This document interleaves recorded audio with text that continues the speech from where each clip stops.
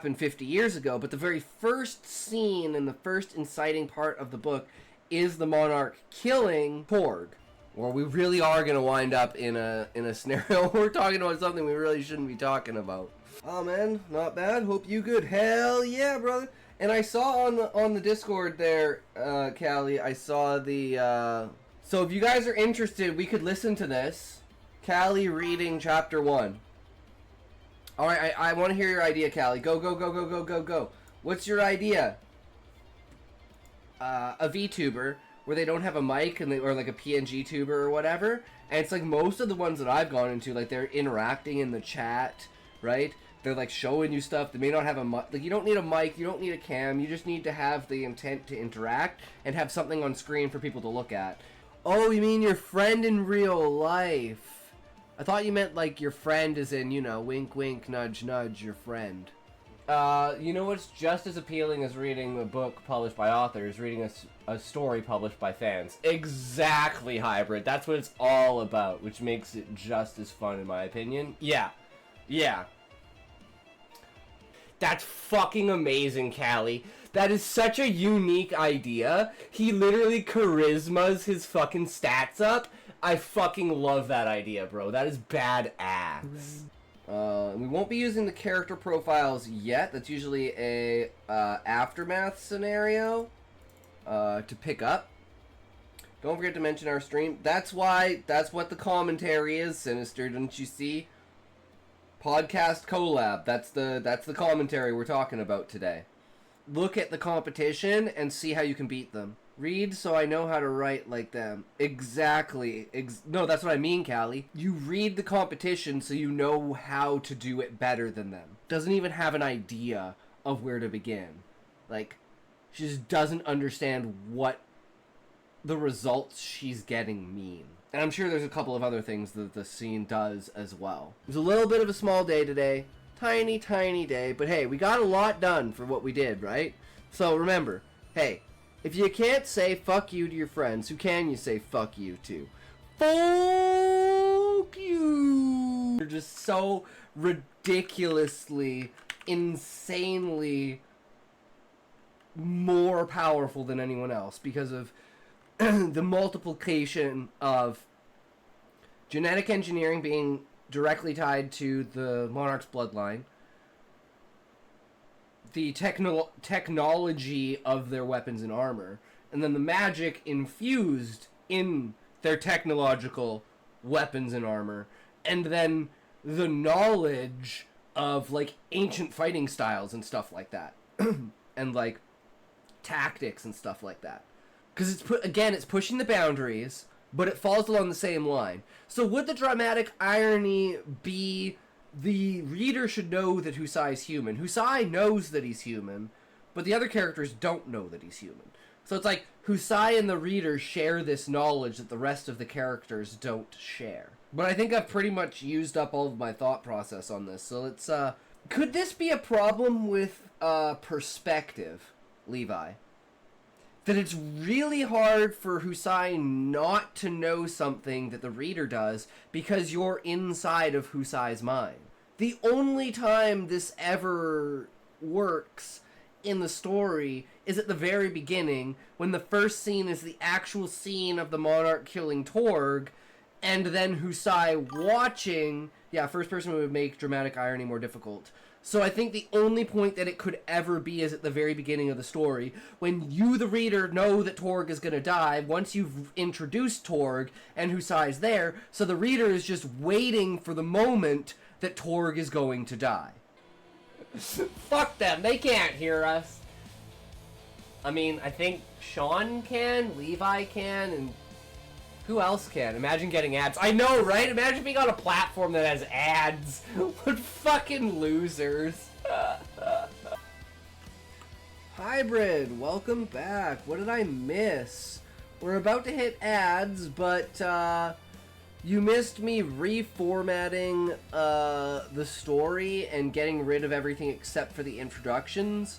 And now we are just basically going back through and restructuring how the scenes go so it leads in a better flow of what we presume the story is now, as opposed to what it was when we wrote the scenes.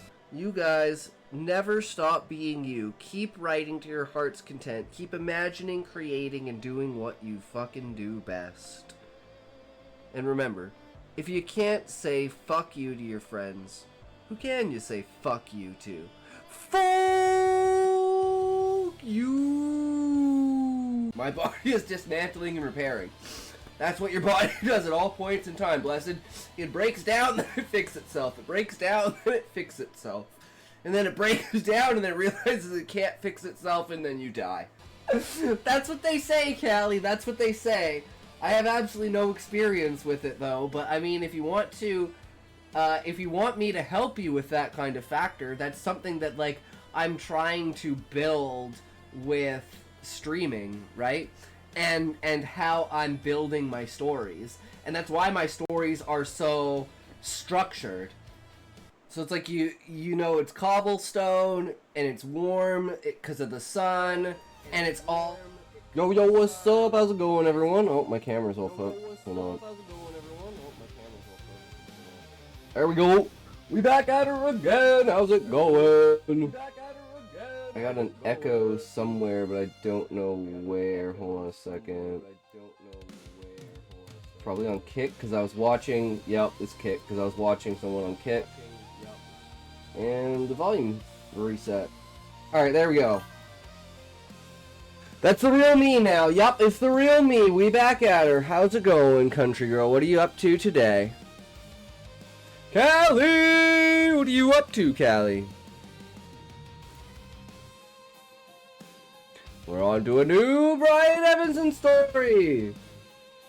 We released more stories today, and it was a bombshell drop. We went from 2K views to 150 views. But we tried a new time of dropping the video. I wrote 829 words. Fuck yeah, Callie. We're gonna write the story today in Mr. Ballin format. And you guys have to hold me to that. The second I start turning away from Mr. Ballin format, you guys need to punch me in the face. Cause we need to just do it, you know, and not be like, yo, this isn't necessarily the style I want to do, but it's definitely a style I need to do. Like I said, don't know if there's a queue yet, but posted chapter 25. Hell yeah. We can get into that if you want, country girl. Down for that. Punches you in the face just cuz. Callie, I know that we both like that, but it's not helpful to what we're trying to do here, right? Right, Callie? It's not. Yes, Callie, your story is also there, but yeah. You never say anything, Callie. You just say your story's there afterward. You're gonna be like, hey, you, read, now, this, go. True, Callie.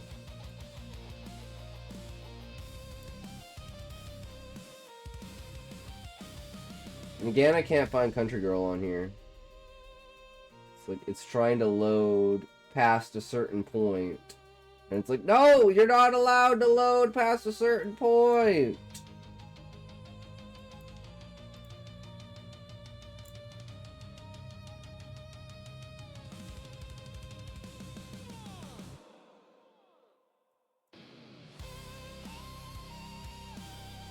Tis the season. Ooh, indeed, it is the season.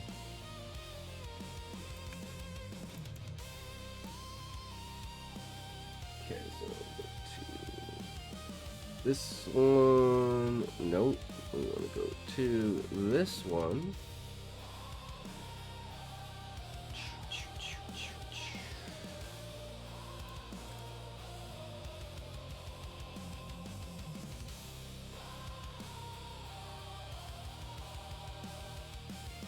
Alright, then I'll take a toke, and then, so Callie, do you want me to read your story after I'm done reading Country Lines? Or, Country Lines, Jesus. Country Girls, singing connection line. And is it posted in the Discord, Cal? It's the main question. Did you post the new chapter in the Discord? Or are you just blue balling me, Callie?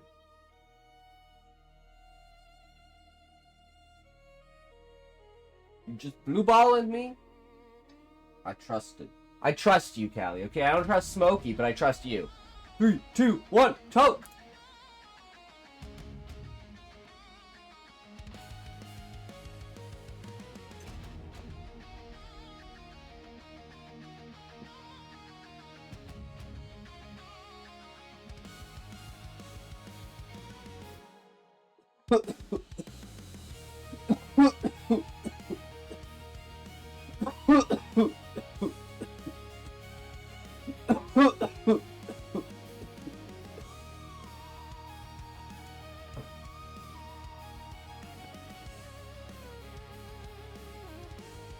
Alright, here we go.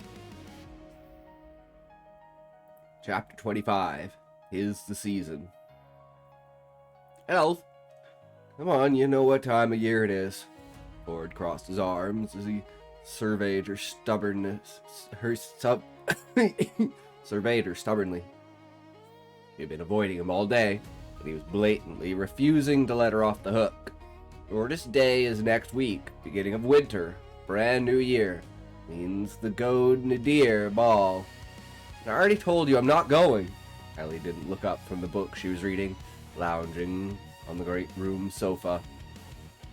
If he wanted to speak in absolutes, then so could she. Gode Nadir. Once her favorite season, is now linked to memories of a young, bright-eyed deputy with his whole life in front of him. I barely have my feet wet as elder. I don't need to be put on display for the entire town to see. Not to mention everyone making bets about how long it'll be before I break. If it were that easy, we wouldn't still be having this conversation. He rebutted as he began ticking off reasons on his fingers. It's the first holiday that you're home in years. You're a coven elder and the head Karis of this place. Which means, little sister, you don't have a choice. Gran only died a couple months ago. Ellie looked up at him. She hoped her face didn't show the distress growing in the pit of her stomach. She deflecting. Of course she was. It was easier to do that than admit to Cord or even herself she couldn't separate this specific ball from nights over the years spent dancing with Jeremy. Doesn't that get some grace to stay out of the ballroom? Get me some grace to stay out of the ballroom. If only, took her distraction as an opportunity to snatch the book out of her hands. For what it's worth, I'm sorry, but you'll go. You'll dance, drink, and at least pretend to enjoy the occasion. Good old dealing with ceremony. And it's like, good thing she's got Cord there. She'd just kind of, sit in the background and not do her own thing. Oh, I forgot to turn the things back on. I'm retarded. There. We turned that off yesterday.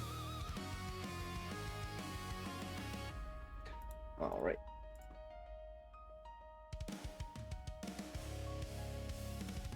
Just reminds me of Sean's story of going to the ball. He's like, alright, I'll go, but you're not gonna like it.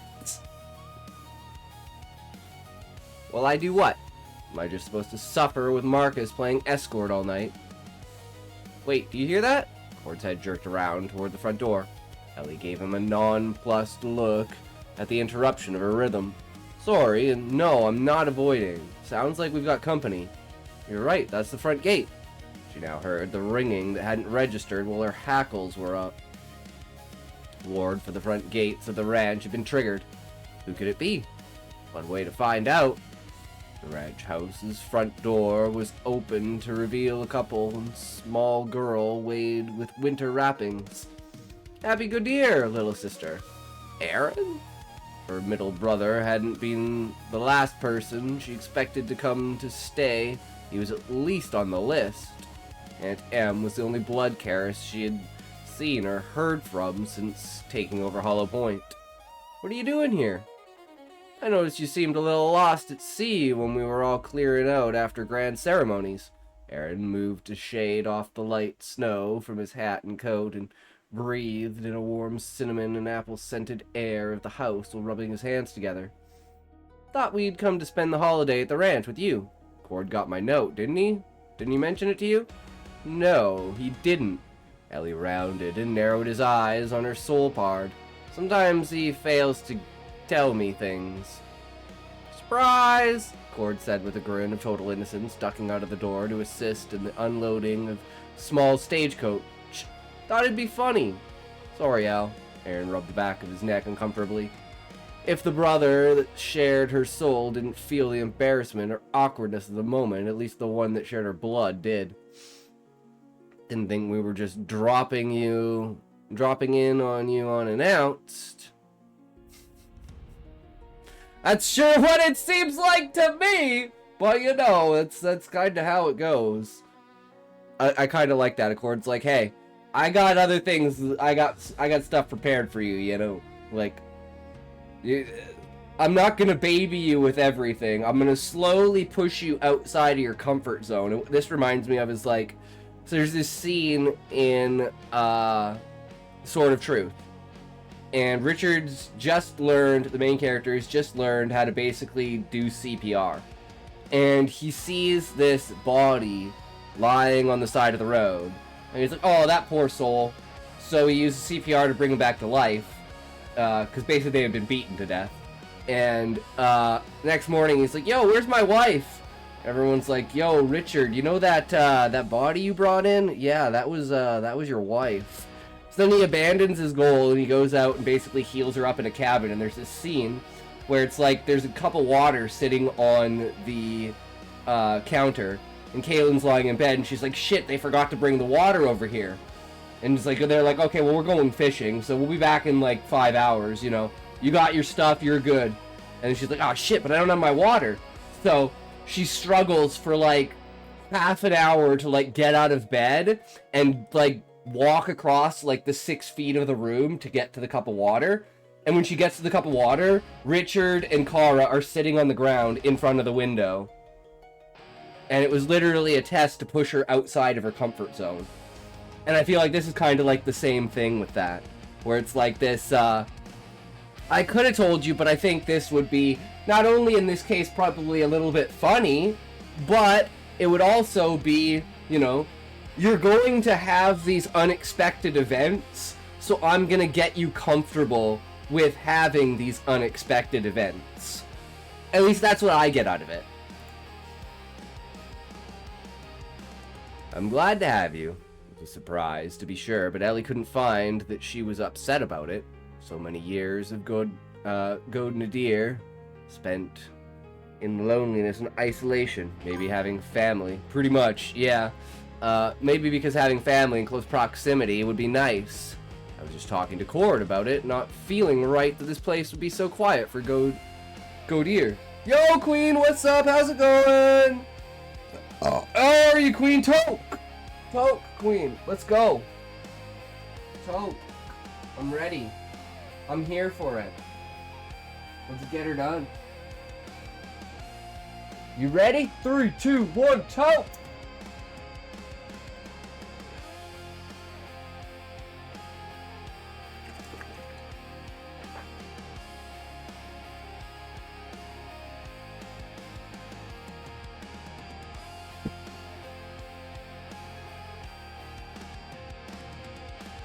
Weed Callie! Good, in that case, I've got some introductions to make. Aaron stepped to the side, touching the arm of a tall, thin, red-haired woman next to him. She looked like a lovely woman with fine features and knowing nice blue eyes. I'm Brian. I'm gonna have to sleep. Let me out. Queen, you're so freaking pretty. Damn, Queen, what did you do? I love your voice. Thank you, Callie. What did you do, Queen? Did you just couldn't sleep, or did you have like something you had to do, or is there like an emergency, like just a bad time, or playing too many Marvel Rivals? Too much Marvel Rivals. Are you celestial yet? Al meet my wife, Leanne. Leanne, this is my sister Ellie. So good to meet you, Leanne said, stepping forward and not hesitating to hug Ellie. Her slim figure proved to be misrepresenting of her strength.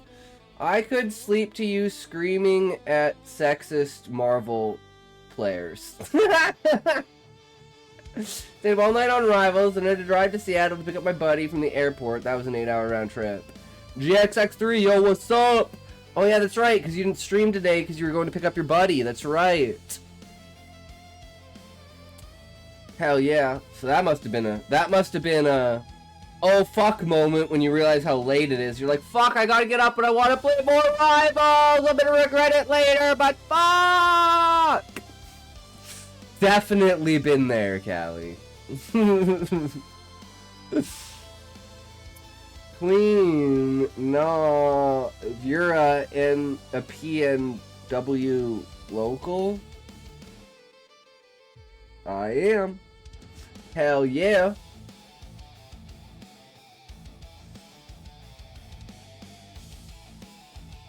I was so glad when Aaron came home after the ceremonies and told me that he'd found a way to build a bridge between you. Told me so much about you, and when he suggested that we come for God Nadir, I thought it was the best suggestion I'd heard all week. By the way, talk. What's up? Interesting. Same. Hell yeah. I'm in the southwest of Canada. Northwest of Canada, you won't be up in there. This is a scary place. Yes, Pacific Northwest, yeah.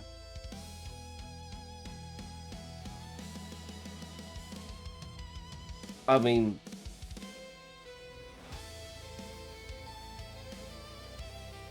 pretty much, right?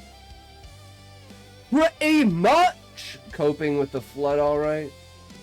Oh, you should see where we moved from. The mayor of the town, Abbotsford, literally went on TV and was, like, cussing out all of the fucking people and Trump and shit, because apparently, they used to have this deal where they would work on the water levels of the rivers to make sure that they didn't flood Canada, but when Trump took office, he apparently, like, canceled that shit.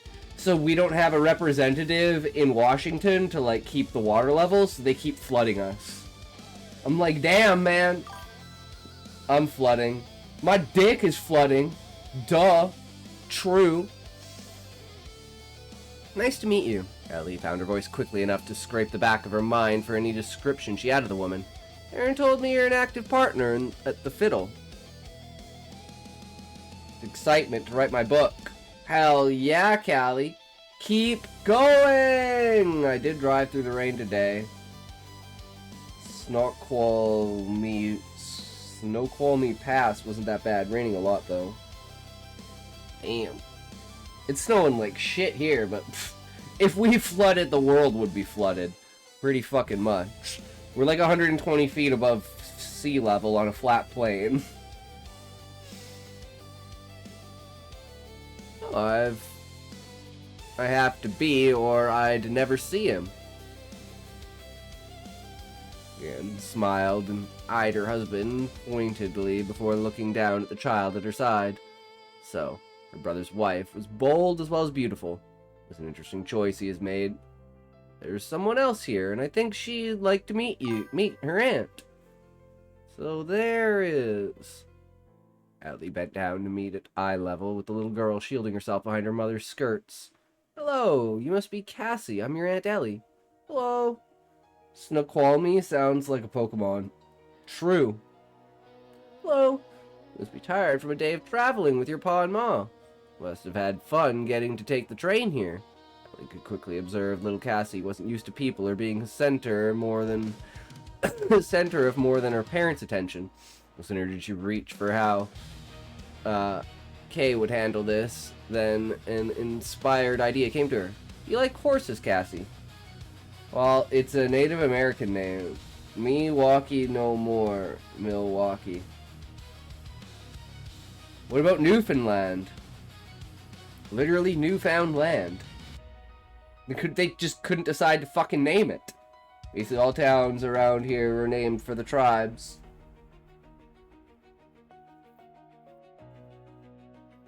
Around here, they're all just named after random settlers. So there's just like random names.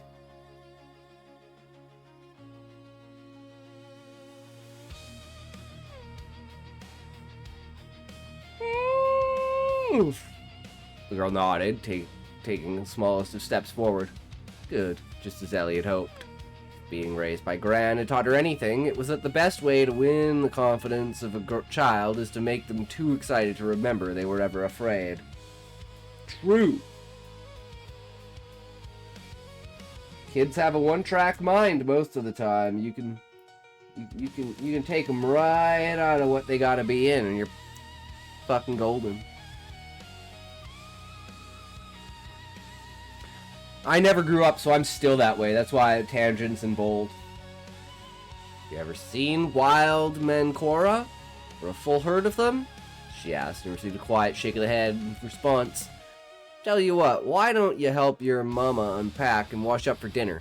Take you out to their grazing pasture when it starts getting dark. Cassie's eyes went wide. What had she heard about her niece? The girl was just over 5 years old and most likely not coming to her magic yet. What better thing to do than show her something new and special in the world? Looks like you got the magic touch, Ellie. Aaron's eyes followed his wife and daughter as they made their way to the great room. His eyes glistened with joy and pride in what was his. I've never seen anyone pull her out of her shell so quickly. That's the trick. Don't pull.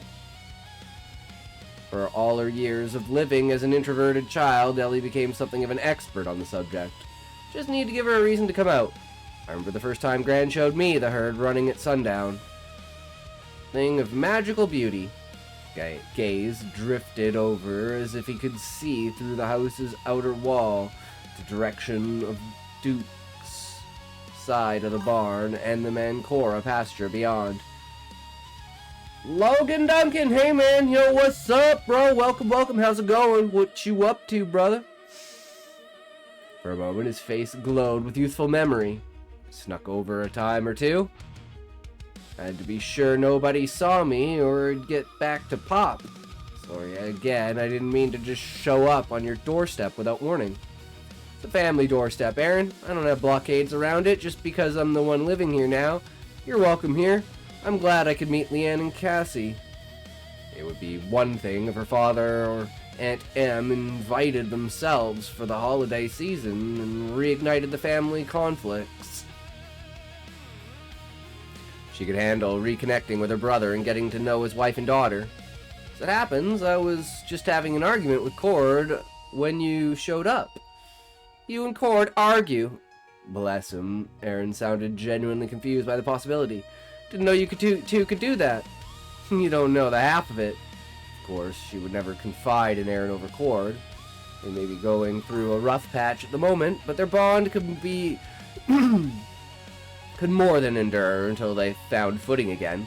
We were talking about the Gord Nadir ball this weekend. Cut your nasty hair, greasy man dog. True, Logan Duncan. Absolutely fucking true, brother. Can we get a 1 in the chat for a haircut, guys? I agree. Absolutely, Smokey. Abso-fucking-lutely. 1, 1, 0. No, it can't be the same person spamming 1. It has to be independently different people spamming 1. Okay? If we get 12 ones in the chat, I'll cut my hair. That's not a large ask. We just need 12 individual ones. Okay? If you can get 12 ones in the chat, I will cut my hair. I'll buzz cut my fucking hair on stream. If we can get 12 individual ones in the chat. I'll do it right fucking now. But we need those 12 ones, man. And it's not looking very promising. Why does Kick exist? Oh, that's 1 1, so we got 2 ones. We need 10 more ones. 10 more individual ones. Come on, grab your friends, guys. Get in here and press that 1. You know you want to see me cut my fucking hair. 100% you guys want to see it. I know you do.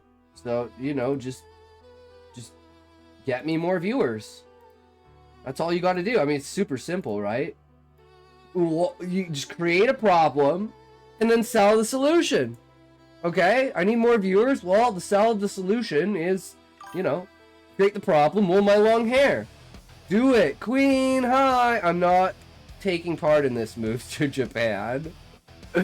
Callie, you already don't even live in the same country as me. Why would moving to Japan change anything? If anything, I have a higher chance of me going to Japan than America. Alright, I'd forgotten all about that. And Leanne and I haven't been to a good party in Calum news since Kay was born. Wait. I'm retarded. Cass was born. I'm like, wait. What's going on here? What happened? Is Japan a democracy? Yes, Japan is one of the last true democracies left. They have a female prime minister.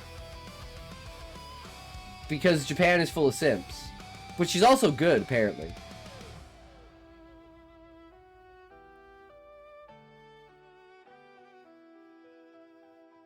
Doesn't Korea also have a female prime minister? I'm moving to Japan. Smokey, have you showed Callie that that streamer that you were showing Basil earlier? The foot one? Because I think Callie would get pretty good for that one, but I'm guessing Callie already knows who she is. Ran a hand through his hair in recognition and understanding. Lich bait. Look. Ran a hand through his hair in recognition and understanding. And she's old enough to go for at least a little while this year. Hear that, elf? Cord called over the reopening door. Typical of him to reappear just as his argument was being won for him. Give 5 stars. No feet, please. Why not? Why not? Callie knows exactly who we're talking about. Hi, are you a writer? 4N91! Yes, I am! What's up, 4N91? What are you doing? What are you up to? How are you? Welcome, welcome. We are currently reading Country Girl's Story, Chapter 25. What the fuck, discrimination? Show feet? True, Smokey, show feet. New name, put a 1 in chat! I mean, I guess you get, that's 3. I mean, that's 3. You got 9 more. Ads! Fucking ads. Guys, I don't believe in the ads. We can't have the ads. Why can't we have nice things? It's because of the ads, guys. I blame the ads why we can't have nice things.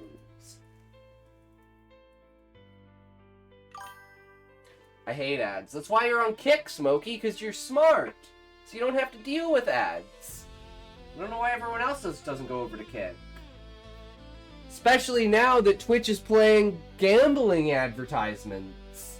Yay! Ads! Logan Duncan. Okay, well that's 3 1s in the chat. We got 3 1s in the chat, guys. We need 9 more 1s. Can we get 9 more 1s? I found her, man. I need fucking help. Callie, you didn't actually look her up. Oh my god, you're gonna be addicted now. Callie, you're not allowed to leave the stream because we're almost done with this chapter and then we're gonna read your chapter. The chick that Smokey was showing his friend earlier. You are doomed. Her name is apparently Lich Bait. It's like VR, she does like VR stomping on you with her feet. In like a bikini. I am never streaming. Oh, LFAO. Which reminds me, I saw this on Twitter. This shit was amazing, guys. Check this shit out. Is it still on here? I don't know if I liked it or not. Fuck.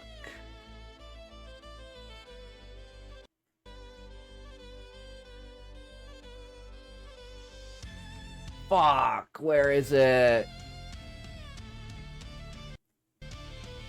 Why is YouTube freaking out? It's gotta be here. I think it's, like... Here it is! Here it is! I knew it was here. Check this shit out.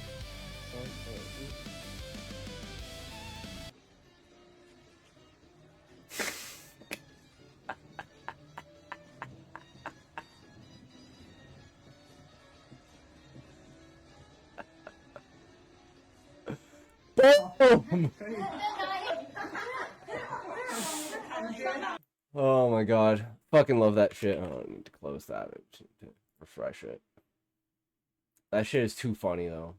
I love that kind of shit. It's just hilarious. Welcome back, country girl. Welcome back.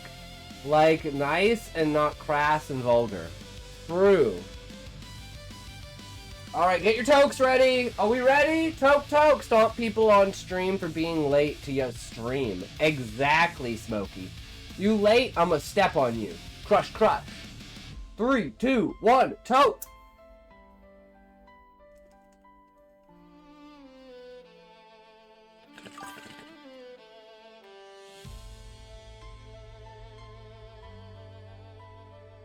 Daddy, chill.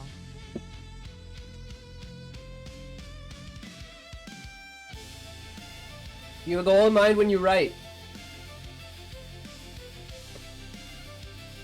For it? Yes. When I write, my singular goal is to make the idea that I am trying to portray as clear as possible. So most of my stories have some sort of underlying moral idea or some sort of underlying parable or presence that you can take away from it. For instance, the new story writing, The Ghost Device, is a guy he's searching to basically prove that UFOs exist, and in his search for proving that UFOs exist, he discovers, like, a secret, basically, like, underground network of, like, brains being uploaded to the internet, and it's like an AI essentially like taking over humans and turning them essentially into like human batteries, like in the Matrix. And it's kind of like the loss of humanity, and you know, you don't find the things that you're searching for, so you know, don't be discouraged by what you can find. Flippy sock, you mean my slippers? So you want to teach people through writing? Yes. Yes. My perspective on the world is like my unique tie to my writing. I don't understand how I would stomp on people LMAO. Like, would I just find a GIF or a video, or would I have to be me doing it? The chick in this case, Queen, uses VR, so it's just her in VR, just like stomping. And then the camera angle is just basically placed, like, pointing up. And then she just stomps on you. Or what you could do is you could get, like, a glass, like, stool. You can put a camera underneath it, wear a mini skirt, and high heels, and then you can stomp, like, on the camera. And then you could wear, like, you know, you could wear, like, different things underneath your skirt. And you can take off different layers, tease people until you're down to like your 4th layer of fucking panties. Like, alright, we're finally down to the thongs. Don't we all want others to see things our way? 4N91, yes. And the actual intelligent people also want to see other people's perspectives. So the true way to tell if someone is intelligent is if they want to see someone else's perspective. It's very true. And writing is a great means of it because it's simple, it's understandable, and there's no, like, skill you necessarily need. If you have a voice and you can speak, you can literally speak your writing and dictate what you want, right? And despite what people say, there are no real laws to writing. There are simply things that seem to work in their, like, niche, right? Like, you will go look at experimental works. If you're a type of person that likes abstract, poetic type of works, you're type of person that's bound to grand ideas and stuff, you're gonna really work with experimental writing. Which leaves no room for structure. It basically just throws shit at you. Like, Invisible Dragon is a great example of that. Because it's someone who has no skill in writing, but the entire point of it is almost a satire of the understanding of structure in writing. Just like music, like any art, like anything. Yeah, and it's all gate-kept. True, Smokey, or a fire dragon. Alien Uululu. True, Smokey. But yeah, there's too much gatekeeping, I find, in the world of creating. The laws of writing be flaws of writing. The wrongs they chiding because they lying. It's not that necessarily, Callie. It's things that have been proven to work. But you have to know why those things have been proven to work. You can't just say, oh, writing beautiful sentences will get your book published. Oh, writing high ideas will get your book published. No. For use cases of their niches, that is what things got certain people published. But like with Brian Evanson, who we're studying now, what got him published is his minimalism. The fact that he can tell a story in such a minimal amount of not just words, but like story itself. Like, there's so much depth to the story, and it's almost like a shadow and veil of vagueness. How the fuck do you decipher that? I can't even write a sentence right now. Because, Callie, the entire point is that it's supposed to speak to you. It's like the idea of tongues, right? When I hear it and you hear it, we hear the same thing but in different ways. Right? It's like we can both ask AI the same question, we can both get the same answer, but we're gonna get the answer in a different way. And that way is the perspective. And your perspective is what's extremely important to make sure that you are adding to your writing. Because your perspective, no matter what, is unique. So if you add your perspective to your writing, it instantly adds a layer of depth. You're a giant failure, Smokey. I'm gonna slap your dick into a different perspective. True, Callie. Maybe you can slap my dick into being straight. I don't know. But if you're slapping my dick, then I don't think it's straight. So I don't know if you're going in the right direction with this. Slap this dick. Grab his dick and twist it! Well, what drug you on, Smokey? Drugs high on life. What do you get from knowing other people see the world?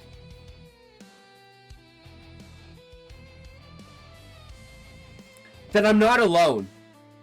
That no matter what perspective you have, everything is built off of your experiences. So the fact that, to me, you can find people that see things the same way you do, and people that see things different than you, and you can base that on experiences that people have had, and you can have vastly different experiences than people that see the world the same way as you, and you can have vastly similar experiences to people that see the world completely different than you. And it goes to show that it's not just the world itself that's malleable, but it's also you. And you are a part of that influence wave that brings the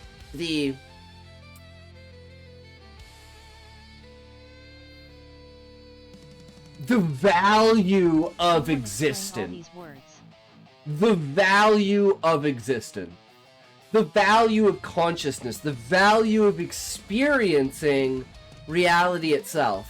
I don't know, I put my elbow down and burned it. Ow! That sucks, Callie. That sucks. My fucking elbows have scorches on them. Not explain it like I'm a 5-year-old. Now, okay.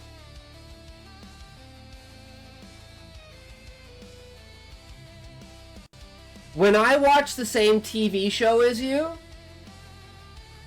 you're gonna go tell your friend about your favorite scene, and I'm gonna go tell my friend about my favorite scene, and the craziest part about it is I bet those scenes will not be the same scene. Did I do a good job, Smokey?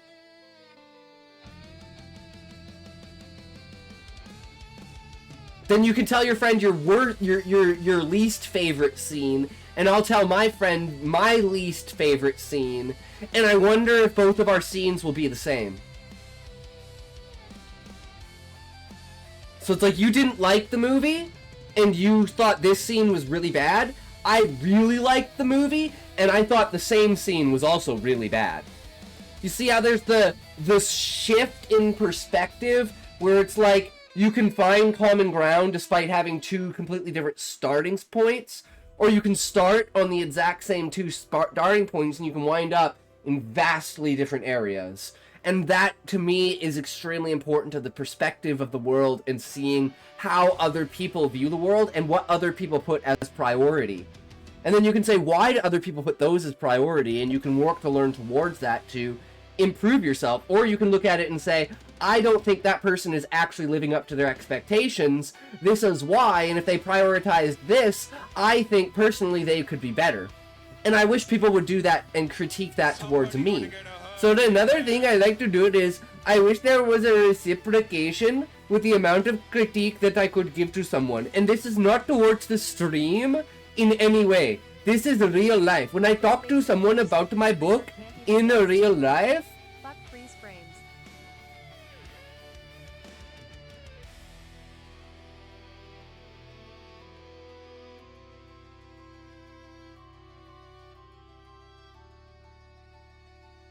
And.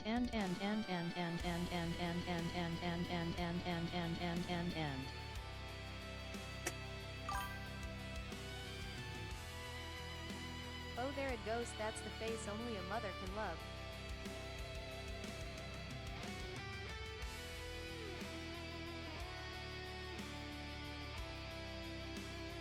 oh, Mama Buckles! What's up, Mama Buckle? How's it going? Welcome, welcome. This shit ass True. accent is killing me. Go to home, guys. Okay. But what I was saying was, I don't remember. You guys interrupted me so much I do not remember what I was saying. I was making a very important point, but now I do not remember what it was. Anyway, yeah, we should probably get back to the reading. sorry, country girl. Do not drink water. Do not leave your seat. Yeah, read, you homo! Do not stretch. Do not go to the bathroom. You have another Fucking vote. goddamn Smokey! Fucking Smokey! You are in for it now, sweetheart. Take those sexy glasses off like a good girl. You don't need to see what happens next. Too much is happening at once!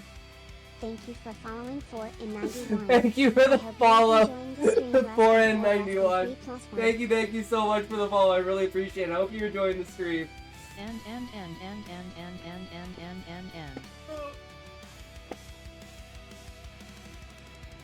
You epic play bro, insane clip that was wild, cool story bro, you let's go you insane epic. Huh? What? Do what? Huh? What?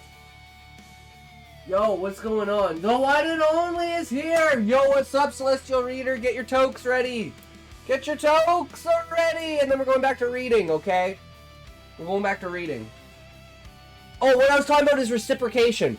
In real life, when I talk to someone who is also another creative person, let's say, and I share ideas with my them... sexy librarian. You can put those sweet sight setters back in place, slut.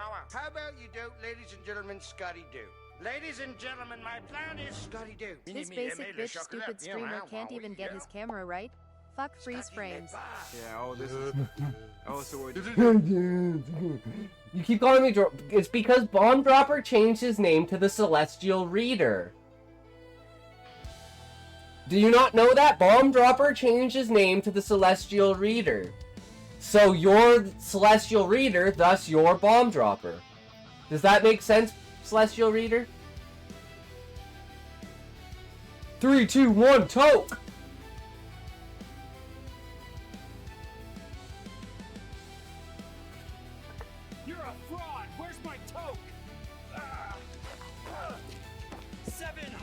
Cotillion! Thank you for following Celestial_Reader. I hope you are enjoying the stream less than 3+1. Thank you for the follow. Once again, Celestial.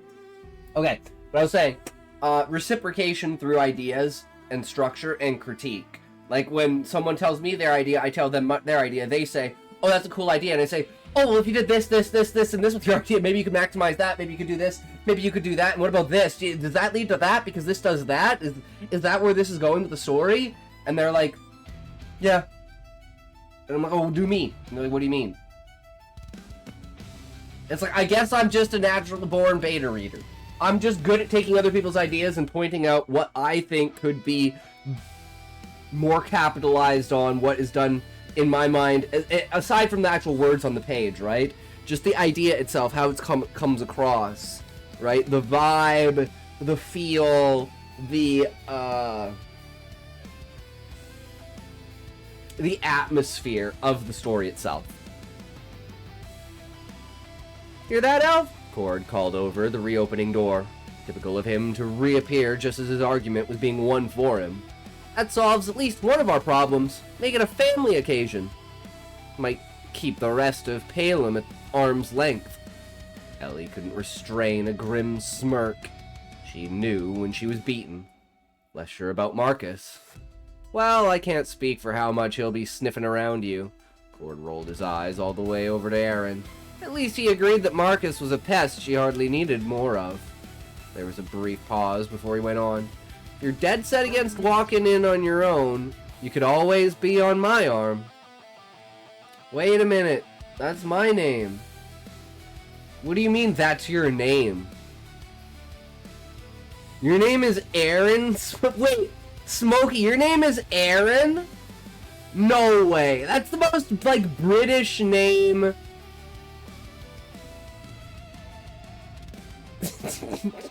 You're like the ultimate stereotypical, like European Smokey.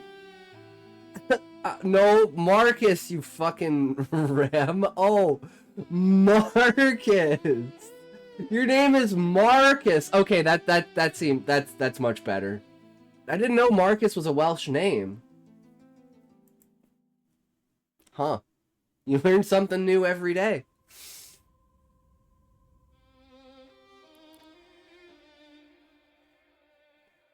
You'd go to the ball with me? Ellie asked. Her defenses had lowered enough to see past them to his purpose for the argument. It was a suggestion so unexpected she stood slowly and had to clarify what he just said. You hate being gawked at more than I do. True, but it's also the best booze served in town all year. Cord gave an uncomical shrug, putting down the novel. And more to the point, do you really think I'd leave you all alone?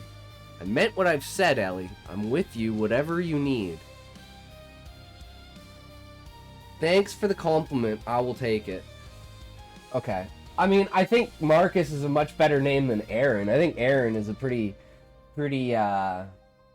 basic name. At least Marcus, you know, has a little bit more, you know, like Aaron, like, you're just like, Aaron, but Marcus, you gotta open up for Marcus. That's a commanding name, Smokey. I am getting sick!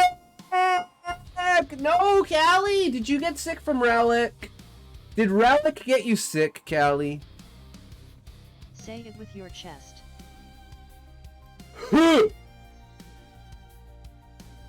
Don't think this was what we had in mind when we promised each other hellfire or high water.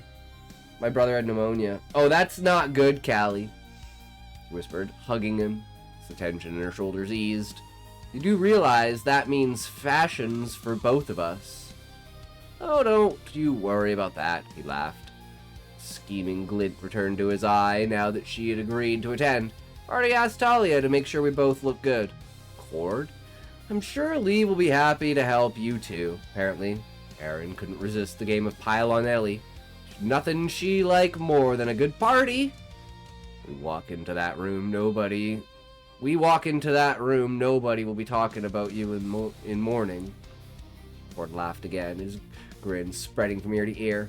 They'll be talking about how the years away robbed our territory of a beauty. Oh, years away. Oh, because... Okay, I get that.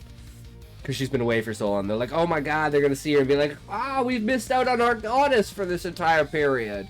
And it's like, another thing is like the way that people say things, right? Even if it's like old English in a way, it's like the way to make your characters unique like that is to find that speech pattern that they use and maintain that and then have different speech patterns for every single character. It sounds easy. It's not really that easy, but once you understand the concept of like syntax in speech and word choice, all you have to do, like what I do, is I pick a 5 basic word choice, and then I pick a sentence structure syntax. So I'll take the same sentence, and I'll move the words around, and then you basically like formalize that into a formula, and then you replace each of the things with a certain thing. Hey yo, this shit is fire. What is this, Callie? More interruptions?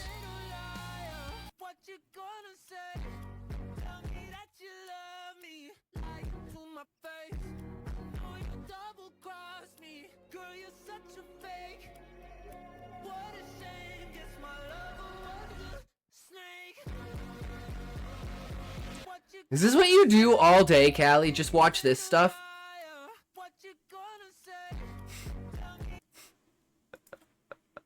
I feel like that's all you do, Callie, is sit around and watch fucking TikTok slop.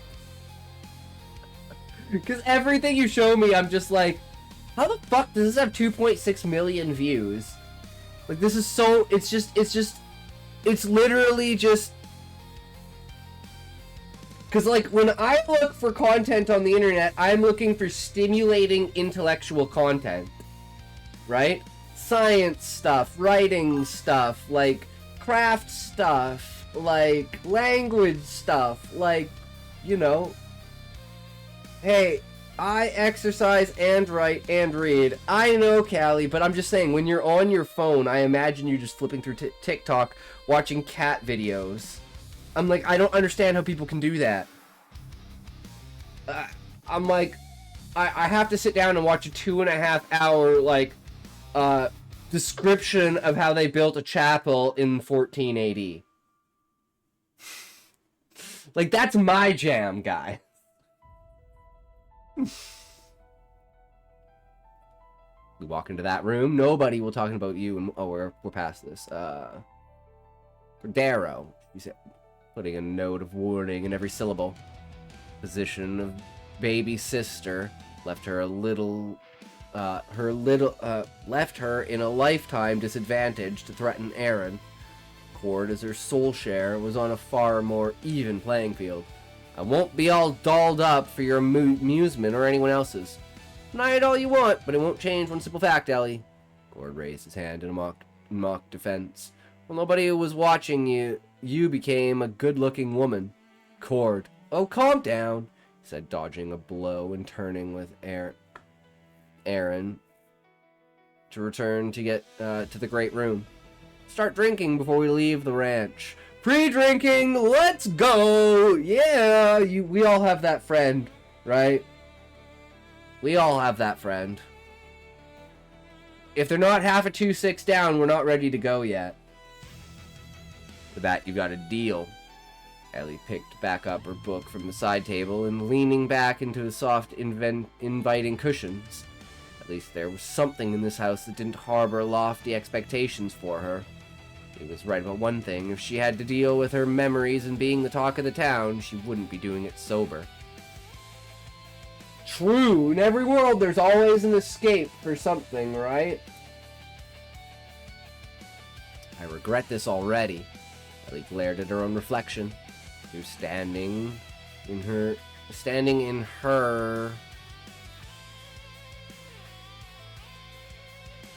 I think in her is not supposed to be there. In the middle of her bedroom, as her new-found sister-in-law laced up the back of her gown. Selection for the night wasn't as awful as it might have been. She had to admit If this first meeting was any indication, she liked Leanne's style. The dress they had decided on was composed of Wait, did you fuck up a name here, country girl? Is that why I was so confused here? Did you fuck up a name? Talia? Is that supposed to be Ellen? Like, who's Talia? 'Cause then...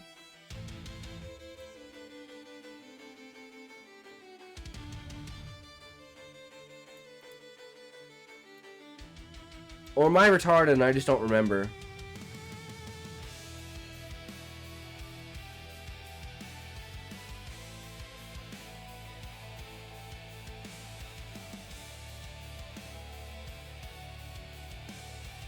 The dress they had decided on was composed of midnight blue deep violet silks. I don't think so. Okay, I don't know who Tanya is. I don't remember.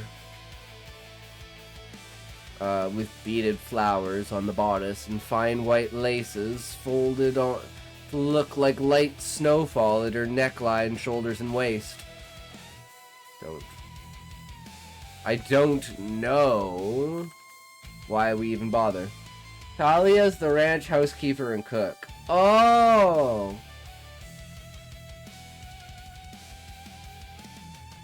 Okay.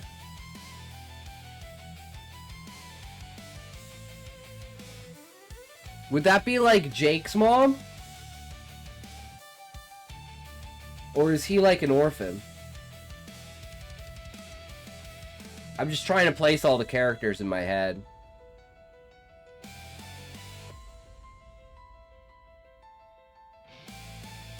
I'll let you in on a secret I learned as a saloon owner's wife, Leanne said, strategically pulling back Ellie's hair and placing lamenting clips and hairpins.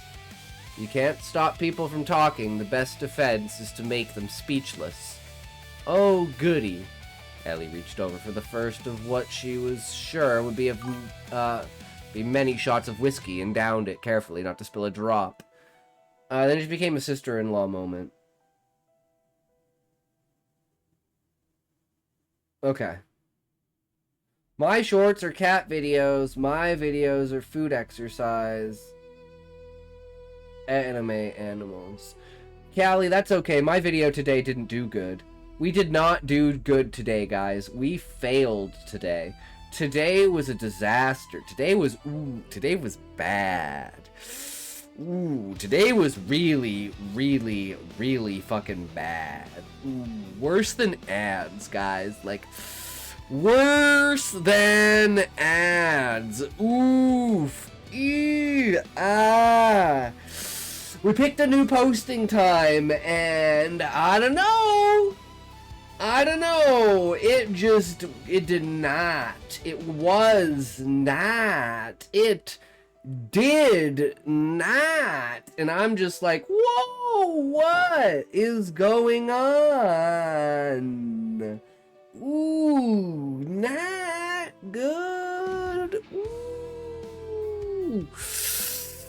Ooh. And you're on the path, you're going on the path, and you just fall the fuck off. It's like, alright, well, back to the drawing board. Back to the drawing board. Natalia's a McKay, Dylan is a Sutter's a brother from a family of cowboys.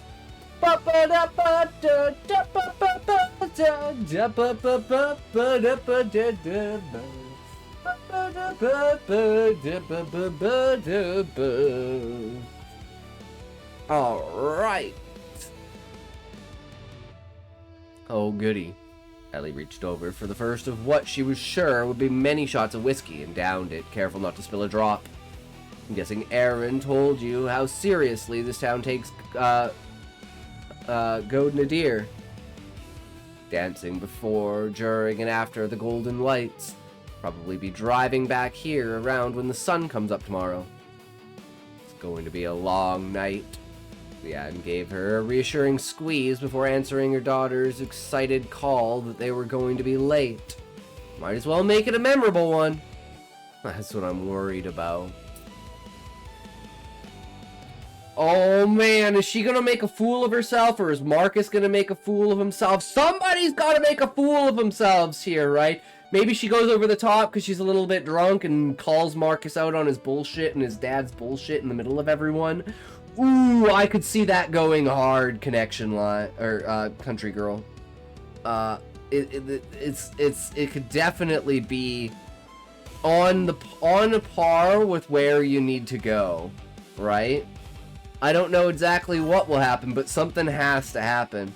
Roar! True, Callie.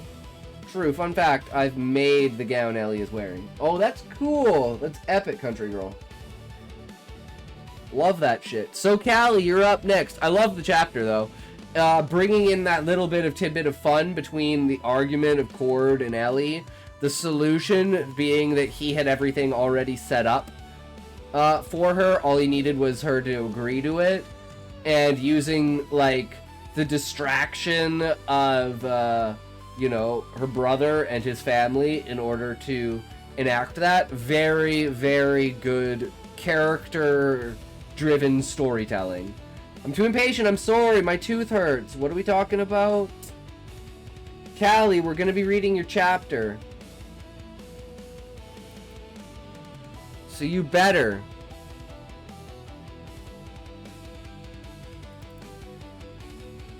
True. It's my unnecessarily fancy birthday dress a couple years ago. Ah, cool. I'm bad at listening. That's okay, Callie. So am I. I'll ask a question and then I'll walk away. And then I'll be like, well, why the fuck didn't you answer? I know I'm really bad at that. I'm really fucking bad at that. Like, it's actually a problem that I have.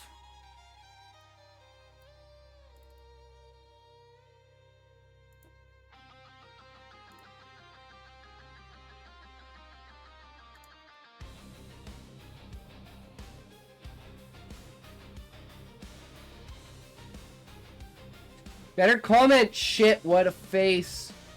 This year is gonna be her wedding dress for book 2. Ooh, nice. Sounds epic. Alright, are you ready? Are you ready, Callie? I don't believe in you, Callie. I mean, I believe in you, Callie. I mean, what? Where the fuck is your story, Callie?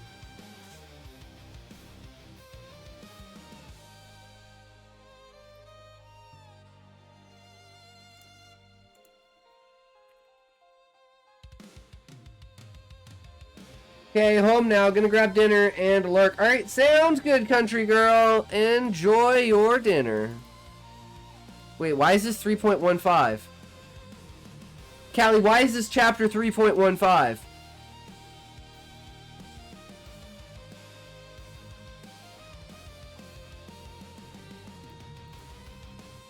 Or did you forget to remove... Are we on chapter 14? Are we on chapter 14? Are we rereading it again, Callie?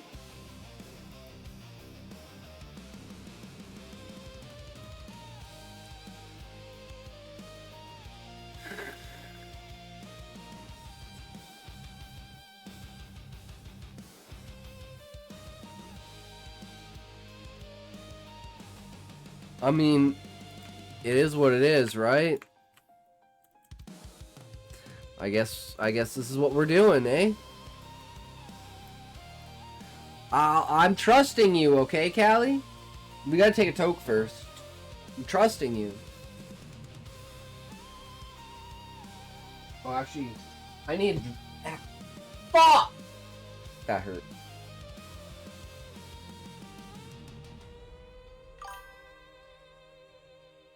Glanced my fucking elbow on the fucking dresser. Now my fingers are numb. Oh! Guys, if my hand falls off, I'm blaming Callie. I mean, what? Beyond chapter 3.14, which is chapter 3.15, which is beyond the circumference of a sphere, which is what Despina got trapped in this chapter.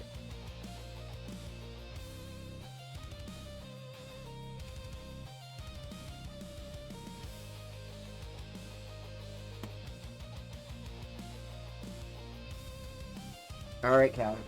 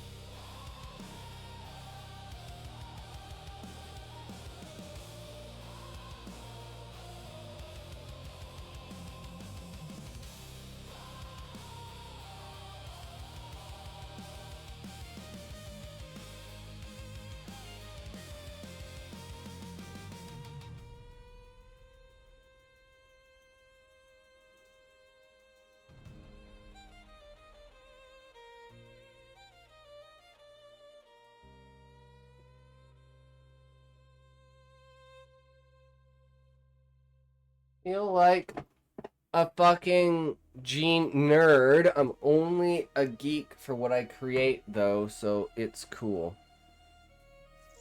True, Callie. True. I could definitely get behind that, bro. I could definitely get behind that. I see it. I see where you're coming from, where you're going, what you're at, and what it's doing. I feel it. I get it. It's very interesting, Callie. Were you about to say genius? I know I'm a genius. I was about to say genius, then I realized that that emote was actually just nerd. Good call, Callie. Good call. You're a fucking genius. 3, 2, 1, toke!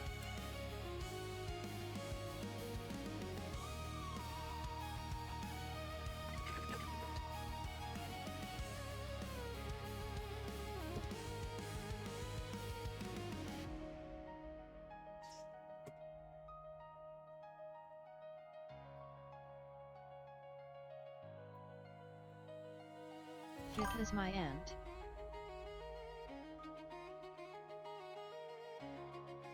How'd you know that, Callie?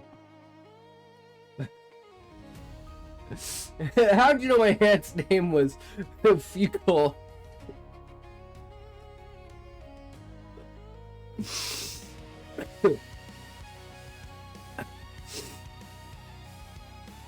Alright, this is Callie's story. Are you ready? Here we go.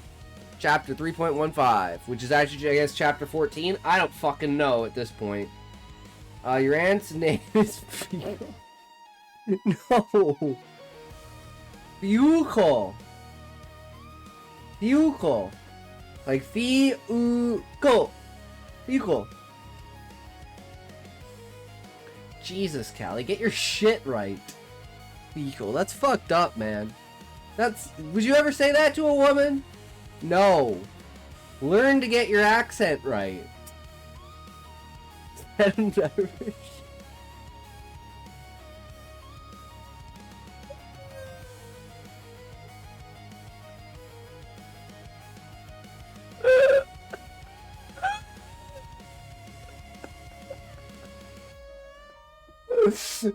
Sure, Cal.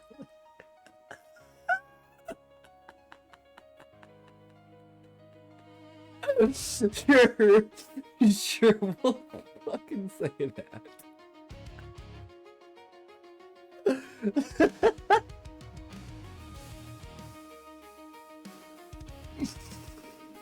Okay. Why would you say that was that? Is that an Irish name? Is that like saying the Irish are shit? Are you shitting on the Irish, Callie? Oh my god, I'm dying. Is this like a Spanish, like, Irish feud? Like, what's going on here? Oh my god.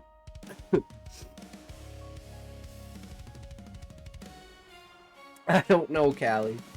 I don't know. You'd have to ask Pukal herself. Oh fuck.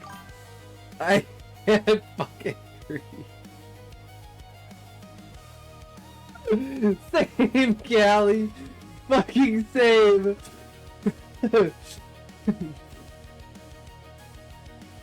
Why does this guy have any viewers? Oh, because they all keep dying of laughter. It's Callie's fault! No wonder he's a fucking plague doctor! That's your fucking stream, Callie. 100%, bro. Oh my god.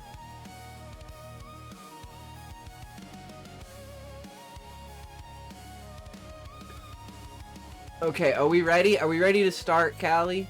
Are we ready to get on the road with this? Are we ready to get in the trenches? Are we ready to figure out what the fuck is going on? I think I'm ready. I think I'm ready for this shit. No, too bad. Despina, your glass against dress pants. Dress pants that barely clung to the waist. A bed with one too many flowers resting upon it, all mocking the boy's physique. Each of his steps jostled the snow globe Despina was trapped in as he argued with a young girl. It was Gawain. Want an Irish aunt named Fecal. Why? Why would you want that, Callie? I have no idea what the possible reasoning for you wanting that. That's a horrible thing to wish upon a woman, that her name is Fecal. And then it's like it's acceptable to make fun of her because she's like part of the family. Dude, you're just setting this shit up to be horrible. You know what you're making here, Callie? You're making a Carrie. You're gonna wind up making Carrie with the way you're acting. With this Fecal aunt. Just know that. Be warned. Comes back to bite you. He was arguing with Despina's younger self. Meanwhile, Despina is a doll. Oh, this is when she's a doll trapped inside of the What, you're gonna go pee the second I go to give feedback, Callie?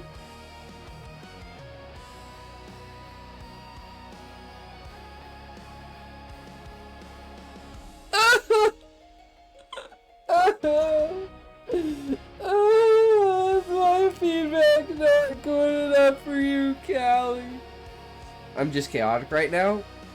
If you gotta go to the washroom, go fucking pee, bitch. But grab your phone, get on the stream on your phone, turn on the sound, and bring the phone with you.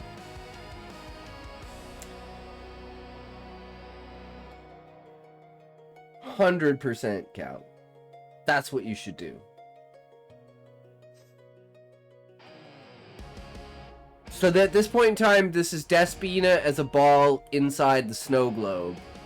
Her skin barraged by pellets of bone. Must be the room where he learned the piano. Snow that raged were blades against the smooth material Despina was made of.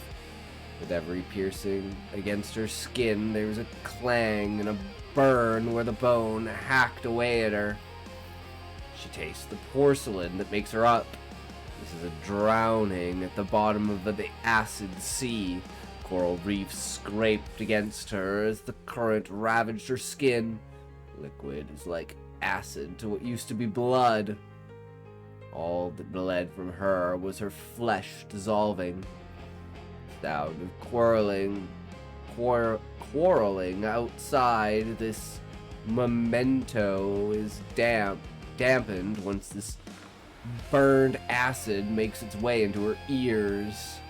The visualization here, Callie, of the decay, the destruction, and the breaking down, as if it's like time itself devouring her body, is fucking phenomenal.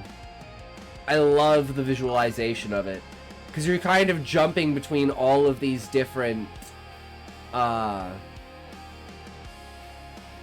states, right? Like, it feels like you're drowning, and then you're flying through the air, and then you're burning alive, and then you're bleeding and disappearing. As if, like, your blood and your soul is the physical flesh itself, and the more you bleed, the more you disappear. So what I mean when I say Callie is very poetic in his writing stance, but it's very abstract. And you get a lot to take out of it if you want to dive deep into what it's, he's trying to say. And you're not taking it just on this, oh, I don't understand, It's like, this is a slow decaying over time, but it's all happening at once as Despina watches the moment, I'm guessing, that everything falls apart. The sound of quarreling outside this memento is dampened once this burning acid makes its way into her ears. She only recognized the chastising, the tone of her mother, the voice her mother takes as she lectures Gawain, and the high-pitched squeals of rats caught in traps Despina set up when she was a teenager. Movement threatens to dislodge her limbs. She willed her body to move, but with every attempt her shoulders and knees cracked. Gawain sat at his piano. Despina's mother, Nell, offers him her instruction, but he is a difficult student. But with his fragile fingers, she drifts down to the seafloor, and her fingers gaze the everpass beneath her just to feel something familiar. All she knows is this grasping at anything that won't bite back. The acid reminds Despina of what her mother spits at her. You can only play one song, and you give but never take. Do not confuse deprivation for compassion. She's reminded of the rush she experienced when she saw me as a statue. Compliments she gave Despina, all after a life of neglect. She's able to crush her, and even if she'd been made of Belfry's heaviest metals, she'd be able to lift Despina up. She loved her mother, but Despina never felt that she loved her until she met Belfry. Before her fingers dissolved completely, Despina felt a rumble where porcelain met the ground. The Everpass calling to me? Death and light. You possess both ghostly charm and the fire lines, girl. As death, bellowed the voice, and another screeched. And as light, as a friend of my fiancé, I cannot let your potential go to waste, said Death. Ghostly charm, the ability to persuade the dead, the fire lines, access to all of Ulnarone's history. See, Callie, this is what I mean by clarity, right? This is the perfect example of clarity. You build up and you introduce these things, and you've introduced them and talked about them before, but now you're giving them defined, actual realities. So the imagination that people have and the questions they have about it are answered, but we've been asking the entire time, so we want the answer, and then you can say, oh, based upon through the story at this point what those things have been used for, you can guess as to what they are. And if the fact that Despina can talk with the dead, persuading them, like, away from, like, the idea of fate or something like that, is another, like, added perspective towards what Despina can do and why it's, like, so strange in the way that she talks to the dead. Because it's like the dead are responding to her versus being, like, NPCs. It's like she's turning the dead that are NPCs into PCs and making them, like, be able to do things that they shouldn't be able to do inside of their own, like, programming of their ghost, for instance, right? And then the fire lines, which we've been basically given, is, like, a recording of history, and now we're like, okay, yeah, it's basically, like, the ability to step into the past and see the history of the snow globe in Ulnarone, and be able to say, it's like going back in time with a Palantir, basically. And I love that. And that clarity that you add here is like perfect timing for it, because you're introducing new layers that will require you to have defined answers for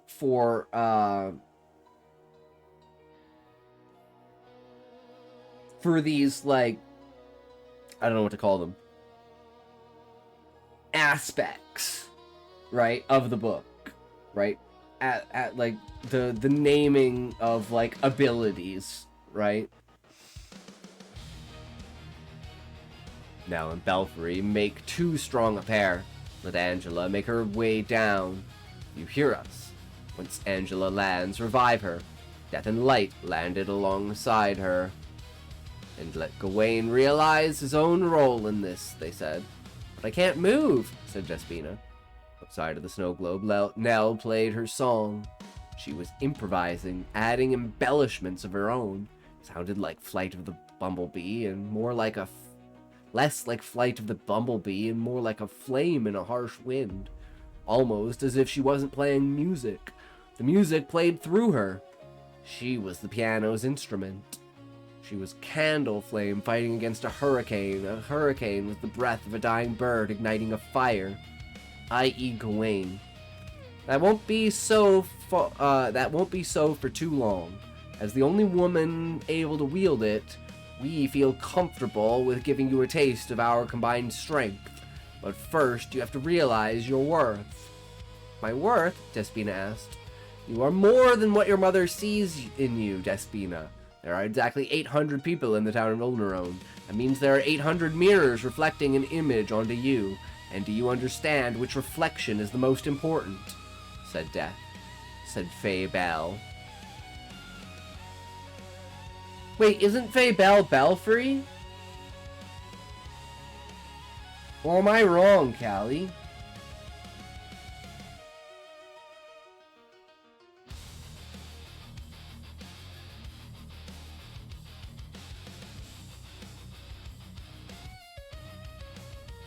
So how can Belfry be Death? So I think, yeah, just...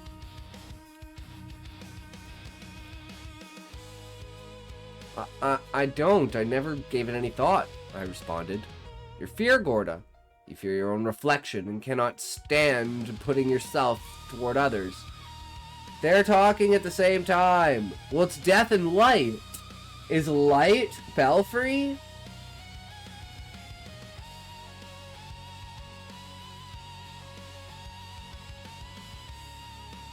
I need a character web, Callie. If you make a character web, then always refer back to it and nothing will feel like it's off place and changing. Light is just a name I gave Elias. So this is so Death and Light is actually Belfry and Elias?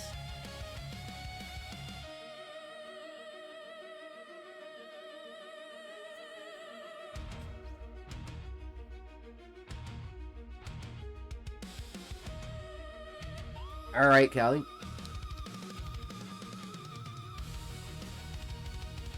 You're fear, Gorda. You fear your own reflection and cannot stand putting yourself above others. Nell is right. That is a flaw. You are the only person capable of building yourself up. And you use your energy building up the rest of Ulnerone. Finding your father a lover. What do you expect in return? Admiration is a weak foundation for the snow globe you're trapped in. Death is a random dude. Belfry is Faye Bell. Despina is Elias.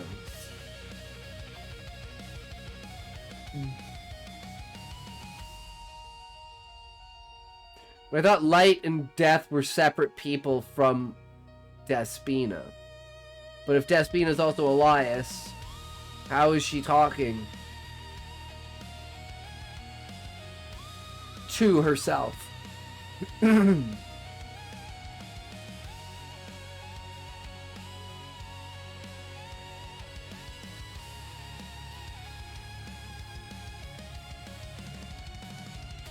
I'm good with continuity, but not this good, Callie. Not this fucking good. You're teaching me a lot, though. What am I supposed to do? Even the smartest dude reading my stuff doesn't get it. It's not that I don't get it, it's that I understand that... How do you say this?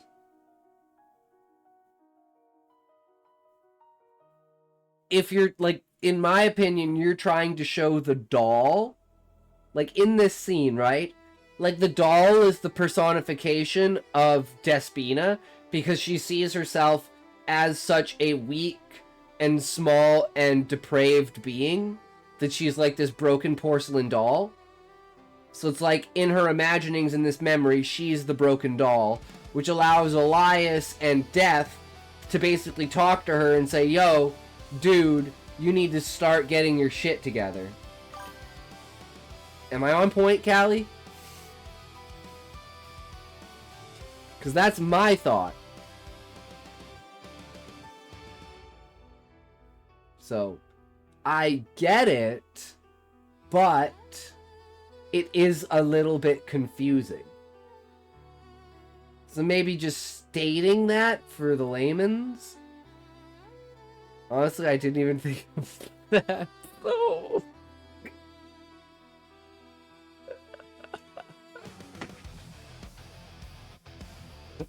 At this point, are you just my ghostwriter, Callie?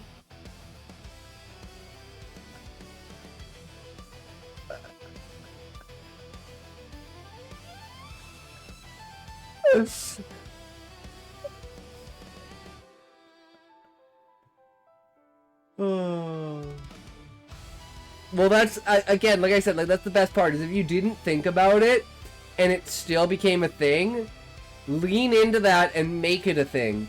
Just like you said, oh, the fire lines are Olnerone's history, have Elias and Death say, specifically, this is what you need them to say.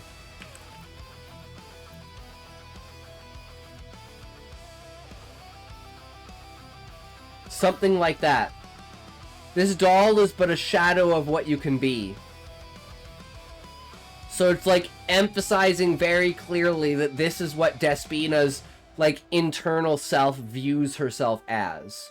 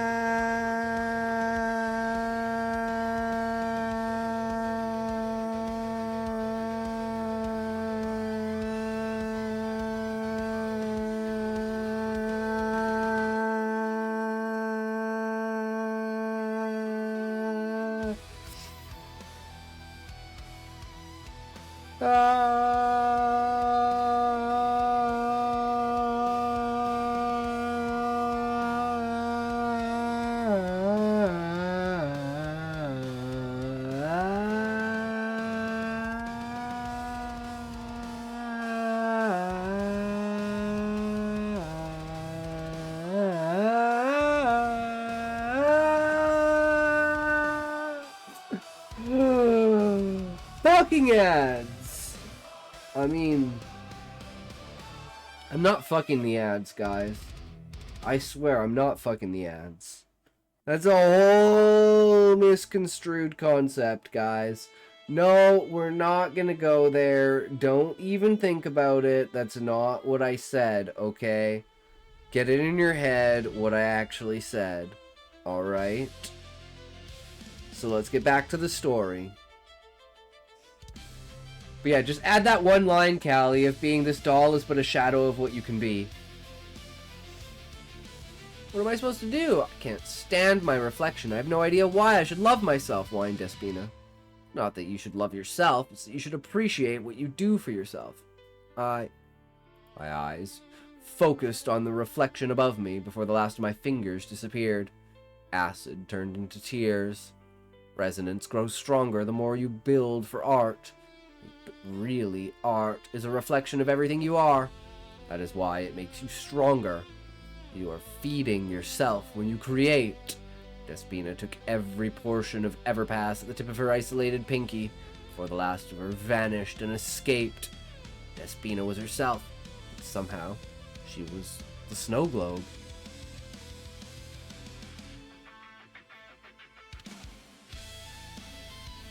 Time took an abrupt pause.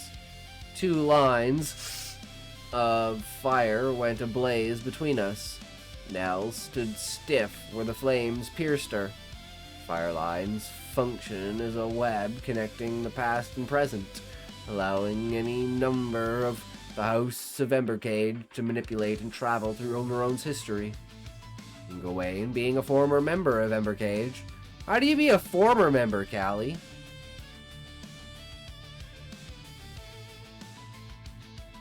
That brings up a good question. How can you be a former member? Because, oh, it says right here, he was cast out at birth. Regained his autonomy the moment his eyes met with Despina's. Gawain, the unfinished sculpture of a bird, was released from his web. He was no longer Belfry's slave. He was all?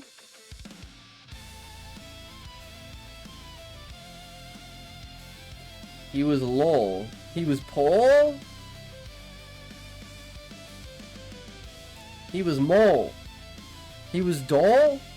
He was bowl. He was pole? He was ool? Why do you read things? They are and not as they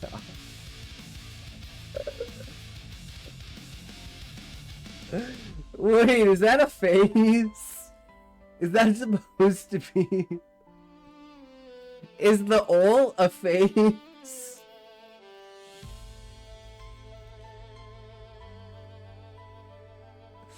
Something is wrong.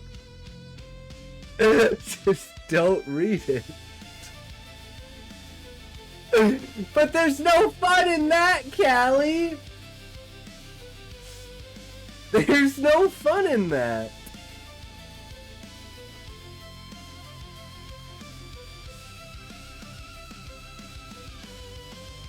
I hate fun. That's okay, Callie, because you're creating more of it than I could ever imagine. Okay. He was no longer Belfry's slave. No, wait, what? Uh-oh. Well, what does that mean now? Oh, wait, you meant to say I have fun, not I hate fun. And you meant to say he was soul. Oh, no, he was file. No, full. Wait, soul? Pol, mol, yol. Toll. Roll. No. Wait, it was his roll! Oh! Oh my god, Callie. All makes sense now. Fuck, dude. I never thought about that. Shit. No, it was worth his while. Fuck! Mother, Gawain, Despina asked. She forgot one member of the aggregate manifestation of the fire line she herself birthed from her revenge against her mother, Nell. Which was Angela, right? Raised by Belfry. Angela. A 5th fire line sprung out from Despina's chest through Nell's body. Angela, the washerwoman. She had Nell's clothes and washed them of blood. Could this mean they were to murder Nell where she stood? No one else was here to commit the deed. From the fire lines, Despina learned Nell worked alongside Belfry in his attempt at reviving Isabel. Isabel is the reason Gawain lost his body and his status as an Embercade. Nell is the reason Despina can't stand herself. But it isn't too late. Despina can destroy Isabel if she so desired. Wait, what? What? Well, that just adds a whole new loop into it, Callie. If Despina so wanted, if she had the will of her own to fight against her mother, she could destroy the one thing that Nell wants above all else, which is to revive her sister.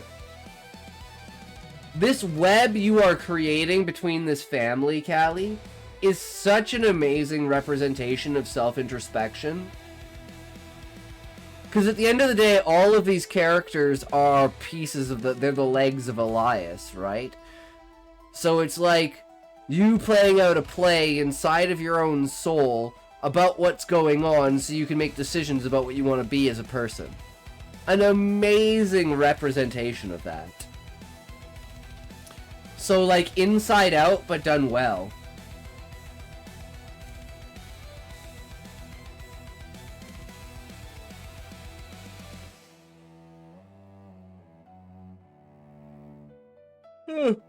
Jesus.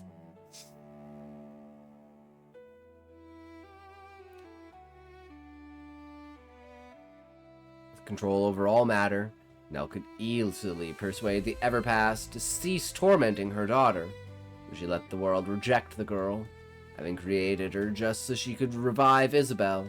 However, Nell broke a fundamental law of the resonance. One is to create for the sake of creation.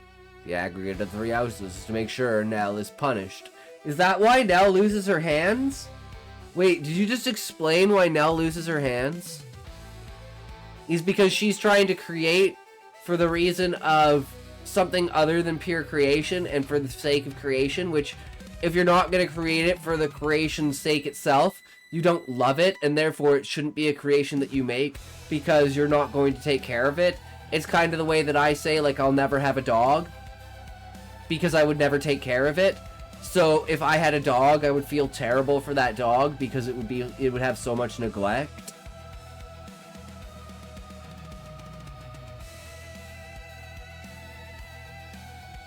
It's the way that it is, and that's why I'll never have a dog unless I have someone else to take care of it. Just not really a dog person, you know? Sure, you love them when you're out and about and, you know, chitting and chatting and petting the doog and all that, but, you know, it's a little different. No, you know, it's like having a niece or a nephew versus a kid, right? You can hand them back. All right, I'm done. I put in my time. Fiery web that kept Nell stuck was unstrung. They lost their control over the flames. The room went ablaze. A warmth enveloped all who stood here. So Angela herself had not only escaped the snow globe, but her own limitations. Angela, both Embercage and Shamblefoot, could alter the dead. Sorcerer took each strand of the three used to trap Nell and formed a ball of yarn, red and flaming as the last beams of light they'd seen at a sunset. Oleron was a town that received no sunlight. Despina was the only star above us. Yet, though Angela was the result of Despina's revenge, the manifestation of the fire line with sentience and free will had ample influence compared to a girl with a snow globe. Nell plucked her daughter from the skies to revive her departed sister. But what about would Despina do now? She's grown attached to Gawain. And in Despina's eyes, Gawain has suffered too much. This is an amazing, clarification chapter. Remember when I said clarify things, Callie? You basically took this chapter to clarify everything, which is amazing, because it's not, you're just like, yeah, this is this, this is this, this is this. It's once again done through the characters and their experiences, and their experiences showing you, the reader, their changes because of their decisions that they're making, right? Just like if at some point in time Despina ever stands up on her own, right? The first time she ever makes a decision for herself, that's going to be like the most powerful thing. Is her just being like, you know what? This is what I want to do, and I'm just going to do it. And then she does it, and you're like, it was the wrong thing to do, but I know why you wanted to do it! Fuck!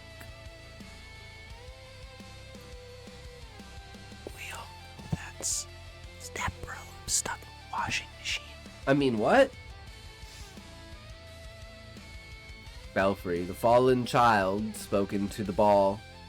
You made yourself my victim the moment you caught my love in your trap, said Belfry. Despina, Gawain, and Angela were stuck. Belfry, being pure fire, ember cage, could make anything of their web. One god made a lantern to capture Despina's shine, another reshaped that lantern into a tower for Belfry to ring. The last god to touch the fire lines, Fabel transformed into a snow globe to trap the entirety of Ulnaron,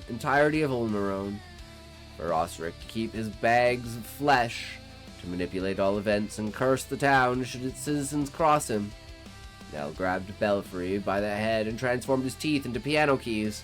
So now Osric, who basically is wearing Gawain's skin, is the means of portraying Belfry's will inside of the snow globe of Ulnaron. But this is, like, not the true Ulnaron, because this is, like, the soul side of Ulnaron, right, Callie? Where it's, like, it's not the physicalness of it, it is the side of the soul. I'm gonna edit this chapter tomorrow, I really like it. I like this chapter, yeah, it's really good. It gives you information. You need to know what's going on. It raises even more questions. It brings a lot of things into clarification, sets them down to a grounded level.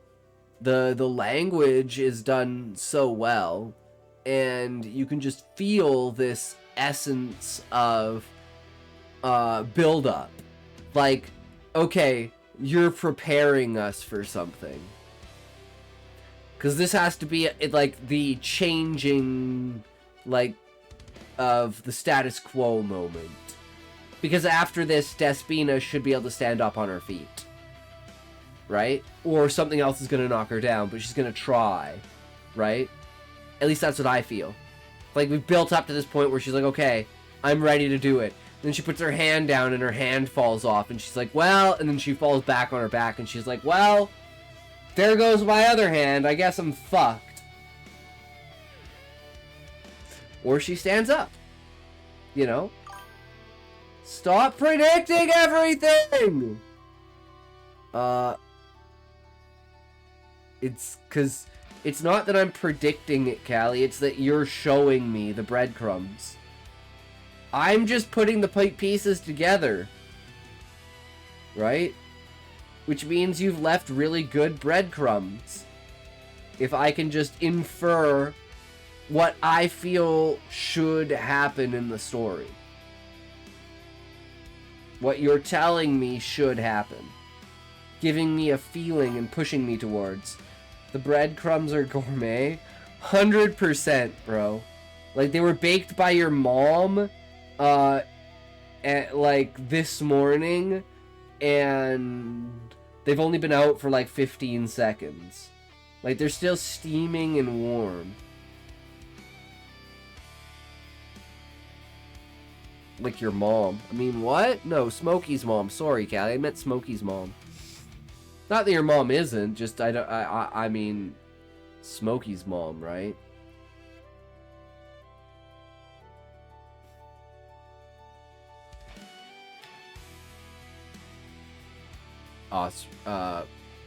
Nell grabbed Belfry by the head and transformed his teeth into piano keys. Why are you calling your lover? Osric is my only, said Nell. She's a shamblefoot who danced in the light long extinguished.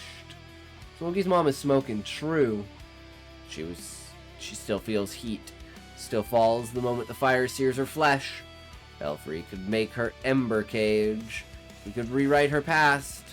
If only Despina hadn't awakened. One moment Despina stared at her mother, still and without heartbeat. The next, she was at Belfry's throat, eager to let him know what Gawain experienced when Belfry swallowed that poor bird. Despina took Nell by the hand and transformed her into a raven. What if I made you swallow something you loved? Gawain rushed over. hair scattered and face scrunched, as though Despina had wronged him. "Don't become like them, please, sister," pleaded Gawain. Now played a sour note on Belfry's lips. Gawain's mind spasmed. Despina altered Gawain's makeup into a headless shroud, ragged, with twin hands that carried him about. His desperation for music was as the fingers in the dark to touch the walls of an ever-expanding room. The visuals for that, Callie, of being like, you can never quite reach your destination. You're never going to get there. There's, only ever the chase. And all you can ever do at the end of the day is resign to sitting in the dark. Because at least that way it doesn't get the satisfaction of knowing that you're on the hamster wheel. Right? Like, you're taking control of your own destiny at that point, even if it is sitting in the dark. Fingers scuttled where Despina commanded, into Belfry's back that was black and flat. She sat him upon Belfry. Gawain let out a shriek as he transformed into the Dullahan. "Sorry, brother. You're the strongest one of us in this form," said Despina. "But what of Belfry, as Embercage, a 1,000-year-old sorcerer?" Piano played a discordant note from Flight of the Bumblebee, though he was only a piano by the head, and that was all it took. Nell acquired necromancy, and now Nell can control the dead. Woohoo! She's seen it done before, and now she can do it herself. Did she just unlock some ability of the Fear Gorda? Ooh, who knows? Who knows?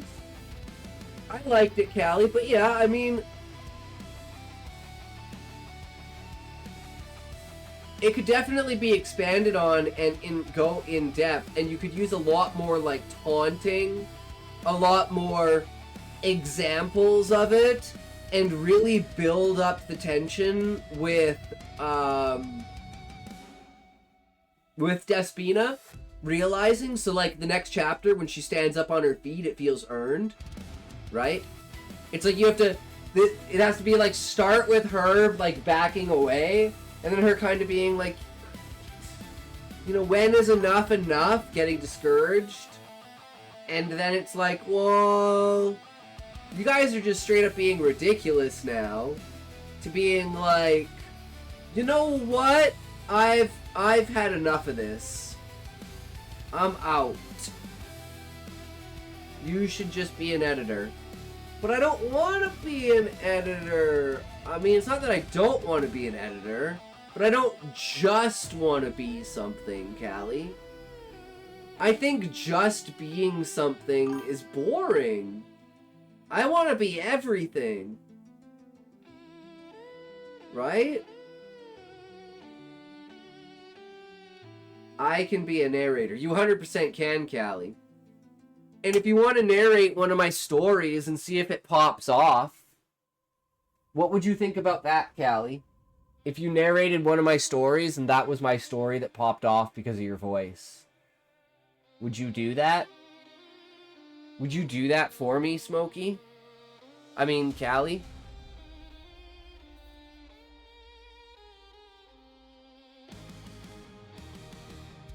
Maybe? Okay, well, we can figure something out. But yeah, I really liked the chapter. It definitely had the explanations we were looking for, right? It's the exposition without it being exposition, simply because it's simple. It's replaying knowledge we already have, but clarifying it, and it's not rampant. And we desperately want these answers. So it makes it absolutely acceptable.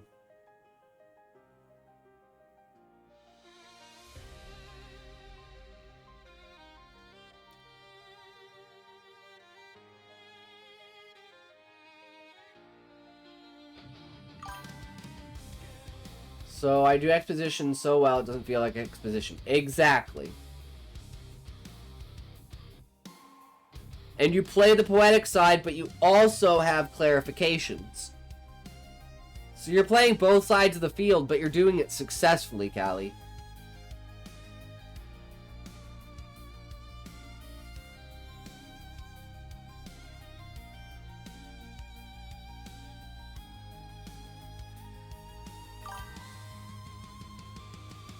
Oh! Shit! That's right, some my dip. I mean, what? Huh? What? You say what, huh? Duh? Oops. You say what, huh? Duh? So we got a story that we're gonna be reading. Are you guys ready for it?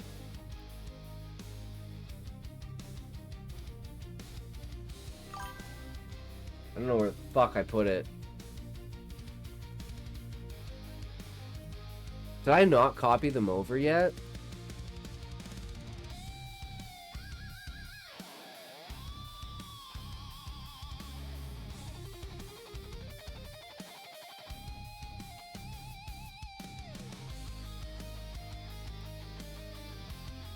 Lord of Vats. Oh wait, that's the wrong one. It's this one.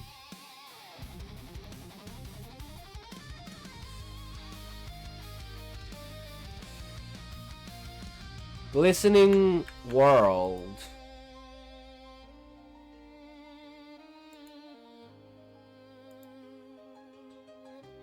Well, actually, we do want to put it on this one, don't we?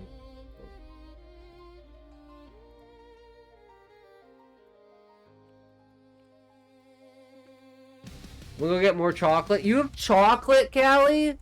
That's not fair. You have chocolate? Fuck. I hate you, Callie. Why do you get better things than me? It's not fair. Guys, why don't I get... Why can't I ever have good things? It's not fair. I blame Callie. I 100% do not blame Callie. I blame Smokey. I think Smokey is probably the most to blame. I don't know how many people can conceive of that. You know what I mean, right? I think sometimes it's just way beyond what anything would ever do, believe, go, right? And it's like, if you could do believe go over something else, I think it would be very interesting to see how that goes. Right?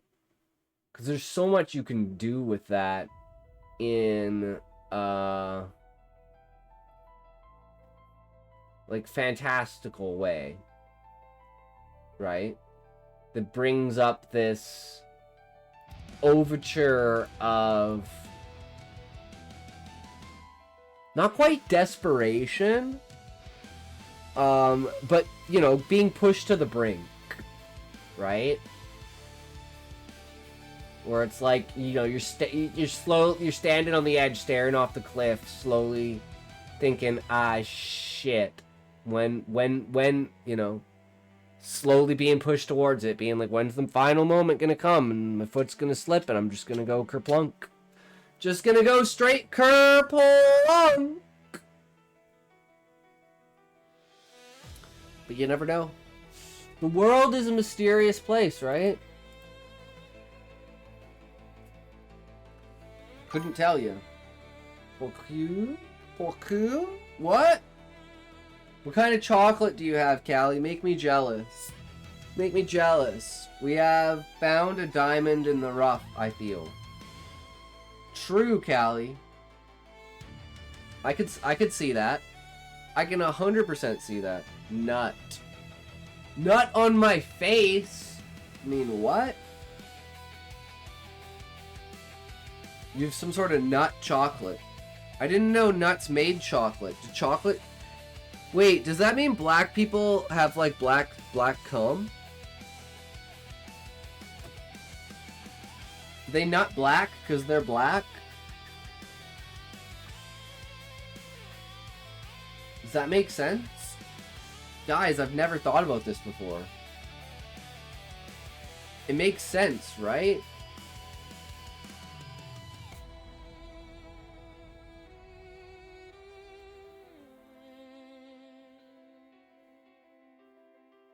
Oh my god, excuse me. Okay, well, are you ready for this? I gotta take a tote. And then we should be ready for this. And then I have something special planned. And by something special planned, I mean, the secret code to that is, I'm gonna be really lazy. Because who doesn't like doing research? Especially if your goal is to improve.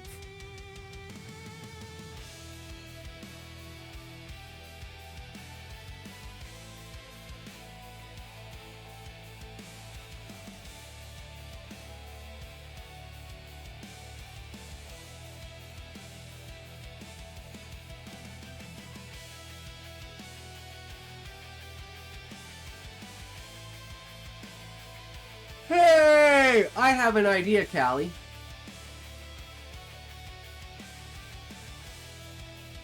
I have an idea.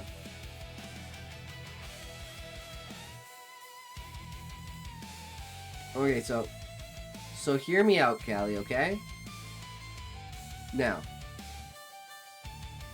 just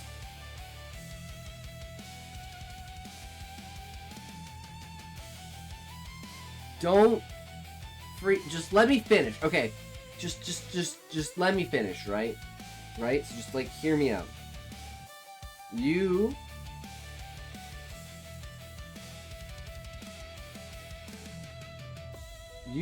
need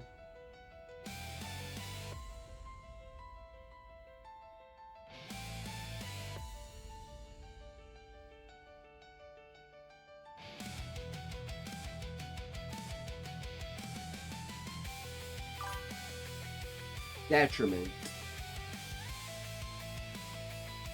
Some sort of detriment.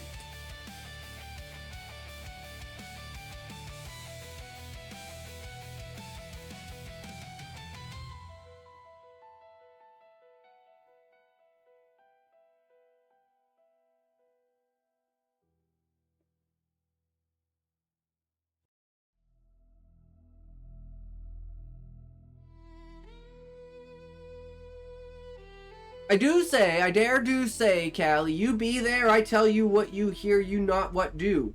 I do what not tell, not hear. You hear what I tell, not what do?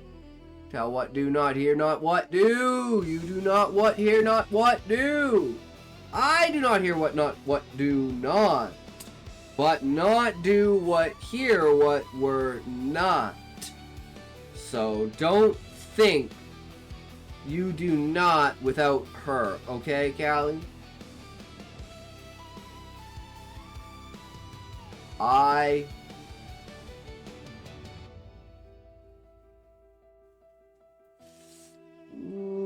Ooh, yeah, it's hard to say. Ooh, it's hard to say. Ooh, yeah, you're delicious, Callie.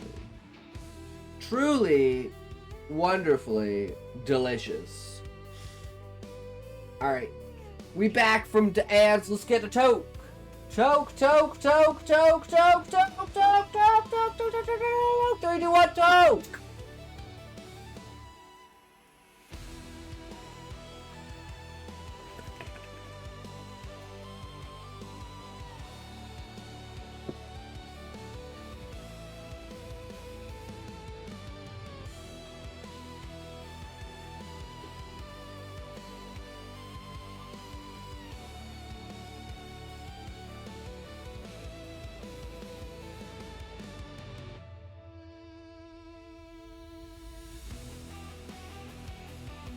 Okay.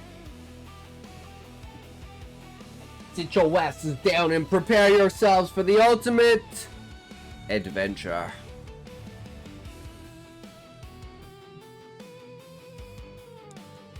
The glistening world. There came a moment, late in the evening, when Dawn realized that someone might be following her. Or not realized exactly. She'd had enough to drink to have a hard time putting things together as precisely as that. But just as she kept seeing the same man wherever they went. "There's that guy again," she said to her friend Karen. "How do you know it's the same one?" Karen asked, voice slurred. "Maybe it's two guys who look alike." No, Dawn said. "It's the same guy, the one in the golden suit. How many guys in a gold suit can there be?" "Gold suit?" said Karen. "I haven't seen anyone in a gold suit." And true, when Dawn looked around, he wasn't there anymore. But he had been there, wearing a gold suit. He had been there earlier, too, at the previous bar. Never close to her, never all that close, never looking at her, not really. Always looking away so she could only see the glistening suit in the back of his head. Mostly he was not there, but every once in a while when she looked around, there he was. They went on to the next bar. When she was out with Karen, this is what they did. Went from bar to bar, drank, waited, watched. Sometimes other people talked to them, sometimes not. They each sat on a stool and ordered a drink. When that drink was gone, they went on to the next bar. There he was again, glistening, facing away, partly hidden in the crowd. He's bobbing his head slightly, maybe singing along to the blaring music, maybe not. She couldn't see his face, so couldn't tell. He wasn't talking to anybody. He was just standing there. She pawed at Karen's arm, trying to get her to turn around and look. Karen was talking to someone, a man, older, not unhandsome, a little cagey, and wouldn't be distracted. When she finally did turn, the man in the suit was gone. "It was him again," Dawn said, "the gold suit guy." Karen made a pretense of looking around. "Are you sure you're not seeing things?" she asked, and then turned back to continue speaking with the man on the stool next to her. Maybe I am seeing things, Dawn thought. After all, nobody in this bar was dressed up. No men were wearing even business casual. Why would someone be wearing a golden suit here? Leaving Karen still talking, she slid slowly off her stool, making her way across the room to where she had seen the man in the gold suit. He wasn't there. No sign of him. Was there a back room? No, didn't seem to be. Wouldn't he have had to come right by her to leave? Maybe I am imagining it, she thought again. "Excuse me," she said to two women standing near where she had last seen him. "Did you notice a man in a gold suit?" "A gold what?" said one. "Is this some kind of joke?" asked the other. "Do I know you?" Slowly, she wove her way back to her stool. By the time she arrived, Karen was gone. Maybe Karen was in the bathroom. Maybe she'd be back in any minute. When she wasn't, Dawn tried calling her. Karen didn't pick up. She texted her, waited for a reply. It wasn't like Karen to simply leave. She ordered another drink, sipped it. About halfway through, someone sat down beside her at the bar and nodded slightly. A man, older, was breathing ragged. He wasn't exactly handsome, but he wasn't ugly either. He looked almost like the guy Karen had been talking to earlier. Was he? "What are you drinking?" the man asked. "Were you here earlier?" she asked, "talking to my friend?" He looked confused, unsure of what answer she expected. That there was a right and a wrong answer, but there was no right or wrong answer. She just wanted the truth. And then he decided on a strategy. "I don't know," he said in a voice that was meant to be coy. "Was I?" Immediately she got up and left. She walked on to the next bar. She looked for Karen inside, and when she didn't find her, went to the next bar. After that, there were no more bars. So she walked back, thinking she would check each of the bars in reverse order until she found her friend. She would have,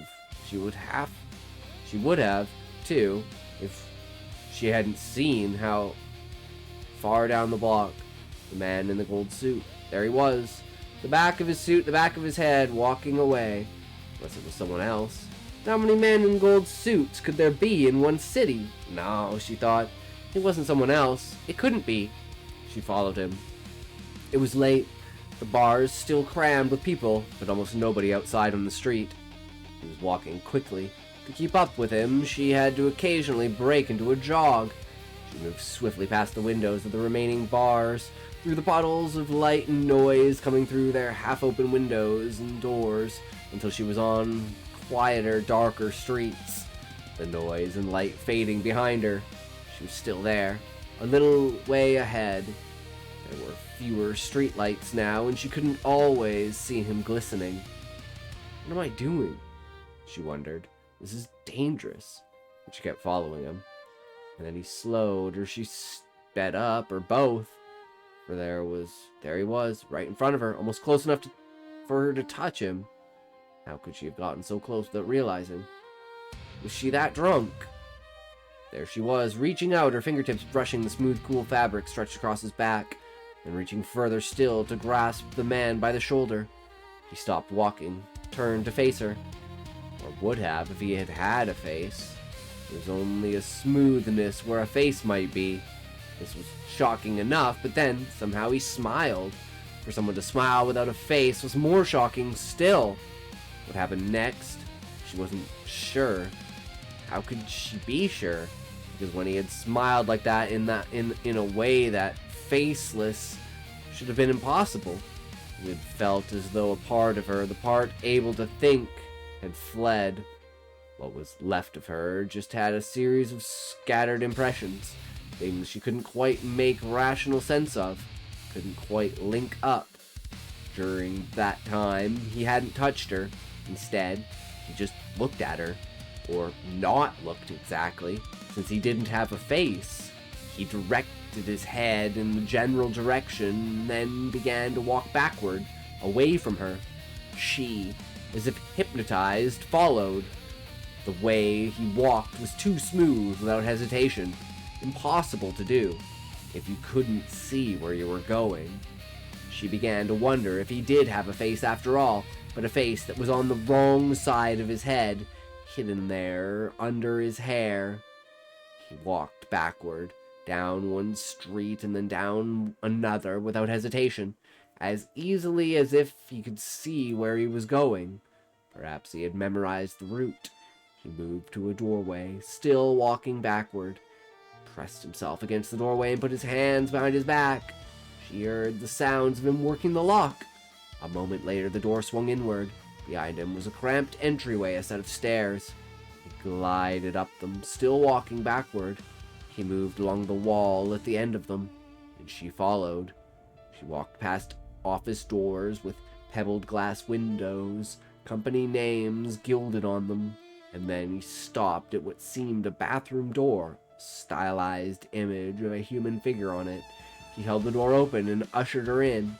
She had to duck under his arm to get to the door. Inside, the light was dim, the room almost in darkness. She had entered expecting him to follow her, but he hadn't followed.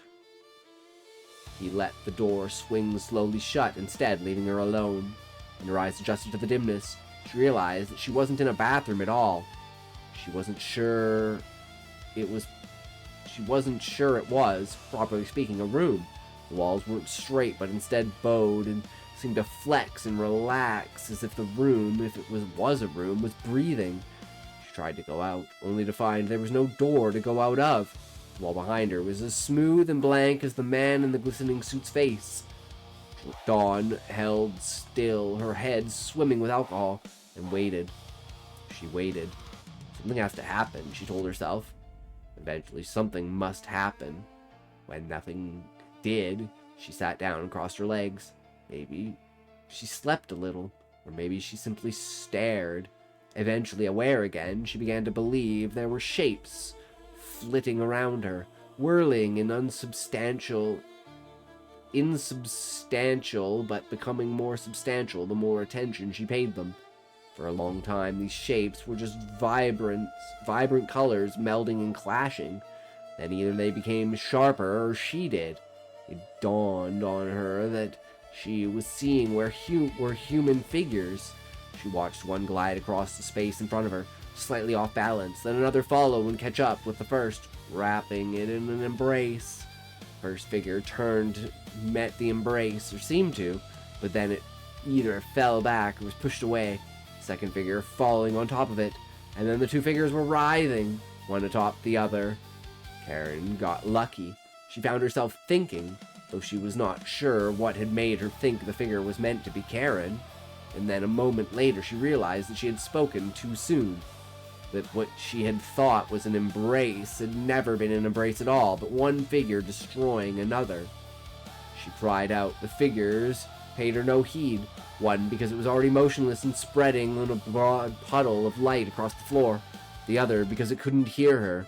She stood and pounded on the wall as if it was a wall, and screamed to be let out, but there was no answer. She felt the wall, searching for the door, trying not to look at the figures as they regrouped and acted out the same sinister pantomime over again. After a while, she put her head between her knees and tried to breathe, tried to think, tried to understand what she could do. And then, in a moment of inspiration, she stood, moved to the center of the room, and, as naturally as possible, walked backward toward the wall. She felt behind her with both hands, and there it was, the handle, and she pulled on it, and a moment later was out the door. Which was why she knew before finding her body that Karen was dead, why she didn't respond with shock or alarm when, a few minutes later, she stumbled backward out of the bathroom that was not a bathroom, made her way to the half-dozen blocks back to her car, drove to Karen's house, and discovered the body of her friend stabbed to death on the floor. What she had called the police when she was still several miles from the house. She knew. She already knew. She didn't tell the police this. She didn't tell the police any of it. No, for the police, she claimed it was simply a matter of Karen disappearing while they were out and her searching for her, looking everywhere and finally going to her house.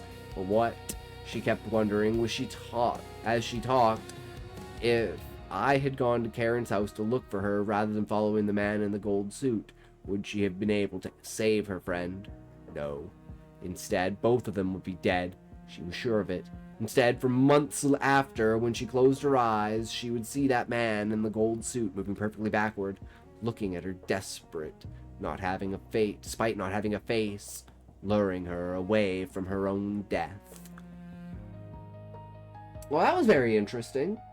So that was a more positive lighted one, you know? You think this guy's like the murderer and stuff, but it's actually, obviously, the other dude is the fucking murderer. And the fact that she ran away is a good thing, right? Very much so. I had to go grab something, but in the meantime, we'll do that one later. We need a research one right now. Oops. That's not what we want. Buttons be buttons and buttons do button stuff, because I'll be buttoning you when it's on a button for buttons. Alright, what are we looking at?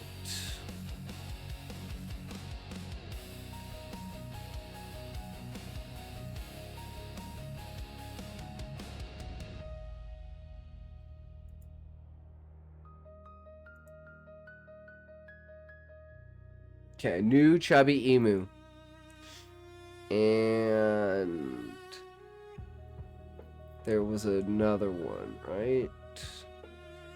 Wait, was there a Veritasium one? Hold on, where's Veritasium? Oh, we have Joe Scott.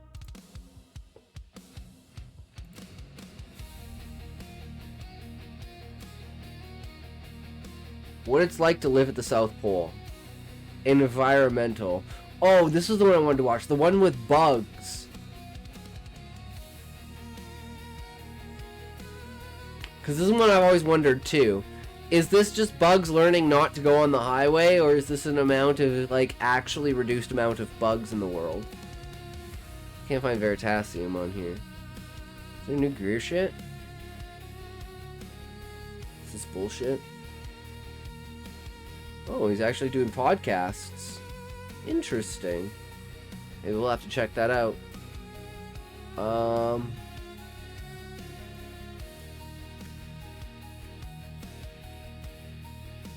I don't know if Veritasium has a new video, though. Nope. Okay, well, we've got... This will be the first one. So let me go grab some, grab something. I'll be right back. Oh!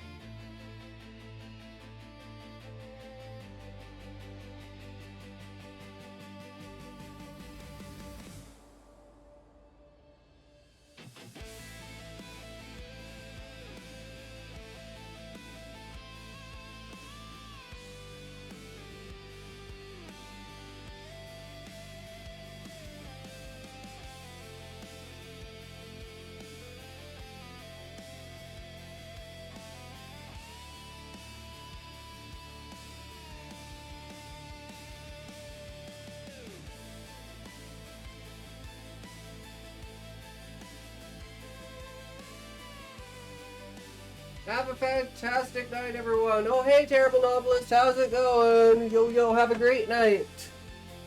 It's always the moment I leave the stream that something happens. Take care, good sir.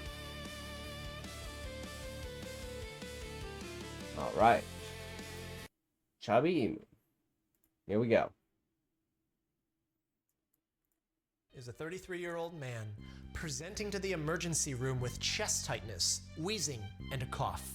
He tries to tell the admitting nurse what happened, but he's so out of breath that words can't come out of his mouth. SP had recently gotten into welding. This is where you use heat to melt metal in order to join pieces together.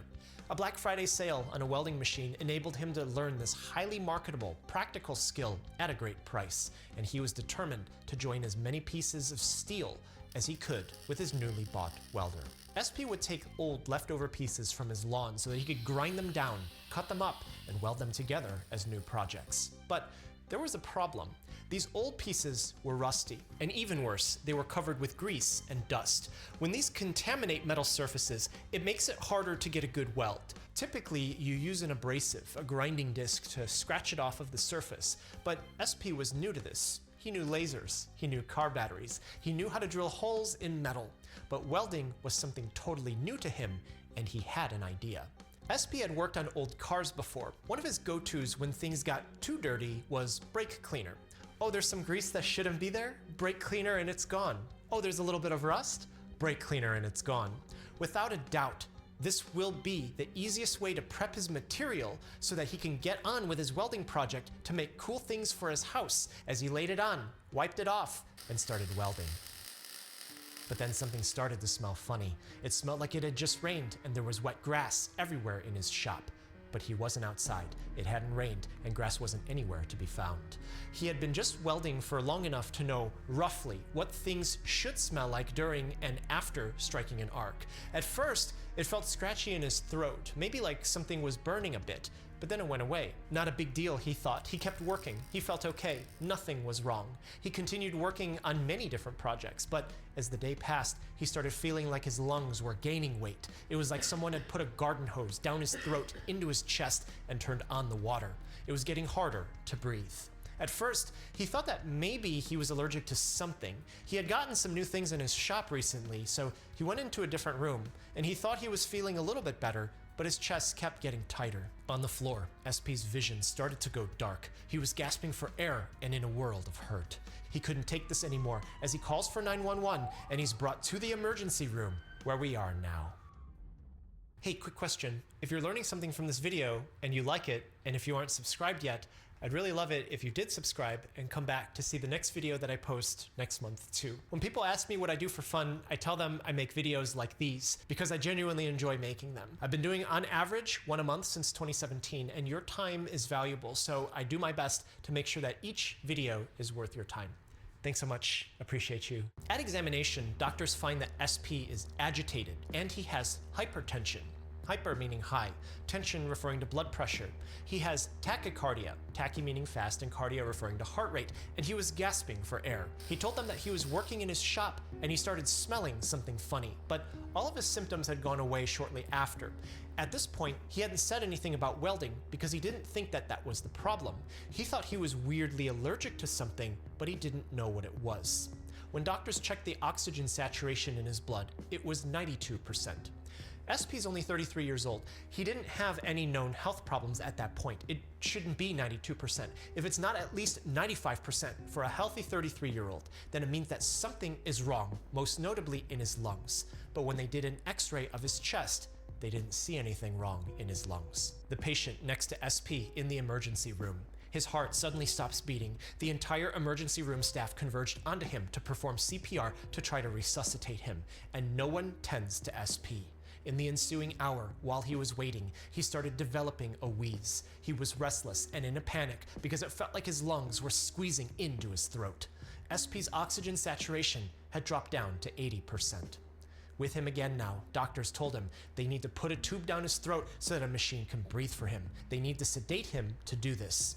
And he agreed, knowing that something horrible was happening to him. He started telling them everything that he was doing in his shop, the lasers, the car batteries, but also the welding. It was here where one of the doctors had an idea of what might be going on. After intubating him, doctors did another chest x-ray to confirm that the tube was in, and it was here that they noticed a huge amount of fluid had filled into his lungs, something that wasn't there just a couple of hours earlier, and this gives them more clues as to what's happening. Brake cleaner is a chemical called perchloroethylene. It's organic, meaning that it's carbon containing. It's oily. Colloquially, it's called perc. It's what's used for dry cleaning clothes, which makes sense because perc is more like an oil, and oil doesn't mix with water, hence dry cleaning. And it excels at stripping off grease and cleaning metal surfaces of contaminants. But here's the problem. Perchloro means chlorinated all the way. Chlorine-containing chemicals are some of the scariest ones that we come across every day because of how they react with biological tissue. And even worse, ethylene is also very reactive, made worse with the addition of multiple chlorines. In chemistry, you often need a little something extra to drive a chemical reaction. Sometimes it's the presence of another chemical. Other times it's stirring, or it could be light. But in SP's case, what was that little extra? Welding uses high voltage and high current to melt steel and join pieces of metal together. The kind of welding that SP was using sends electrical current through a wire. The wire melts first, and then the base metal melts after, and a metallic puddle emerges, which when cooled, results in a joined piece. This process is an explosion of energy. Infrared radiation is released. The full spectrum, ultraviolet radiation that comes out can not only blind you if one doesn't have a darkening helmet on, but it can also cause skin cancer if protective clothing isn't worn. Both of these energies will drive chemical reactions, but in SP's case, it's the steel melting temperature with the presence of oxygen that causes a massive, horrible problem. The brake cleaner on SP's steel that he used to clean everything off got oxidized during welding to become phosgene gas. The high heat in the presence of oxygen drove one particular chemical reaction. Welding often smells a certain way. SP smelled something Yo, what's different up, Raymond? because How's it this was going, the only bro? time he had ever used chlorinated We're brake watching the new cleaner Chubby on his Emu. steel. But what is phosgene gas? In the intensive care unit, doctors see that SP has hypoxemia. Hypo meaning low, ox referring to oxygen, and emia meaning presence in blood. Low oxygen presence in blood. And this is happening because fluid keeps accumulating in his lungs. But what happens from this? The reason that we breathe is because oxygen does two things. The first is that it helps our body produce energy. And the second is that it removes the waste associated with energy production. Oxygen is a powerful electron shuttler.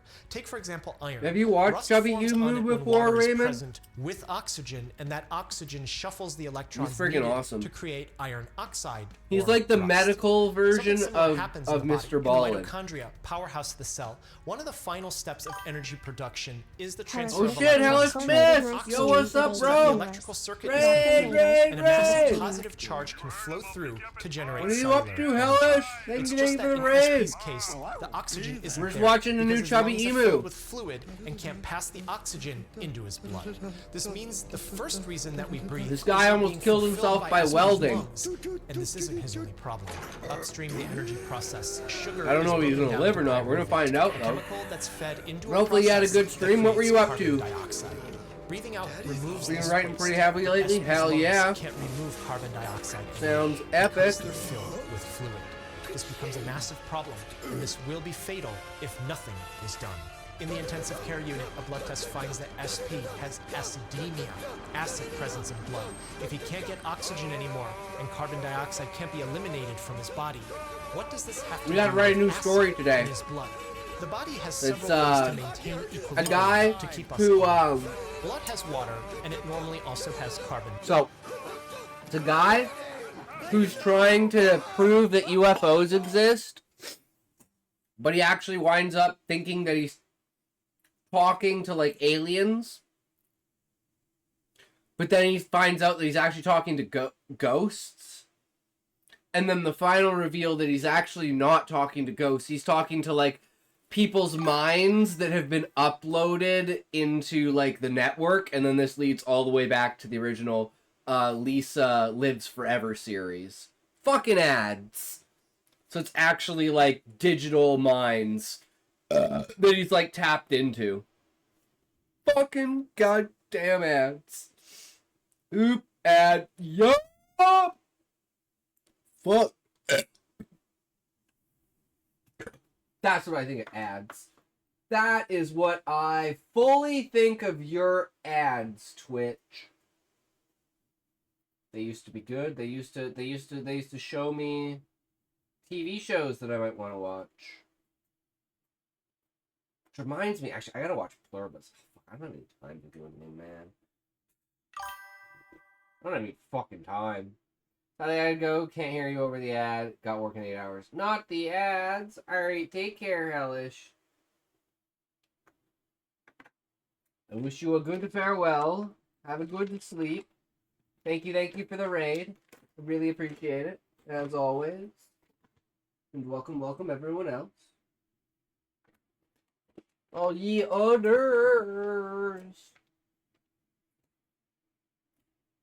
Dioxide. When these are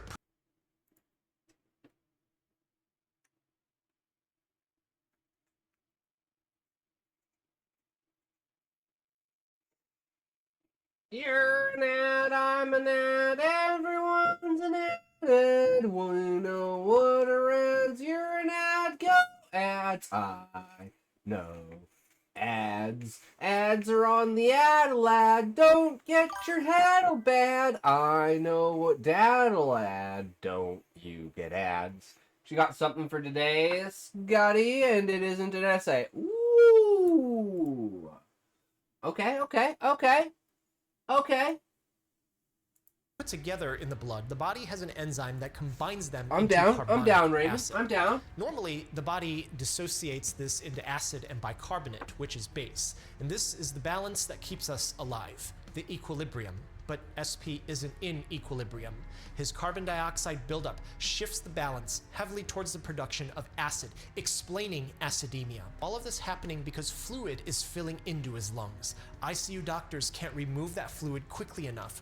But where did this fluid come from? He didn't inhale any liquids. 3, 2, 1. This brings us back to phosgene. Everything about this chemical molecule shows that it's going to react with key structures in the body. Lungs have a soap-like substance called surfactant inside the air sacs called alveoli. This prevents them from collapsing so that the lungs can inflate easily. When phosgene is inhaled, it irritates all of the tissue in the airway and then comes right into contact with the surfactant, and this is where the problems start. That time period where SP initially felt fine after smelling something funny. That was likely phosgene reacting with surfactant. It irritated his throat, but once it settled into his lungs, it was slowly reacting and setting off a chain reaction. Surfactant is mostly made of fats, and these have oxygen, which reacts specifically to the phosgene. But it isn't just fats. Surfactant is also made of proteins, which are from amino acids. Amine from ammonia, referring to nitrogen, which also reacts to phosgene. What else has nitrogen? That's right, DNA, and it too will react with phosgene. Proteins also have sulfur, because 2 out of the 20 different amino acids that make human proteins have it. Guess what reacts with phosgene? Hi, Alish. As he's gone, Callie, you're too late. Equilibrium. The You're lungs too directly late, make Callie. contact with the outside world in the form of the air that we breathe in. But Earth's air has never been assumed to have been clean. Humans were alive for hundreds of thousands of years before factories were invented, and the lungs protect us from dirty air using a chemical inside named glutathione. Ever watch which these contains medical facts sulfur. And when videos phosgene is and you inhaled, end up it looking at immediately everything in your consumes house? all of the Like, glutathione.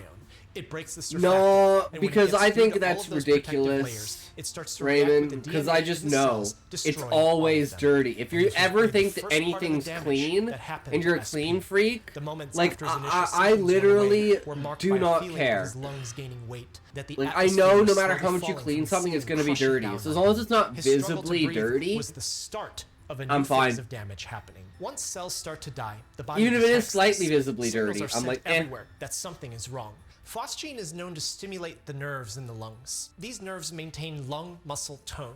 When phosgene is in, the Because muscles otherwise, yeah, constrict, I'd freak out making over breathing more everything, difficult. 'cause The massive chain knowing, chemical like, reaction for happening to instance, what your multiple parts of the phone lung looks like spill reactive with all this oxidative shit on chemicals it. everywhere, Like- and the immune system detects this.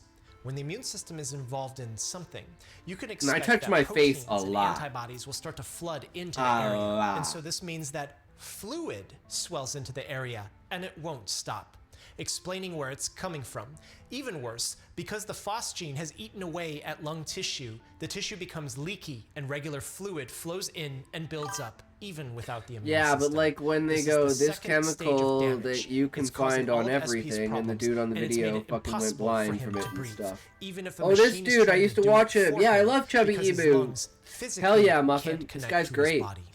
The immune system might be overreacting here. In the intensive care unit, doctors give SP steroids.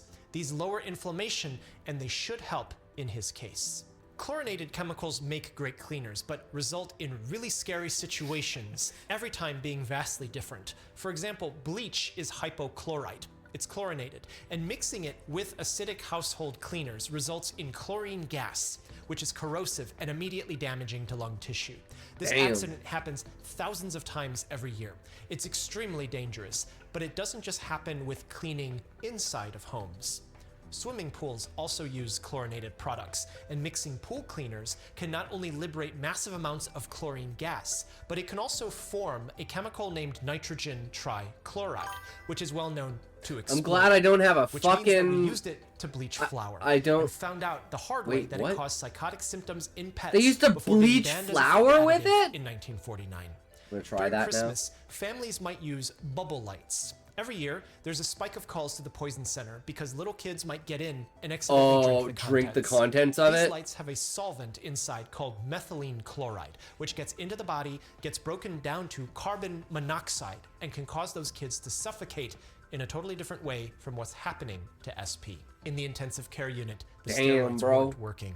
Fluid Medical was still fucking swelling shit in his is lungs. scary. His oxygen saturation was decreasing, and his acidemia That's the was most worsening, little kid which means that ever. the carbon dioxide buildup was quickly reaching a critical point. The heart is very energy intensive, and it needs continuous waste removal on a time scale of seconds. As the acid builds up in his blood, it starts to impair the electrical conduction that's needed for the heart to continue to beat. An irregular rhythm starts Drink to the appear. toxic The medical stuff, team yeah. can still take steps to correct it for now, but without fixing the root cause of fluid flooding into his lungs, everything is just a temporary fix. Phosgene was a well-known occupational hazard. Back in the 1980s, there was a huge alarm that was set off that there was a hole in the ozone layer of Earth. And this was because of our use of chlorofluorocarbons, or CFCs, which were refrigerants used in HVAC systems, refrigerators, and cars. And sometimes technicians working on these systems would need to weld parts of these systems that contain CFCs. And phosgene gas could be created if they didn't clean it out with nitrogen first. It's starting to become more rare to find these since CFCs aren't made anymore, and new refrigerants don't have chlorine. It's easier now than ever to get into welding. Even I know how to do it. And this is the exact welder that I had when I had my workshop and welded together shelves for my minivan with the help of my friend Wolfgang. But one of the things that come Ever with ate easy something dumb as a accessibility toddler? is that you might run into issues that come from lacking awareness if you No. aren't working with someone who knows how to do that thing. I knew not you to might not eat know shit. that you really need to wear long sleeves while welding because of the UV radiation that comes out. Some people might not realize see, I never that ate you shouldn't wear a crayons. mask when you're grinding I steel. never, They might do like, it, and then they'll shower at night lit and then cough stuff up or pure sucked black on soot, stuff. not realizing that they were inhaling all of that, or maybe Like- they just didn't even want to wear the masks to begin with. There's a lot of good singular education Yeah, I don't know. resources out there, but Didn't taste they are good. singular, and Then why there's would a you lot of eat them? fragmentation. It's not always easy to find more complete resources that would cover some pretty important mistakes that aren't all that difficult to make. Things fall through the cracks, and you have to remember, for some people starting out, at best, they know nothing. And at worst, they think they've thought of something cool, only for it to be one of the worst possible accident setups that you could possibly have, bringing us back to SP. In the intensive care unit, the medical team tried multiple different medicines. I'm pretty sure he's If gonna die. phosgene reacts with nitrogen and sulfur on proteins, there's a well-known medicine that has both, but can also replenish some of the glutathione that was consumed by And this just goes like how, But it didn't like, work. he's taking you like When we step put by all of these step of what you would concepts together, actually we do in find this situation. something This is how truly amazing scary. science and A medicine highly is. valuable, marketable skill being easily accessible could lead one who has some knowledge of some things to get his own ideas while performing that skill, and it results in a poisoning. But not just any poisoning. It's one where a person can be exposed, not realize it, initially feels fine in the hours after. Slowly, as symptoms build, all of a sudden, everything drops. Irreversible lung damage opens the floodgates. The immune system response only helps push forward the notion that the entire body is going to quickly suffocate as acid builds up over the hours. There's no antidote. There's no way to take the FOS gene out of the lungs. And there's no way that we know of currently to reverse the damage once it's set in motion. The moment that the FOS gene gas is inhaled, it's over. It's just that it takes hours to manifest, and during that time, there's a period where everything seems fine, but it isn't, just like in SP's case. At 31 hours after exposure to FOS gene gas, SP's profound hypoxemia with respiratory acidosis and fulminant pulmonary edema was overwhelming his body. Another abnormal heart rhythm appeared. It quickly changed into his heart just shaking in place, not being able to actually circulate any blood in his body anymore. And doctors weren't able to resuscitate him. Always be alert when around chlorinated chemicals and never mix them together. It's a wonderful thing to have a workshop and make things from different materials with different tools. It's an absolute joy to produce custom-made things in the physical world with your hands.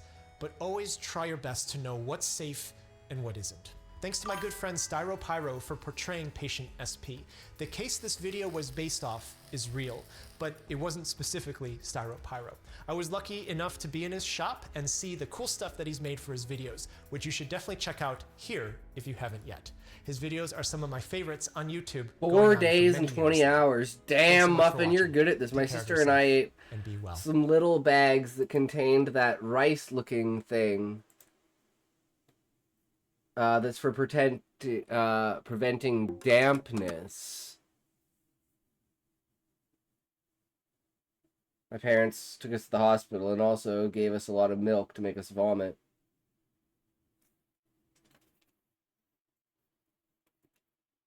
That's, damn, bro. Damn, bro. Yeah, that's harsh. Wait. Cupboard dehumidifier?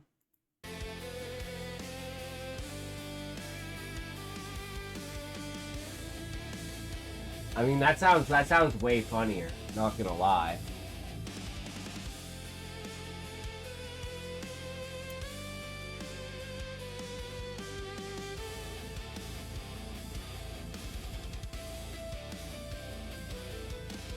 The can— oh, the vote! The vote! How'd the vote go, Raymond? I totally forgot about it. Or is this a response to the vote?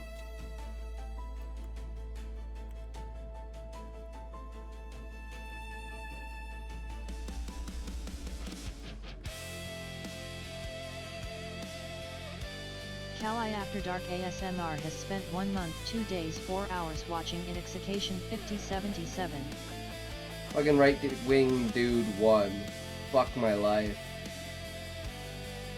So you guys now have a Trump in running your country? Like Chile? You have a Trump running Chile, basically?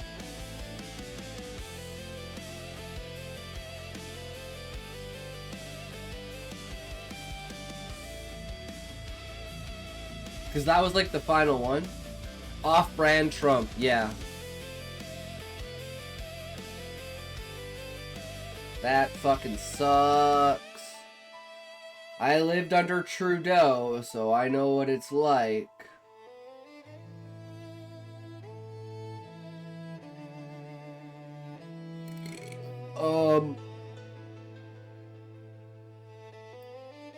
The one I have is called Damprid Moisture Absorber.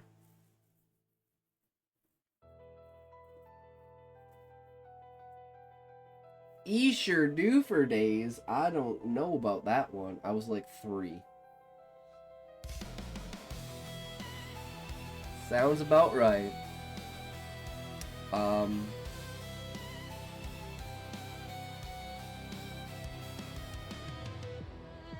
Kinda like eating silica. Ugh. Alright, I'll be right back.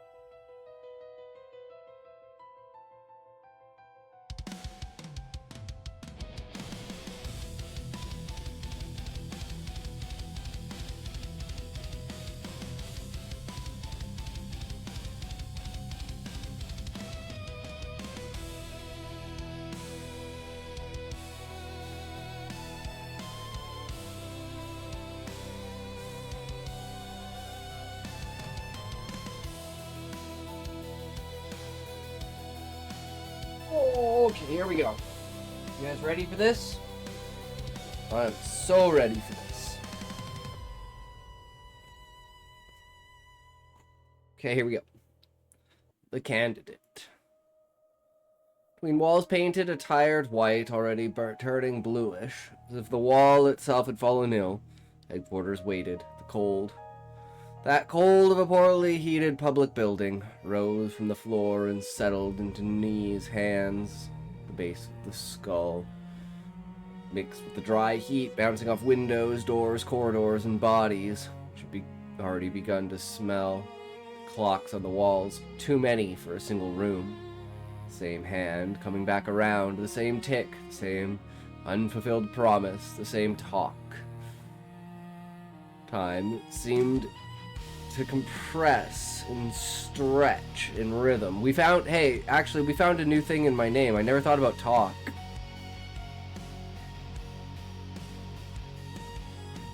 As in, like, TikTok. My name has so many names in it, guys. Time seemed to compress and stretch in rhythm with the nervous knees of one and another. Outside, the tall windows returned to dull reflections as if the nearness of night were advancing without interest or cause. That's a great intro there. Damn, it makes you so curious. You're like, what the fuck is going on right now? This is like a room full of dead bodies, right? Zealots occupied the space with the rigidity of furniture. He nodded again, and murmured sentences no one had quite finished saying without the candidate's permission. The wait for the votes was taking its toll on their psyches. The candidate breathed. They did too. When he leaned forward, they lowered their heads. Some even sobbed, repeating over and over, "The candidate, the candidate." One, with his neck thrust forward and labored breathing, who always spoke in a hollow, creaking voice, said, referring to a red-haired man with a non-existent mustache, "My Uncle Klaus is in Spain, and he's not well." Another man ran a hand over his broad forehead before intruding. "How not well? Not well, how? Iron lung. They still use that? That's what they told me." He made a vague gesture as if pointing to an invisible machine. Kid takes care of him. Angelo. Or Angel. I don't know. They understand these things over there. What things? These... He gestured again, as if referring to an assembly, his fingers conducting the invisible orchestra formed by his fellow zealots in the room. As he lowered his arms like hinges, another silhouette stuffed into a light blue shirt and stood up, almost as if afraid of running out of air during his oratorical insertion. He adjusted his tie by taking it off and managed to contribute to the non-conversation with a stammer. The great uncle is also named Klaus. He lives in Argentina. As if to spare him the embarrassment, another man, bulging-eyed, his nails bitten down to the dried blood, stood up without asking for the floor and shouted at a young boy with golden curls, "That chair is mine." Seated zealot looked up. "What? It's mine."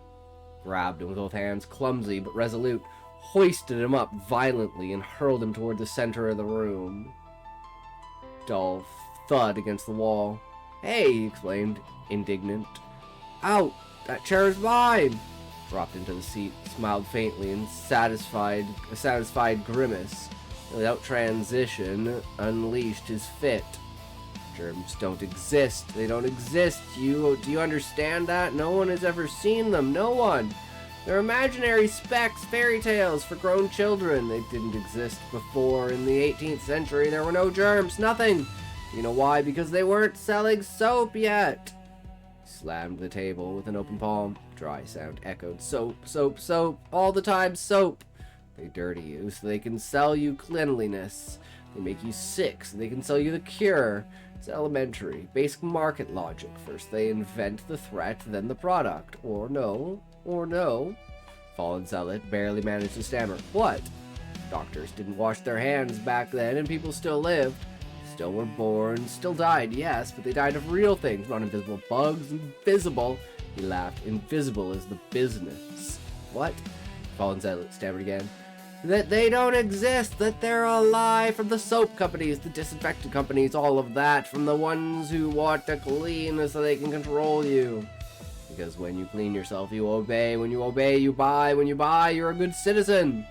He moved fast, too fast, pointing cups, hands, surfaces, as if every object were conspiring against him, till a broad zealot, thinning-haired, with a bluish truncheon, took him by the shoulder and nodded toward the candidate. Lower your voice. One man in a dark jacket, shirt buttoned up to the neck, a small black cap resting on his knees, looked at him without blinking. Not everything is a conspiracy. The madman leaned toward him, too close. That's what someone who preys on distant walls would say. Don't mix things. Everything is mixed, he shouted. Or do you think what's happening in the south is a coincidence? Patagonia. Empty land, they say. Cold, they say. A lie. They want it. They've always wanted it. First they tell you to wash your hands, then they ask you to sign the map. It's the same movement. You're talking nonsense. You're defending your own, he spat. First the germs, then the borders, then the snow, all invisible until it isn't. The argument rose in volume, tightening, and no one intervened. The zealots looked at one another uneasily, unsure whom to nod along with. One shoved, another answered. There were poorly thrown punches, a chair flying, a twisted wrist, nothing decisive. They were separated quickly, more out of habit than conviction. You see, said the madman, lowering his voice for the first time, when no one answers, it's because I've already won. The candidate's nephew watched from the back, his arms crossed, not as a shield, but as a knot, as if someone had braided them there and forgotten to undo them. In his jaw there lived an old hardness, mineral and a mute clenching that rose from the neck and fixed itself to the mouth, forcing it into the same dry twist that marked the candidate's face. Don't do that, said the candidate. I'm not doing anything, the nephew replied. Don't imitate me. I'm not imitating you. He remained that way, arms crossed, as if the gesture had been badly said and no one dared correct it. The candidate did not insist. He merely turned his head slightly, just enough for the movement to spread. The murderer settled back into place. Silence was broken only by the madman, who lunged again. I'm definitely feeling it here, Ray. Is this something that's going to be derived through, like, conclusion derived through words? Ooh, maybe not so much. Even in a house of words, fists fly. One of the candidate's aides spoke immediately, trying to return the atmosphere to its track. She aligned the papers, struck them against the table to square them up. The sound was dry, repeated. She said something about zones, about hotspots, about cleanliness, and something about ethnicities. The candidate did not look up while she spoke. Some nodded without knowing why. Others copied the gesture when they noticed they were falling behind. The candidate let her finish. He did not look at her. He stayed focused on the edge of the table. Tiny splinter. Lifted that no one had noticed before. He thought it would have been sanded down later, or covered, with the entire table replaced. The votes were not coming in, or at least not at his pace. It was not anxiety, it was a continuous irritation, like when a clock runs slow, and one no longer knows whether to adjust or to smash it. He thought the delay meant nothing. He also thought it always meant something. He ran his thumb over his knuckle. The gesture was slow, useless. A second later, 3 hands repeated it. Not the same. Clumsier, more attentive than precise. It annoyed him. He looked at the group. He did not see faces. He saw the one who leaned too far, the one who hesitated before nodding, the one who moved a second ahead, as if trying to anticipate him. He thought that was dangerous. He thought they all were, in different doses. If he lost, he told himself, there'd be no explanations, technical, cold. No one would take responsibility. Neither would he. He would leave quietly with rounded phrases, leaving others to work of failing afterward. If he won, there'd be no excuses. Only meetings, decisions that cannot be resolved with gestures or tones. You have to choose whom to silence, whom to let fall, whom to hold longer than necessary. You have to act without rehearsal. Felt a brief hollow just below the sternum. Just then the numbers that mattered most arrived. The results were giving him a considerable lead, and his dreaded victory grew closer by the minute. Apocalyptic thinking filled him with speculation, pushing him into a mental state that only worsened with the arrival of visitors. They came to congratulate him too early, hoping to secure his favor for the future. Others came simply to make themselves understood. The numbers, ever more accelerated and terminal, sentenced him to provide real results and sharp explanations. One of his former allies came to speak about the work they would have ahead and addressed him with open discontent. To her words, he could respond only with an embrace and a handshake, accompanied by photographs. It was obvious that she had not come out of the conviction, but to appease the voices with the circle. Within the circle, parties had to remain united along the same line, and lines, like the lasers in Ghostbusters, were not meant to cross. This did not imply separation, something his former ally reminded him of very clearly, raising her hand as if to form a fist before making a crack. The gesture, the candidate could only nod in silence, his eyes glassy. With another gesture, he had some of the zealots escort her out, always in a dignified, conversational manner. He barely had time to relax into his seat when another figure burst into his face, far more aggressive than the previous visitor. He raised his voice, accusing him directly of not being honest enough about his plan and insisting that he would need more information about his future projects if they were to work together. At this last declaration, another voice murmured from among the zealots. Sure, how will he do his business without insider information? The taunt, the man turned, his face red, steam practically coming out of his ears. Ah, shit, we're in an ad. I didn't realize. Fuck! Guys, I'm so bad at life. I can't even tell we're in an ad anymore. I think the ads have become reality, and my own reality is an ad for you guys to go and do what you need to do. So remember that ads are, yeah, you said it. I'm retarded, though. I'm retarded. I couldn't figure it out. The ad man. Oh, I'll add man up in there like, fuck, man. It's not good. It's not. It's really, really not good, man. Ooh, yeah, you should know when you're on ads. You should know when you're on ads, motherfucker. You know what you do when you're on ads. I will tell you what you do when you're on ads. We got lots we gotta do on that. We got a lot we gotta do, but we can get on it and go at it and do what we need to do, right? That's okay. We got this. Don't worry. It's all good, bro. No worries. Fuck off. Don't even try. Do what you gotta do, man. Get that extra little bit in you. You do what you gotta do. I know what I gotta do. We do it. We got it. It's good. Don't worry. We went back. I trust you.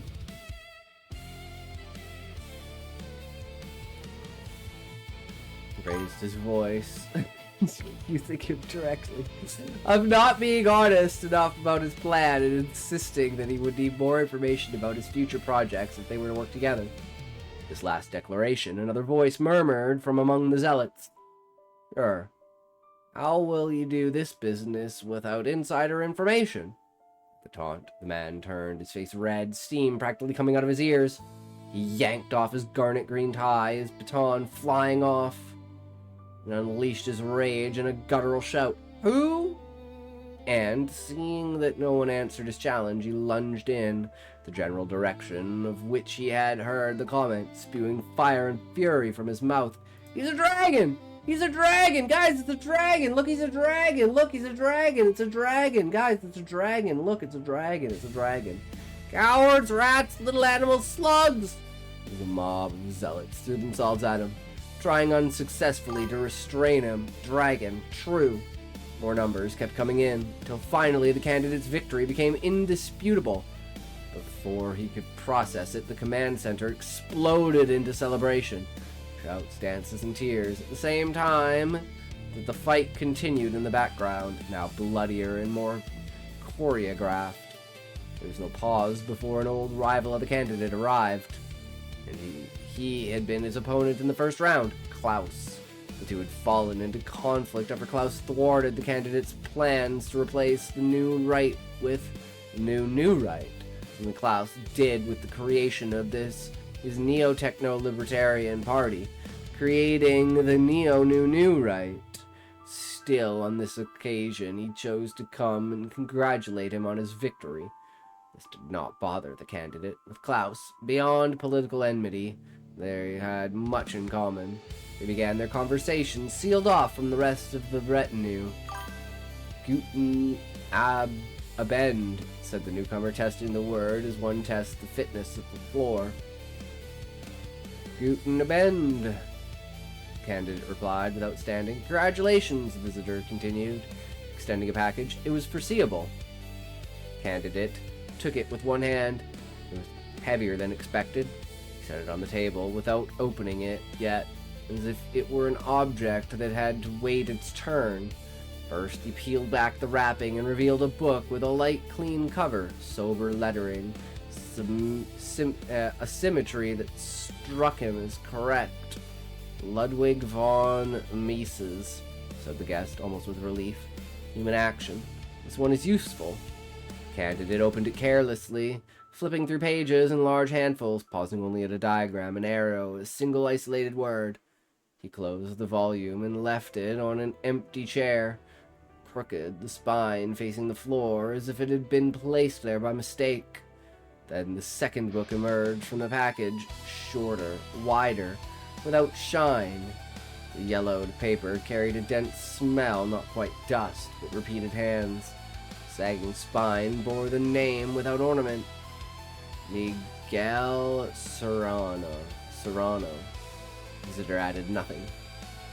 Candidate pressed his thumb against the spine, lightly testing the resistance of the tired cardboard. He did not open it. He held it a moment longer than necessary. Then he aligned it carefully in front of him, parallel to the edge of the table, as if correcting an invisible deviation. Serrano, he said softly, as if verifying a datum. A thick, badly disturbed silence followed. Some zealots tried to nod and could not tell when. The assistant looked down at her papers. The nephew did not blink. The candidate stood, took a gray folder from among several identical ones, opened it without looking at its contents, and, while doing so, without turning toward anyone, let a phrase fall dry without emphasis. Mythos. Der Mythos, klar, wie konnte ich das übersehen? The visitor smiled faintly, and from the back someone shouted a number, and another. Then several at once. Figures began to fall with mechanical speed, without pause or breath. Chairs shifted, bodies pressed closer. Clocks kept turning, but no one was looking at them anymore. "We won!" the zealots shouted in chorus. The embraces came disorderly, damp, clumsy. There was weeping without a clear cause, hands squeezing too hard, blows on the back delivered as certification. Candidate was left surrounded by arms, heads, flushing faces. It was then that the candidate admitted something that froze everyone's blood. In front of him, he hurled the folder, now open, spilling documents and photographs across the table. Contents were reports on various nations the candidate had labeled red countries he had commissioned for private espionage to order to have material ready to excuse his defeat. Folder for panels and morning shows packed with data about how badly life was in those places. Cuba, Venezuela, China, North Korea, Nepal, and Vietnam were crossed out. All of them came with photographs and reports stuffed with clippings from magazines and official newspapers. From his reading on the matter, the candidate had gathered a trove of juicy gossip to exaggerate on screen, but also ideas he liked very much. Arresting the opposition, re-education camps, prisons for homosexuals.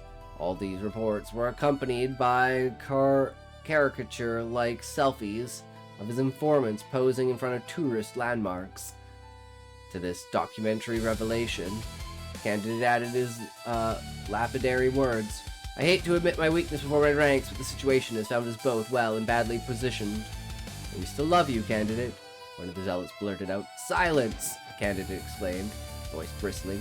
You will now call me president, since my metamorphosis is ended, and it could not have arrived at a better or worse moment. This last part he muttered to himself.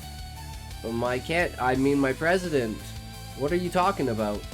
In my search for supreme power, I found only one thing to make Chile hand over its heart and its absolute devotion. At that, one of the zealots with the most outlandish glasses lifted one of the photographs from the reports on the table, asking innocently, Do you turn red, President? What? The President exclaimed indignantly before being interrupted by another who raised one of the informant's selfies bare-chested at a beach in Hong Kong and asked as well, Oh, or gay? That's fine, President. My boyfriend and I are both right-wing. They say Jamie Guzman. Here, he was cut off by a blow to the table from the President. Shut up, idiots! Shut up! Shut up! Shut up! Shut up! Shut up! Ich habe ich all sat. The President breathed. It was not a deep or theatrical gesture, but irregular, poorly distributed, as if his chest still did not know in what order to function. He ran a hand through his hair, leaving it worse. That imperfection, minimal but visible, was corrected by no one. He spoke without haste, his voice a little lower than usual. As he did, his hand traced slow circles on the wood. One of the closest zealots repeated the gesture almost at the same time. The other noticed and hid his hand under his thigh. Winning is the least of it, he said. The problem came afterward, when the momentum ran out and obligation began. He said that was where everyone failed.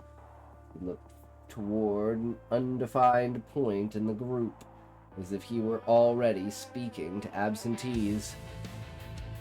That's where the image collapses. He ran a hand across his forehead.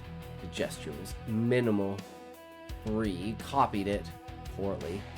He said he had learned in places that never appeared in syllabi or biographies. He did not say it with shame, he said it with relief. He said he had watched hours of nighttime recordings, men speaking alone, others repeating the same thing behind different masks. He said they all pointed to the same thing. Here he added a small gesture towards Serrano's book on the table. Though they used different words, the mistake was believing everything had to be understood. Understanding exhausts, he said.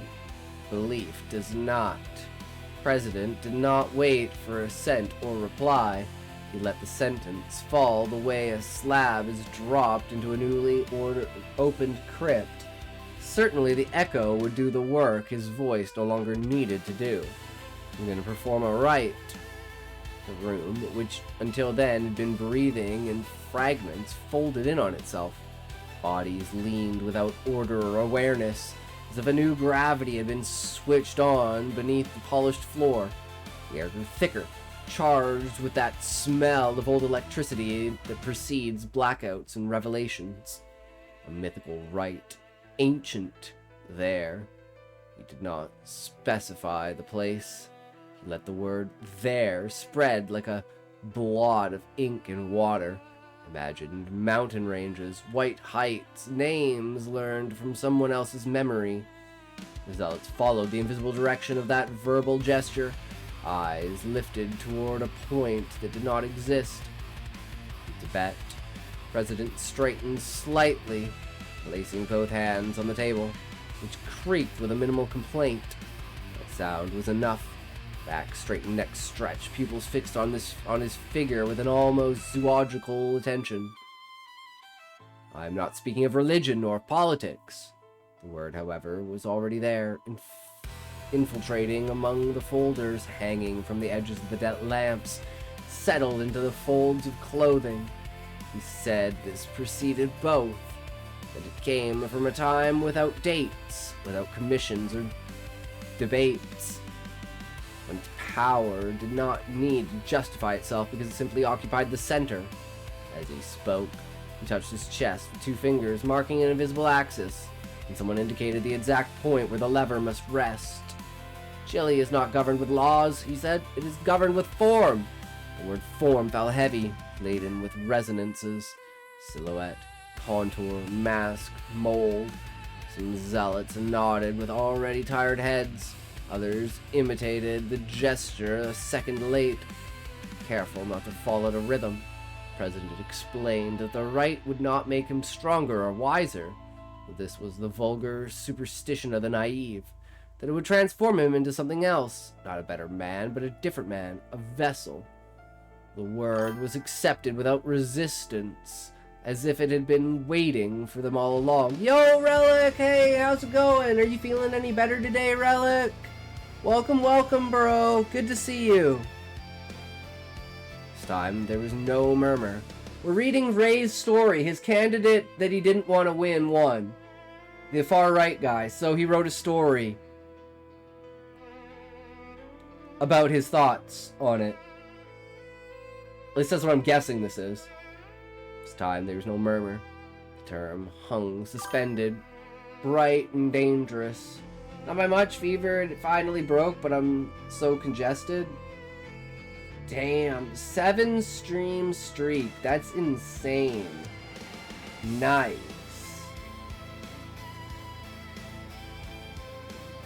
Hell yeah. I'm proud of you, Rel. I'm proud of you, I believe. Just one at a time, guys, one at a time. We'll bring them on board. Next thing you know, I'll have 15 viewers. Basically sat on the couch and watched Law & Order all day. Damn, that sounds epic. That sounds really epic. Other than the feeling like shit. That's a vibe. Yeah. This time there was no murmur. The term hung suspended, bright and dangerous, spoken by him with a naturalness that made it unquestionable. The avatar of Chile. Silence that followed was not rejection, but adjustment. Silence of gears locking into place, of parts ceasing to grind. The most fanatical were no longer entirely there. Their gazes leapt ahead toward mountains they did not know, toward ritual snows, toward ceremonies learned in badly translated fragments. The others were more cautious. Those who still thought in terms of costs and schedules remained for a simpler, older reason. No one wanted to be the first to step outside. Minimal doubt passed through the room, visible only in the slight shifting of a few feet, in the prolonged blink of a pair of eyes. They looked around. They saw bowed heads, half-open mouths, restless hands. They decided to bow as well. The applause did not burst forth. It began as a rubbing, a clumsy dragging sound, something that spreads more from fear of silence than from enthusiasm. The zealots did not look at one another. They looked at him. Of what happened afterwards, there is no continuous account, only remnants. Incomplete reports, crossed invoices, poorly recorded voice messages, crooked photographs. Where height is confused with a focusing error, it is known that they arrived, at least, because there were entire entry records left behind, passport stamps, transfers made in the name of a man did not appear in any reliable registry, and who, nevertheless, according to the accounts in one of the barely intelligible voice messages, answered to every possible name with the same inclination of the head. He was called Yogi, Lama, Guide, Master. He spoke in a broken Spanish mixed with French and Mandarin. Out of fatigue and out of fury, so they say, he learned languages in ports and airports. And he promised what those who do not intend to keep anything always promise. He asked for cash, and it was given to him. Thus he led them toward the summit. The exact itinerary is not known. It is known that they walked for days and weeks. It is known that they carried flags that never flew. It is known that the cold began to discipline their bodies better than any speech by the president. The most enthusiastic were the first to fall silent into a millennial quiet, that the prudent kept walking so as not to be the first to stop. The mountain does not appear under a single name. shows up as sacred on different maps, with incompatible spellings. There, according to what little could be reconstructed, the president spoke. There's no visual record. There's no complete recording, only a text. It was found afterward, typewritten and unsigned, protected inside a plastic folder that proved useless. The paper was damp, letters barely almost intact. This is the only thing that remained of what the press believes was the president's last speech. We are not part of the text is missing. Democratic. We do not believe in democracy. We despise it. We are totalitarian. We are the first and the last. Truly in this world. We will never. We have at our backs. And we will unleash all wars. Just glorious and good. The rest was avalanche. Clean slate. Just as the president would have liked it.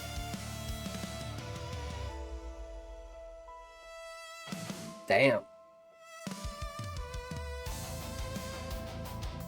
So I have like two outcomes in my mind of this. Is just that package was a bomb and blew the fuck out of everyone.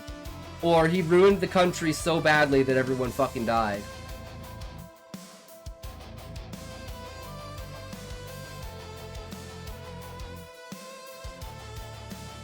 Either way, I don't think either of those are good. But I really enjoyed the story.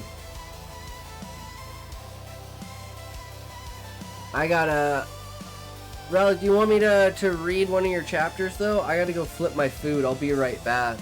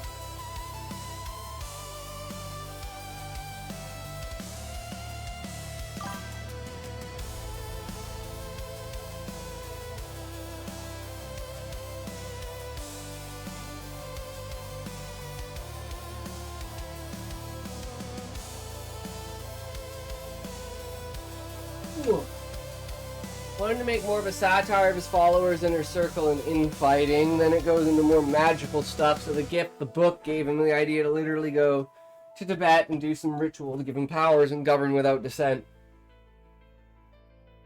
Oh, that's really interesting. I wasn't sure if that was physical meaning or if it was like when he said we're doing this ritual and stuff. I wasn't sure if that was just him like explaining it or it was actually happening. For how insane that dude is, I can see it happening. Chapter did we leave off on 10th March? Chapter 3? It was the chapter where the priest and like the other dude like came to the house and was like freaking out the chick. And then there was like something under the door. An invitation to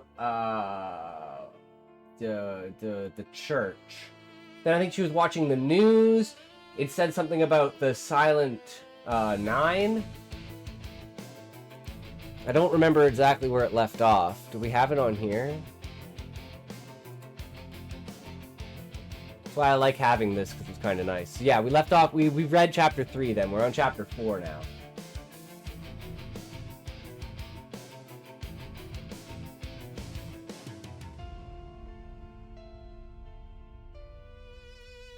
Well, what are his policies, Raymond?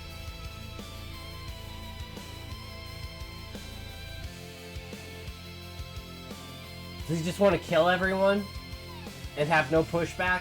And just be, like, literally a dictator? Like Trump said he was gonna be? But Trump was, like, too much of a pussy to be a fucking dictator?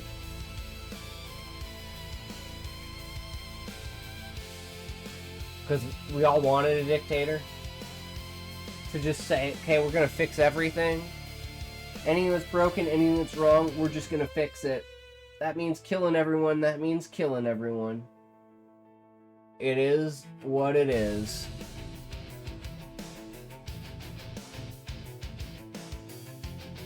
Hey, I'd rather be king of the ashes, right? Always their mentality. I'd rather be king of the ashes. The thing, he keeps backing down on his stuff and lying. Yup, sounds about right. Sounds about right. Doesn't really have a plan. Okay, chapter 4.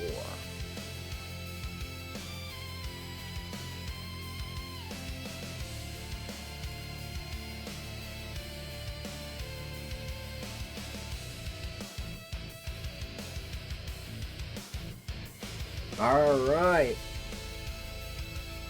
He did say I might get rid of Congress, and that's no bueno. See, now the thing is, when I hear I want to get rid of Congress, all I want out of that is get rid of the people that are currently in Congress. And we're only gonna allow people that are between the ages of 25 and 35 to be in Congress. Because they're the only people who understand what the fuck the country is going to be. And they can't be more retarded than the people that are already there. But the question is, Raymond, see, this is what I always ask. If they were given the power of a king, would they make things better or no? Because I would give someone the power of the king, power of a dictator, if they fixed shit. Because the biggest problem is the bureaucracy and the corruption. So maybe we just need a dictator who's a good guy. Which is where I say we need a benevolent AI ruler. That just does what's best for everybody. Which is take the 2% and get them the fuck out of existence. Out the country. So put them all in New York, and we'll turn New York into Escape from New York. You know? It's already halfway there.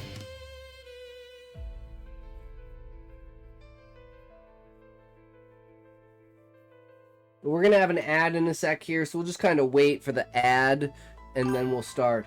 Once came to my town campaigning. He's basically a pastor of a super TV church. Oh, man. He's definitely a demon, Raymond. He's definitely a demon. 100%. He's a demon.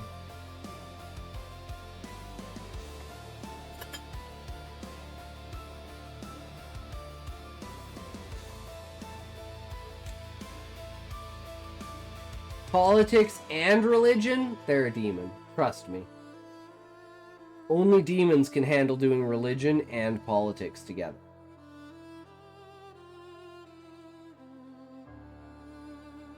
That's why we have the separation of church and state. I like to get political, but Donald Trump is a fucking monster. But the problem is, Relic, this is the problem I think everyone needs to contend with. What happens when the majority wants a monster to rule them?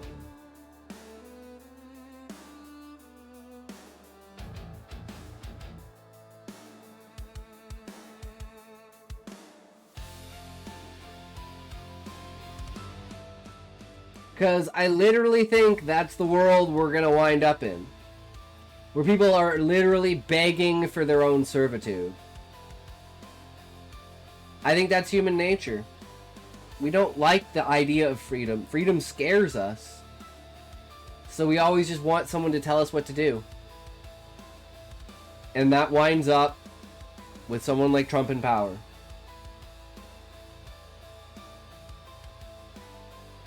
But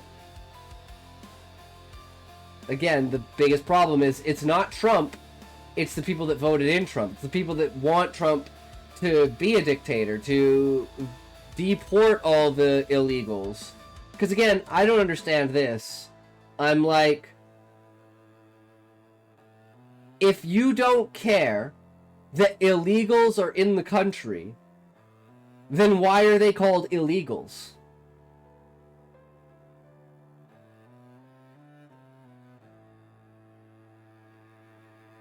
Why are they not called citizens?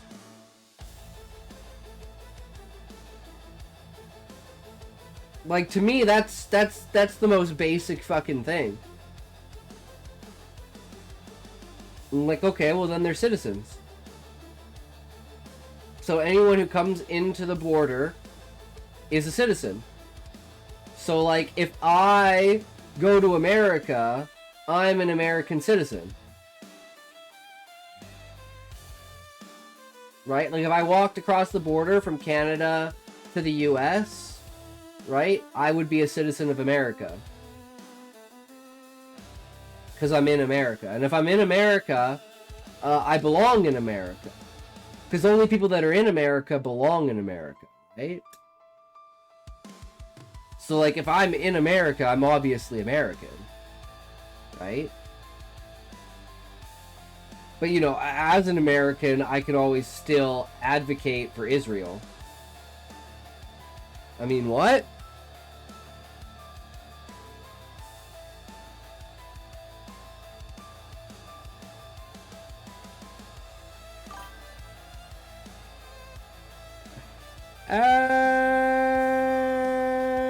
It's coming at ya right now. We got your ads.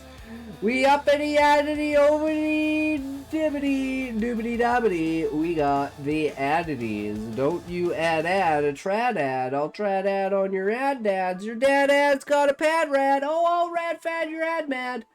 Oh, don't mad ad your rad dad. I'll rad dad your fad pad. Don't fad pad a rad mad bad tad. It's a tad bad rad mad fad. I'll tell you what. Those ads, they put you in a tad rad pad pad mad. Tad rad pad mad fad mad pad pad mad rad rad fad mad pad pad rad fad mad pad pad mad fad mad rad rad pad.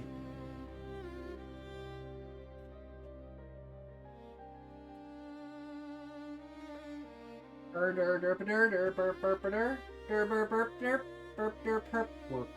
Warp derp burp burp derp nerp nerp warp burp derp burp derp burp burp derp shipper warp burp murder herber der herber ter bur fur murder herber der bur turber der bur turber der fur der mur.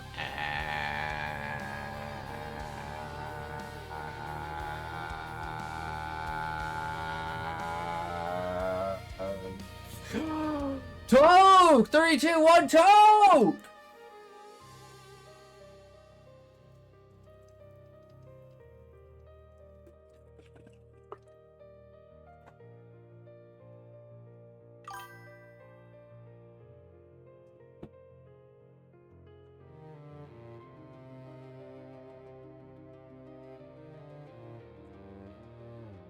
Alright. We back.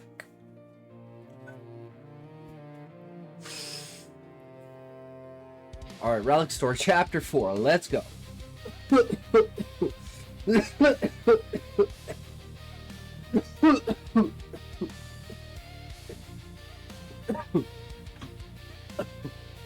In frost, silvered the grass. The morning... Oh. I'm like, why does this look odd? The morning light fell more sterile and warm. Sun hung pale and distant as if it had overslept and was struggling to catch up. Evelyn stood at the stove, absently stirring scrambled eggs in a pan that hissed with quiet pops. The radio whispered soft static between untuned stations. She hadn't bothered finding a clear one. Sometimes the low hiss was better than the silence. Daniel sat in the small kitchen table, legs swinging idly. Milo sprawled across the floor beside him, his head heavy on his paws.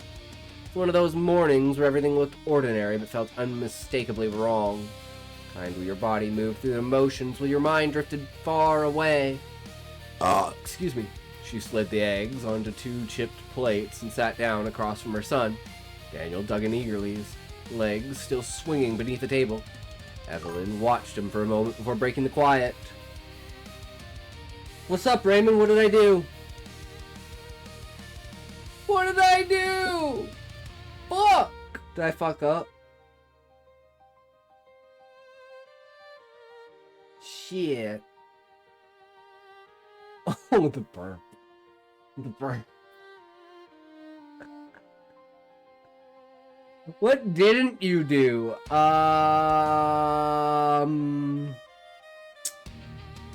Well, if we wait another 20 minutes, it would be burn the house down. How'd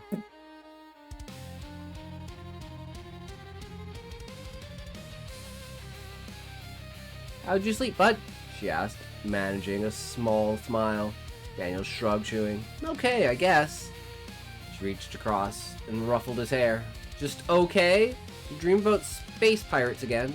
Hint of a grin flickered across his face. No, dinosaurs. Well, I'd take dinosaurs over pirates any day, she said, her voice lightly. He's a liar, you all heard it, he's full of hot air. This is fine. I already said that earlier, Raymond, where it's like the house is burning down and I'm just sitting here in my chair taking a toke, being like, using the flame to like relight my roach, singeing my eyelids, my eyebrows. Mr. Meeseek's hat's already on fire. And just one more pop! Now, if you farted, then you'd be full of shit.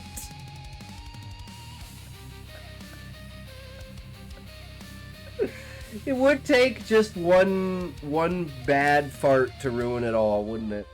Just one bad fart. Damn. Damn, son.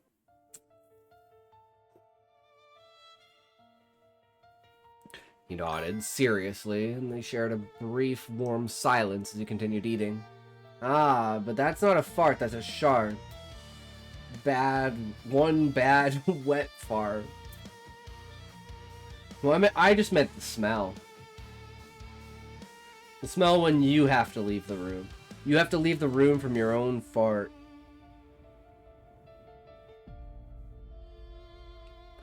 That's the chili for me.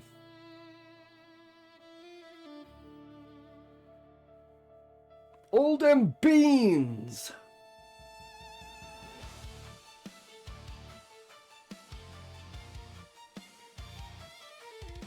Evelyn, he nodded seriously, and they shared a brief, warm silence as he continued eating. Evelyn felt a fragile comfort settle over the kitchen, even if it felt like it could shatter at any moment. After breakfast, she fed Milo the last of the bagged dog food from their move, then rinsed the plates and set them in the drying rack. As she reached for a towel, something in the corner caught her eye. Flyer. One fart to ruin them all, one fart to stain them, one fart to stench them all, and the bowels to drain them. Hell yeah, Sean. Fuck yeah. That goes so hard.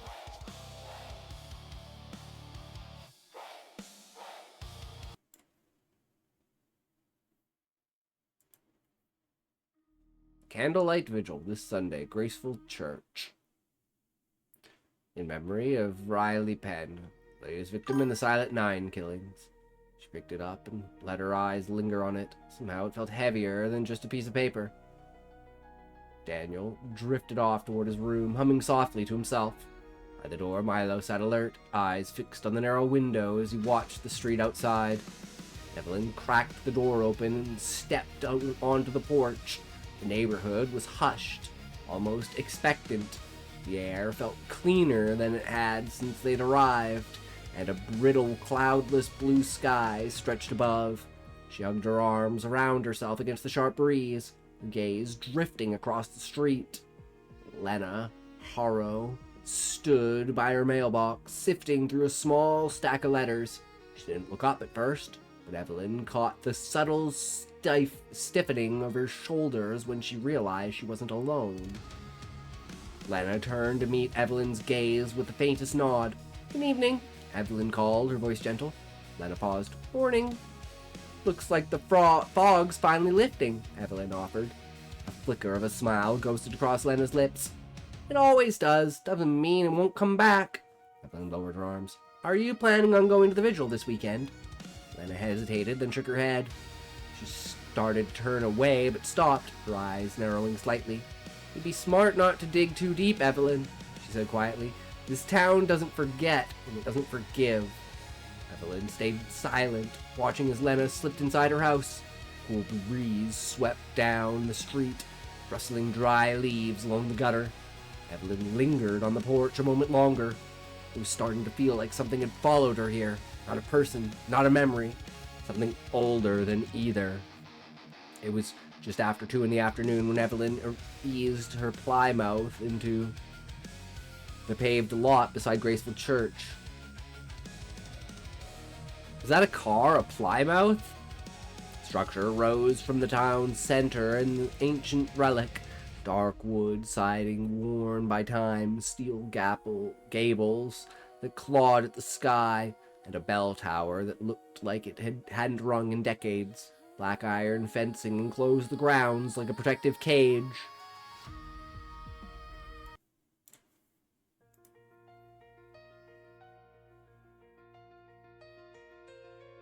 Daniel was at home with a book and a mug of cola, watched it over by Rebecca, the babysitter Evelyn had called before leaving. She needed air and space to think without eyes on her. Evelyn stepped through the open gate, its rusted hinges groaning in protest. Churchyard smelled of wet stone and rotting leaves, kind that had dried, curled, and now crumbled like brittle paper beneath her boots. A lone crow perched atop the bell tower, still as a gargoyle, until it let out a sharp, echoing caw that sliced through the silence like a warning. Yes, Law, it's a Plymouth. It's pronounced Plymouth.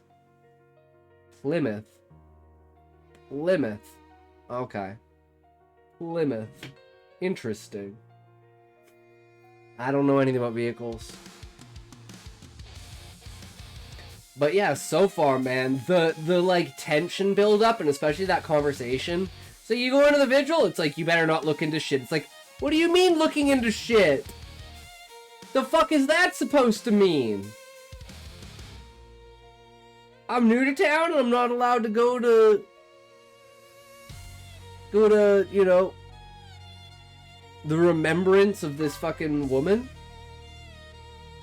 It's like, oh, damn. Why do all of these have vocals on them? Get the fuck out of here.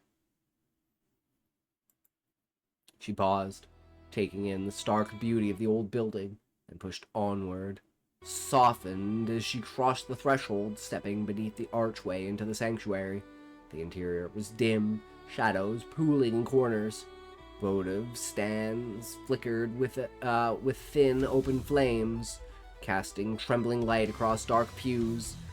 Quiet felt heavy, thick with the weight of old prayers and lingering grief. Like, you can always smell and feel it, and it's like, especially like the description of like the chapel. Like, I lived around like a monastery like that, dude. And like, you could hear the bells that chime like on the hour every hour, like echo across the town and shit. It was crazy. So I get absolute fucking chill vibes from that, because I've been there, done that, in that crazy place.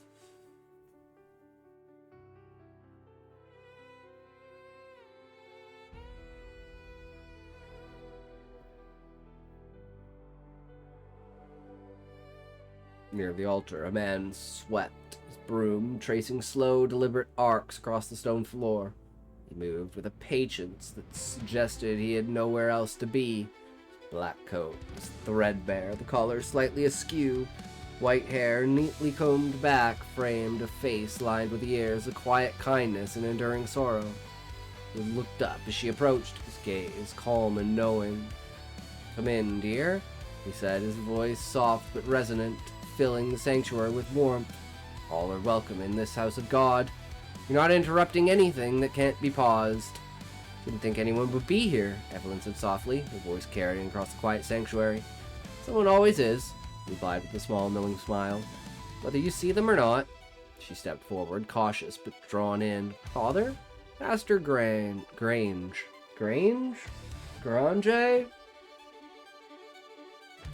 He said softly. His smile didn't widen, but his eyes lit with gentle recognition. "A writer. We don't often get storytellers here. Not the living kind, at least." Evelyn let out a quiet breath, unsure if he was joking.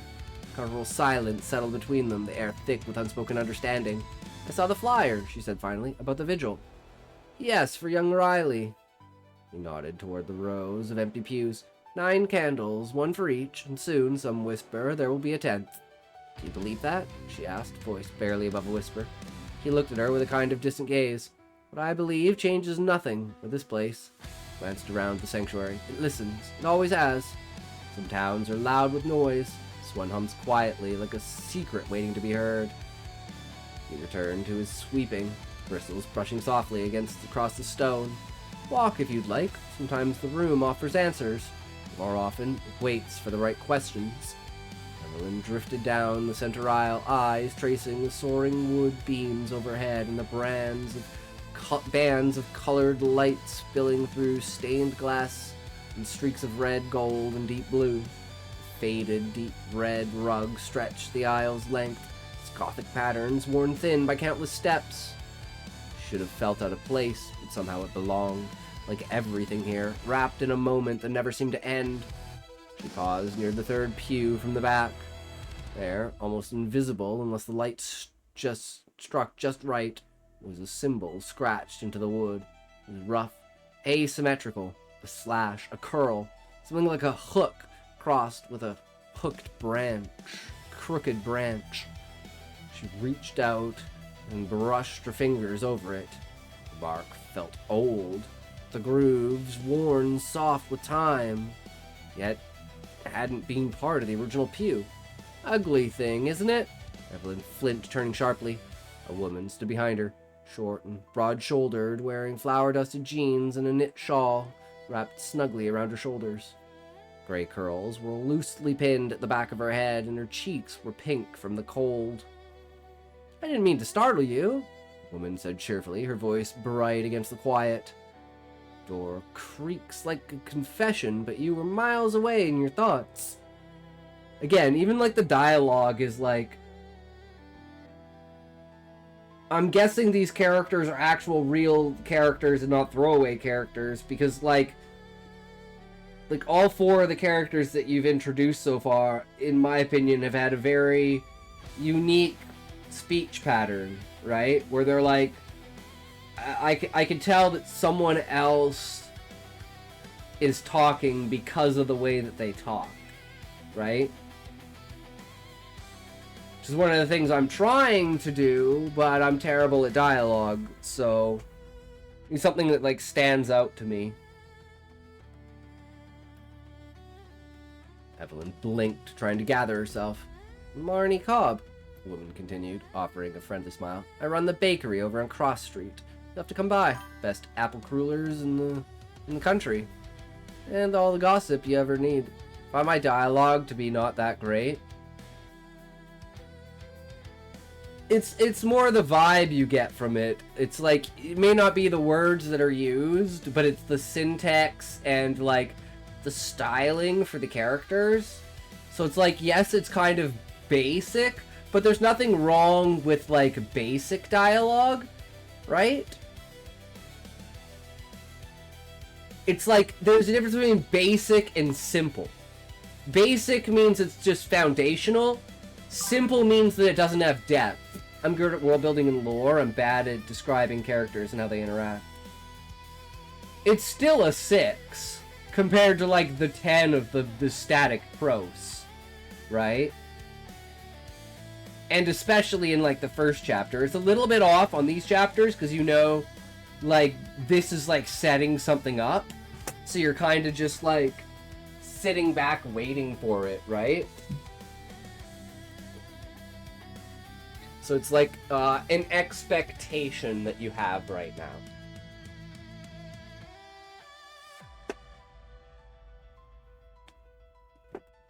And the atmosphere. The atmosphere is absolutely, like, heat. Like, the contrast between things, like, the startling, the fact that you can feel that the character is uncomfortable.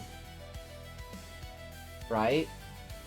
Feels like the character is out of their state of mind, essentially. Which I think is very accurate for the circumstances we're in, right?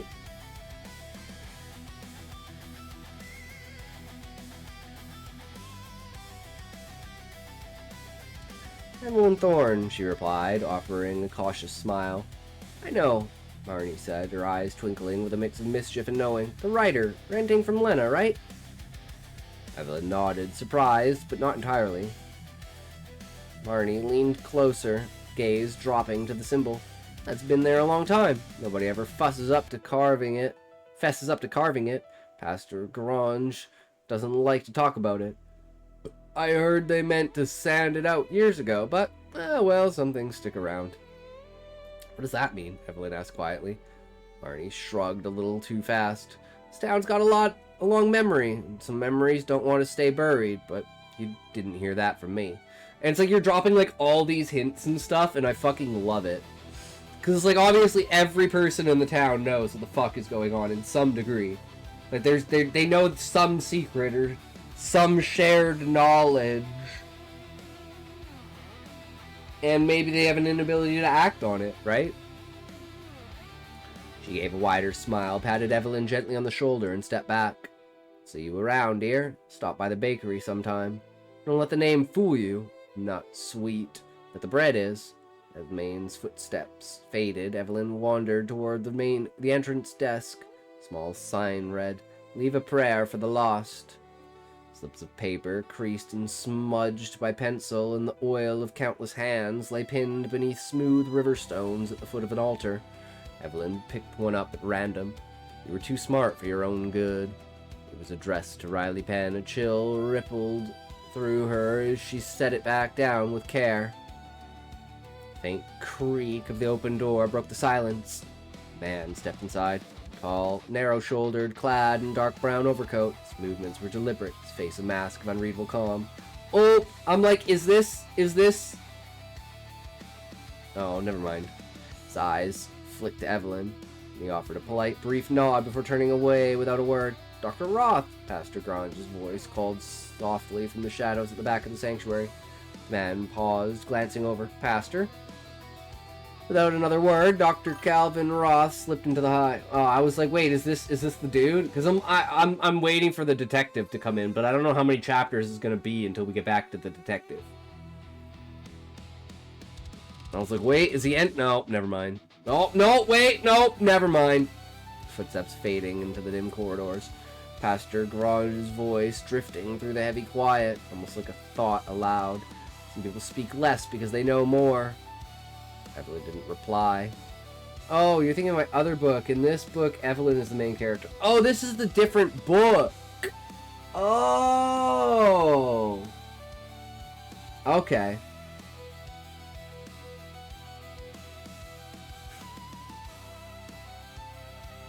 All right. That changes things in my head then. But it's still like a fucked up like town with like cryptids, right? Or is it just like a cult ritual thing? Or is it demonic possession?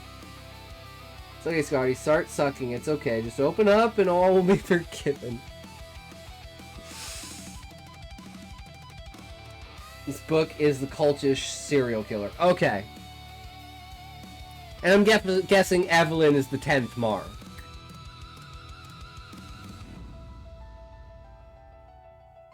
Either that or she's the person who's going to discover it because she's a writer. And she's the one who's gonna, I don't know, and yeah, I don't know, we could, who knows, right? It's obviously the pastor, duh. Everyone knows that. I gotta go grab my food, I'll be right back. Before I do burn the house down. Then I'll have to do a real live stream. Fuck, that would suck.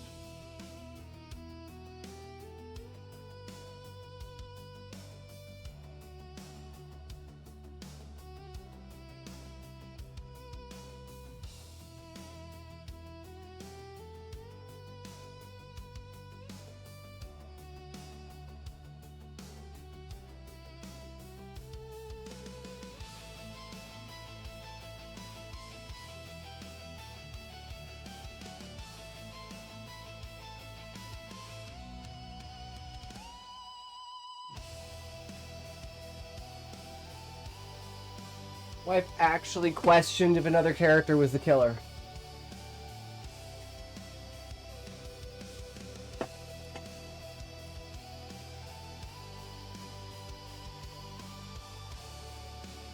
Well, you're just gonna have to read and find out. Wink, wink, nudge, nudge. Evelyn's actually the killer. Oh, what a twist! And she's just been lying the entire time! It started with her husband. He was the first. In another word, Dr. Calvin Roth slipped into the side hall, footsteps fading into the dim corridors. Pastor Grange's voice drifted through the heavy quiet, almost like a thought aloud. Some people speak less because they know more. Evelyn didn't reply. She slipped back into the chill afternoon air and pulled the gate shut behind her with a hollow clang. By the time she reached her street, the sky had sunk into a heavy, dull gray and the wind hissed through bare branches, stirring brittle leaves along the cracked sidewalks, tugged at her coat collar and sent a shiver racing down her spine. She kept her head low, hands buried deep in her pockets. A few blocks from the church, the feeling settled over her. A weight pressing across her shoulders, the prickling certainty that someone was there, just out of sight, watching. She changed course, cut down a narrow side street, boots crunched on scattered gravel, slipped behind the bakery. Its windows dark and cold, circled, approaching Hawthorne Street with from the opposite end, just in case. By the time she stepped into her onto her porch, her keys felt heavy and loud in her hand. Every jangle echoing in the stillness. The air smelled sharply of chimney smoke and damp wood. She paused, breath misting in the frigid air, and scanned the empty street before slipping the key into the lock. Still empty, still silent, but this time it felt quiet in the right way. Inside, Rebecca was helping Daniel stack his books neatly back on his shelf. "He was great," she said with a bright smile. "Didn't even try to sneak extra TV time." "Thanks, Rebecca. Drive safe, okay?" Evelyn replied, her voice soft with gratitude. "I will. See you Sunday?" "Probably," Evelyn said, sharing a small smile. After the door clicked shut behind Rebecca, Evelyn let out a slow breath. Daniel was safe. Milo lay curled near the couch, tail thumping gently every so often. Dinner was simple and warm. Steaming noodles topped with a little butter and herbs filled the kitchen with a comforting aroma. Daniel ate with enthusiasm, his words tumbling out between bites as he excitedly recounted the adventures from his book, eyes bright and animated. Evelyn listened with a quiet smile, nodding along, savoring the small, ordinary moment. Across the table, Milo lay with his head resting on Daniel's foot, his tail giving an occasional slow wag. He didn't beg, only sighed contentedly now and then, happy just to be near them. Soft clink of forks and the gentle rise and fall of Daniel's voice filled the cozy kitchen. A brief pocket of peace that felt like it could last forever. Just before 8 p.m., Evelyn stood at the sink, warm water rushing over her hands when a sudden sharp crack split the quiet like a gunshot. Glass. She froze, breath caught in her throat. The sound had come from the front of the house. Slowly, she set the dish aside, wiping her wet hands on a towel that felt too thin, too small. Every creak of the floor beneath her feet seemed deafening as she crept into the darkened hallway. She leaned forward, heart hammering in her ears, and peered through the peephole. Nothing. Only the empty porch, still and silent. She slipped to the window, careful to stay in the shadows, and peeled back the curtain just enough to see. Under the cold glare of the street lamp, shards of glass glittered across the pavement like frost. Her car's passenger side window had been punched through, gaping black and jagged, silent gleaming wound in the night. She grabbed the phone and Sheriff Pike's card from the side table, fingers trembling as she dialed. She was warned that there would be people trying to fuck with her. He answered on the second ring, voice brisk. Pike, it's Evelyn Thorne. Someone smashed... Oh, for fuck's sake. Bad ads, bad ads! Bad ads, tad ads, trad ads, bad tad ads, bad ads! Bad nad, tad ads, trad nads, trad nad, ad ads, bad nads, tad, bad nad, ad ads! Tad rad, ad ads, bad rad, tad nad, ads mad! Ads mad, tad rad, muffad ads. It's a dad ad with muffad. Don't dabble in the ad ads when you dad ad. I'll add dad when you fad rad. It's a mad pad when we do the dad bad. It's an ad. It's an ad. We all know it. It's an ad.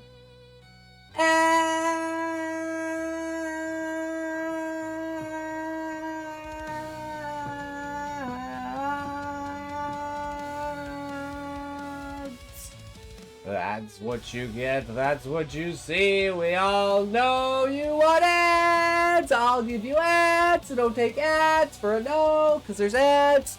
I'll add to your ads, don't add to my dad's. Oh, it's an ad, rad, pad, bad, fad, dad, bad.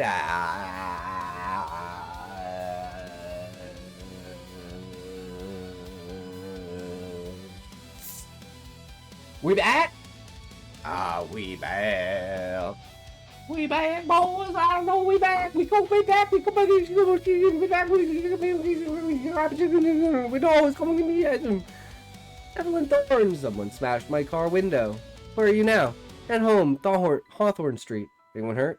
No, she said, voice low. But I think I was followed home earlier. Rustle of muffled voices came through the line. Radios clipped commands. I'm on my way, Pike said firmly. Stay inside, keep the doors locked. She hung up and turned to find Daniel peeking around the hallway corner, his eyes wide. Mom? It's okay, she soothed, forcing a calm smile. Go back to your room, stay with Milo.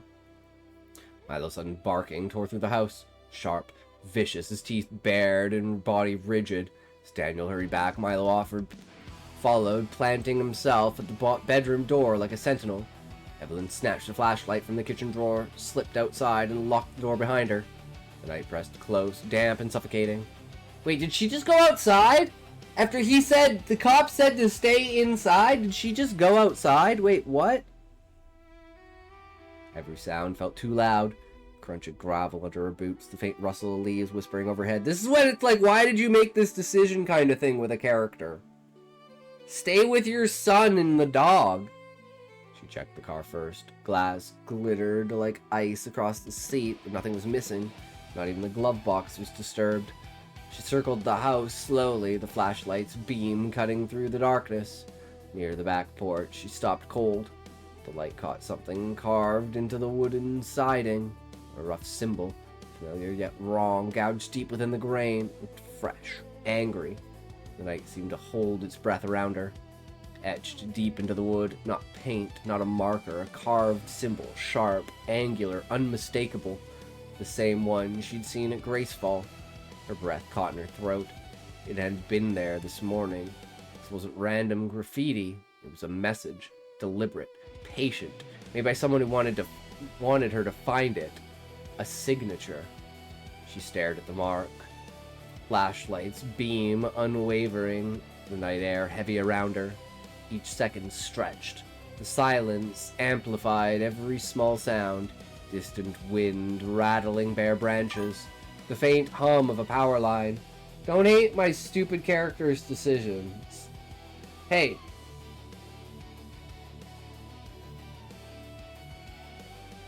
It is what it is. Finally, she forced herself to turn away and step back inside, locking the door with trembling hands. Philo stood waiting in the hall, hackles still raised. She sank into the nearest chair, eyes flicking to the window every few seconds, and began to wait for Sheriff Pike. Lol, it's meant to push the story forward. Maybe she notices something? Like, maybe she's looking out the window and she notices the carving, and that causes her to go outside? But I feel like why did she go outside? Oh, the dog starts growling. Okay, perfect time to go outside and leave my kid inside.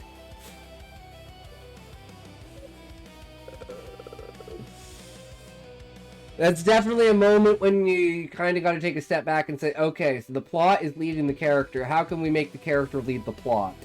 Okay, well, let's have the character notice something on the porch, which causes them to go outside. Scotty hates my book, at Callie. Shit, now you're both gonna gang up on me for hating both of your books. Oh shit, I mean what? Oops. I didn't say that. I didn't say I hated both of your books, Callie. I meant all three. I mean what? No, I didn't say that. Don't clip it, guys. Don't clip it. He'll never be able to see it. She sank into the nearest chair, eyes flicking to the window every few seconds, and began to wait for the Sheriff Pike. Inside, Daniel was sitting on his bed. Philo curled protectively at the doorway, ears alert. Uninstall, unfriend, unsub, unfollow, undiscord, on everything! Just uninstall you saying to me, uninstall my story from your PC. Just uninstall my story and never ever put it back on your PC. Like, refund your $0 Kindle of my book, fucker. I want nothing to do with you. Me sitting in the corner crying.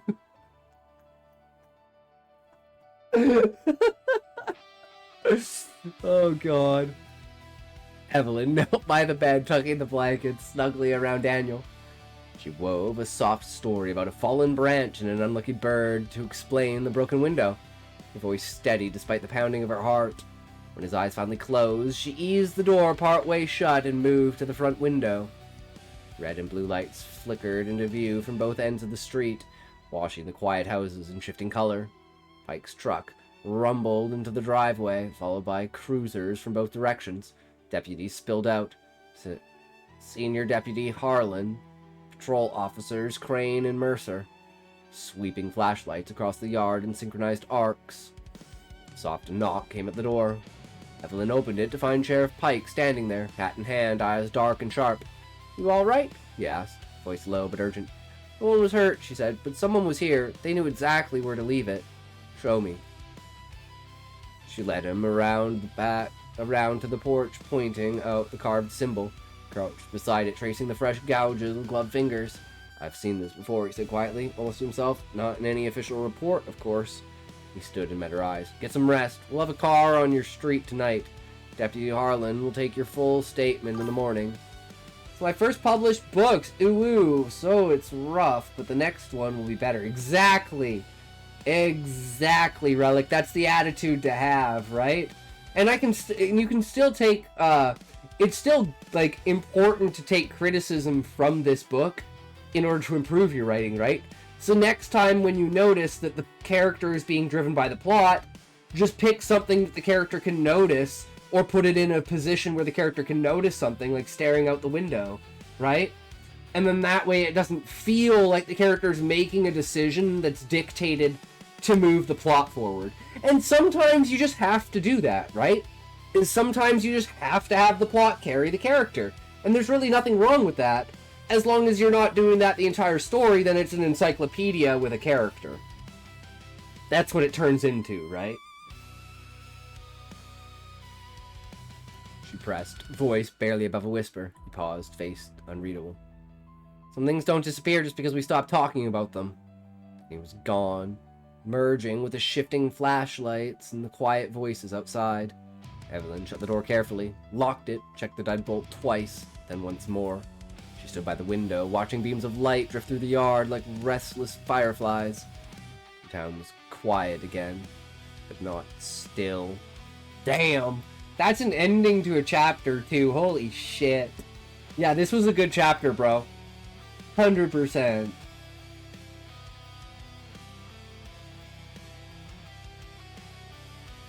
The symbol is like, because I'm guessing like everyone that's died has been marked by the symbol.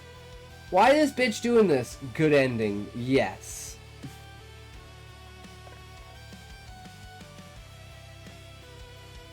Exactly. You can't win on all fronts, right? But it is what it is. It's still damn powerful. And, like, you're like, okay, these people know more than what they're saying. And it's like, in a minimal amount of dialogue, you get to get the maximum amount of, like, things. You're like, all of these characters know something. You hear that? I got a good ending for a chapter. Hell yeah, that's what it's all about. Unlike me over here, I can't even end a fucking short story well. Speaking of the one we're going to write today, although we may not actually write it because we're kind of running out of time if I want to play some Path of Exile. We still got a Mao, so we'll see. I mean, you're a short story, so... True, Relic! It's like the 30-second rule, right? You can last more than 30 seconds, you're a man, so obviously I'm not. I mean, what? Alright, so we got a Joe Scott video here. You're not crazy, the bugs are disappearing. I've always asked this question. Is it just the bugs disappearing, or is it over time bugs have realized, like, due to the nature of where roads are and stuff, just roads have just cleared bugs in those areas over time, and the bugs have kind of, like, adapted? Or is there actually a global significant drop in actual bug, like, insect population that's, like, you know, statistical? So we're gonna find the answer to that.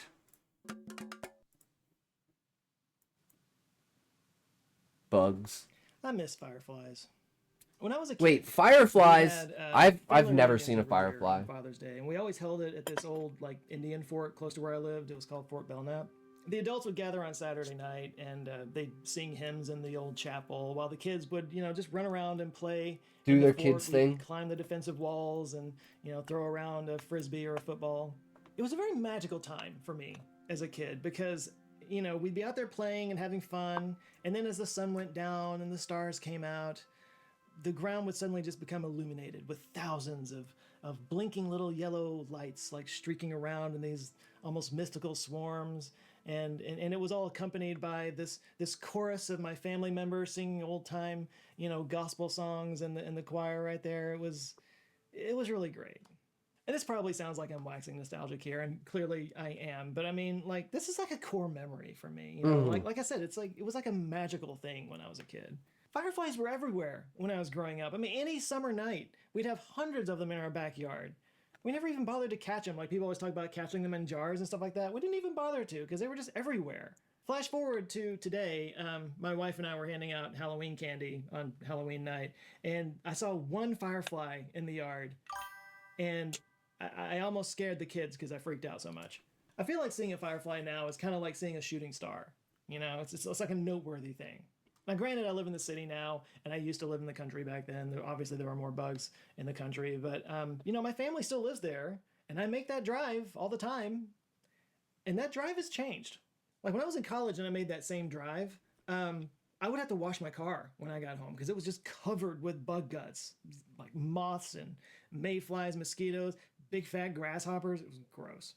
But nowadays, Now it's not a I thing. mean, I get a handful of dead bugs on there, but nothing like it used to be. I'm sure many of you have probably had a similar experience, and you maybe even thought it was a good thing. Well, it's It not. is not. You're Not not at crazy. all. Bug populations have been declining, like all around the world, in alarming numbers. So much so that researchers have started calling it the Bug bug apocalypse. Yep. The story I just told is anecdotal, and I'm sure many of you have had a similar experience. I'm sure many of you are sharing that experience in the comments right now. But it's not just anecdotal, and it's not just the stories that people are telling. It is true. Bugs have been vanishing for a while now, and the numbers are kind of crazy. Like in Germany, they have these insect reserves, kind of like animal reserves, but for insects, where they actually like track the insects and the numbers and whatnot, and they've seen a 75% drop in less than 30 years. The number of beetles has dropped by 83% here in the US in the last 45 years. In Puerto Rico, insect biomass has dropped 60-fold over the last 50 years. And I'm not just talking about in the cities, I mean in like protected areas like those German reserves that I was talking about. Those are pretty far away from human influence. It's estimated that insect biomass declines by 1 to 2% every single year. Dr. David Wagner thinks that that's actually too low, telling The Guardian, quote, "Now I would say that 2% is happening in some areas, and we're seeing some places threatened by climate change or urbanization or agriculture get as high as 5% decline per year." The journal Ecology published a study that found that the number of flying insects declined by an average of 6.6% annually over 15 years. That's almost a 73% drop in the population. You want more scary stats? Here's one more scary stat. The Bumblebee Conservation Trust in the UK found in 2024 that it was the worst year for bumblebees since they began recording their numbers. It showed that on average, 24 bee species in Great Britain declined by 22.5%.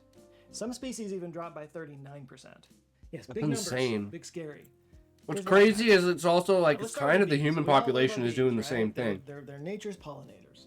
But bees Not aren't by the those only numbers, but pollinators out there. There's in 50 butterflies, years, ants, beetles, due to even the birth rate, we're going to be at like wasps. They're all 6 doing the hard billion work of people. pollinating more than 80% of the world's flowering Instead of plants. 8. Plants that give us things like fruit, vegetables, nuts, spices. Which everyone thinks Coffee, China's actually lying about their numbers, and China's not as populated Pollinators. as it is. Huge Not having conspiracy pollinating theory over insects that. would just be There's only beyond like devastating. And it's not just about our food supply, but also like the economy. 800,000 Like, or there was a 800 study from million people 2012 that estimated that the economic value of insect pollination was $34 in billion. China. Not just like in the U.S. Those was are it some very 1.8 underpaid or bees. 1.4 They billion, need to unionize.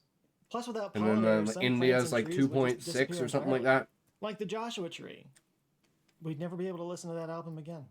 But no, really, the Joshua tree relies on the yucca moth in order to reproduce. And the moth also depends on the tree, so it's got a symbiosis there. Another example is the fig tree that relies on the fig wasp to reproduce, and vice versa. The fig wasp leaves its eggs in the figs, which is why I can't eat figs anymore. I can't. Fig Newtons, more like dead unborn wasp Newtons. They're still yummy. Yeah. I mean, not to even mention the predators that rely on Nutri-Grain. insect populations to survive. Losing bugs would destroy entire ecosystems. Like, you might have heard the story about the wolves in Yellowstone. Yeah, so in 1995, they reintroduced wolves to Yellowstone after being gone for like 70 years. There was a very good reason for this. They did it because in the absence of the wolves, the elk population exploded, which sounds great for the elk, right? The problem is all these elk would overgraze the park's lower valleys, meaning like mice and rabbits didn't have vegetation to hide under, and then they were eaten by coyotes. Also, grizzly bears had no berries to feed on, and they get very angry with no berries. So they reintroduced the wolves, and the elk kind of changed their behavior. They avoided certain parts of the park where they might be trapped, like the valleys and the gorges. Those areas started to regrow pretty quickly. The trees recovered because they weren't being eaten or rubbed on by the elk. Flowers and shrubs increased in that same area. This caused more birds to come into the park, along with more bees and other pollinators. Cascading that the birds would effect. eat. But here's the part that really blows my mind, and you might have heard about this, but reintroducing these wolves literally changed the flow of the Yellowstone River. Because the Yellowstone River was the main water source for all these elks, and so they would gather there, and this would like erode the riverbanks because there were so many elk standing on the riverbanks. Just like with the And then once all beaver, those elk were making gone, the there was less rivers feel like erosion, that. and this stabilized the erosion. river, and it kind of changed the flow of it. Some of the sections narrowed, some pools formed, fish and water insects, increased in numbers, and a more diverse habitat was created. The insects also play a role in what they call biological control. So that's when natural methods are used to stop invasive species or pests that destroy crops. Take, for example, the flower fly. It's a pollinator, but also a natural enemy of aphids, which suck the sap out of plants. So they both pollinate and protect the plants. Biological control. Then there's the minute pirate bug. They're only pirates for a minute, apparently. If you're a leafhopper or an aphid or a mite, you better batten down the hatches, because the minute pirate bug will make you walk the plank by eating you. Is that metaphor work? There's also the Japanese kudzu bug. Get in my mouth! Kudzu plants and keeps it from spreading Plant everywhere. could be the tongue. Kudzu bugs also eat soy plants, though, which isn't so great. So the bugs are dying. They're very important. What's causing this?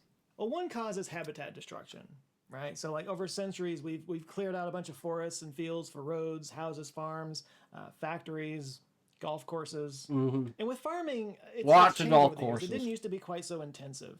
This kind of created a patchwork of habitats like hay meadows and fields full of weeds that the insects could gravitate toward.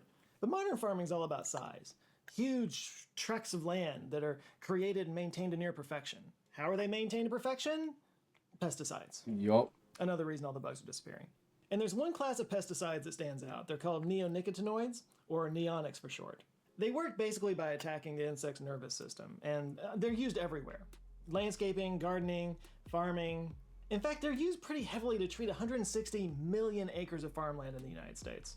They first came into use in the 80s, and the problem is they don't really leave the soil. They remain in the soil over the years, so they compound over time. What this means is that U.S. farmlands are now up to 48 times more toxic to insects than 40 years ago.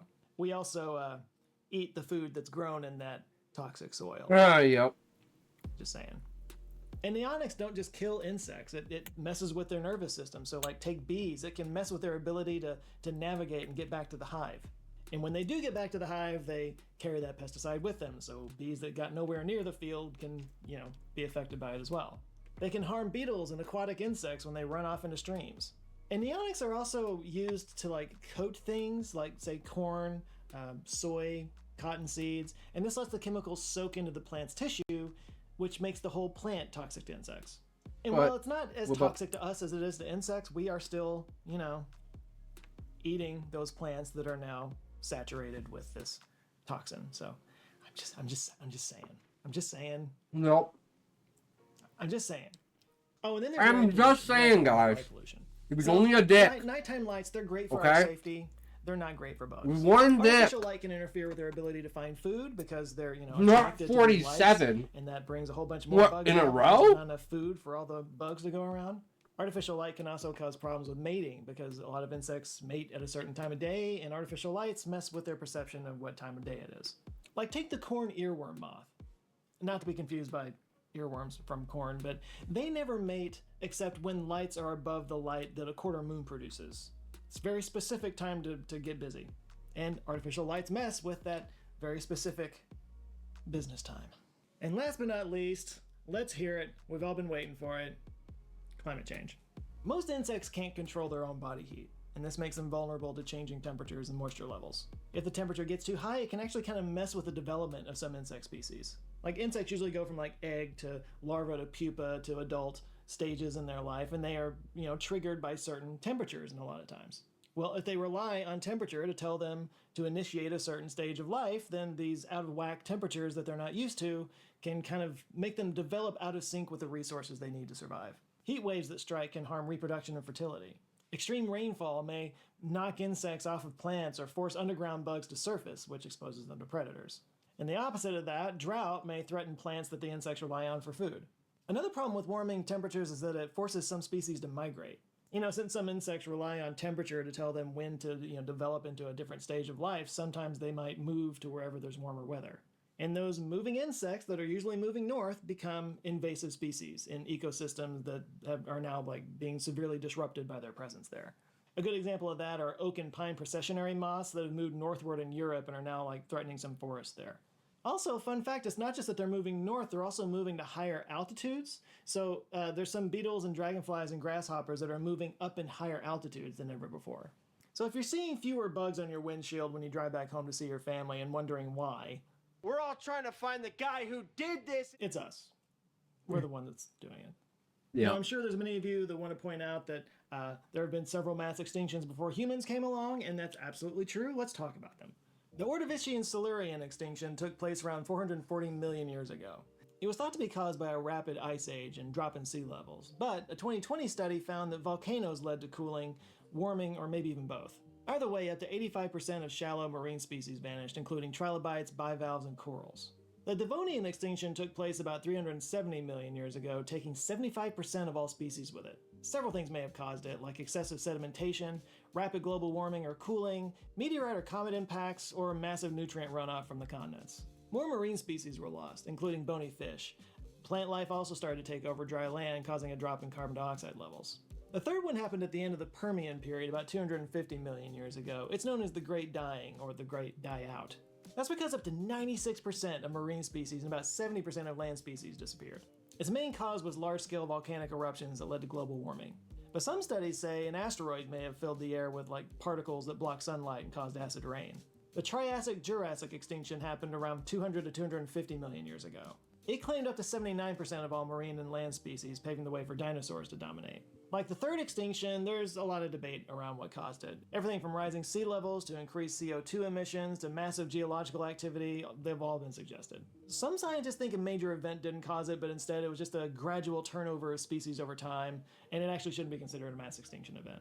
The Cretaceous-Paleogene extinction event took place around 65 million years ago. This is the best known one, the Chicxulub impact that killed all the dinosaurs. But up to 76% of all species died during this event. So that's 5 mass extinctions, and some scientists say we are in the middle of a 6th extinction due to things like climate change and habitat loss, due to us, basically. Now, if you're wondering how the numbers of the 6th extinction that we may be going through right now, how that compares to the ones that I just talked about, a 2023 study found that 73 genera, not species, genera of land-dwelling vertebrates have gone extinct since 1500. Birds were the most lost, with 44 genus extinctions, followed by mammals, amphibians, and reptiles. In fact, the current rate of vertebrate genus extinction is 35 times the rate over the last million years. It's been supposed that if it wasn't for human influence, Earth would have only lost maybe 2 genera during that time. Over 500 years, human actions have caused genus extinctions that usually would have taken about 18,000 years. Which, that's the thing that always gets me when people talk about, yes, the climate has always changed, there's always been mass extinctions and that kind of thing. The problem is that things are now happening in, centuries that used to take thousands upon thousands of years. It's just happening far more quickly now. So that's the argument for a 6th mass extinction. But a study earlier this year proposes that maybe it doesn't quite qualify as an extinction event. Yes, biodiversity is declining, but not quite at a rate that is approaching a mass extinction event. That's usually defined by a loss of 75% of all species over a geological timeline. The study's author said in a statement, quote, "We found instead that extinctions of genera are very rare across plants and animals, and that they are mostly of genera found only on islands, and that those extinctions actually slowed down over the last 100 years instead of rapidly accelerating." So maybe we're actually not in a 6th mass extinction. Or maybe we are. There's a debate. But what we do know is that there are a lot of insect species that are vanishing.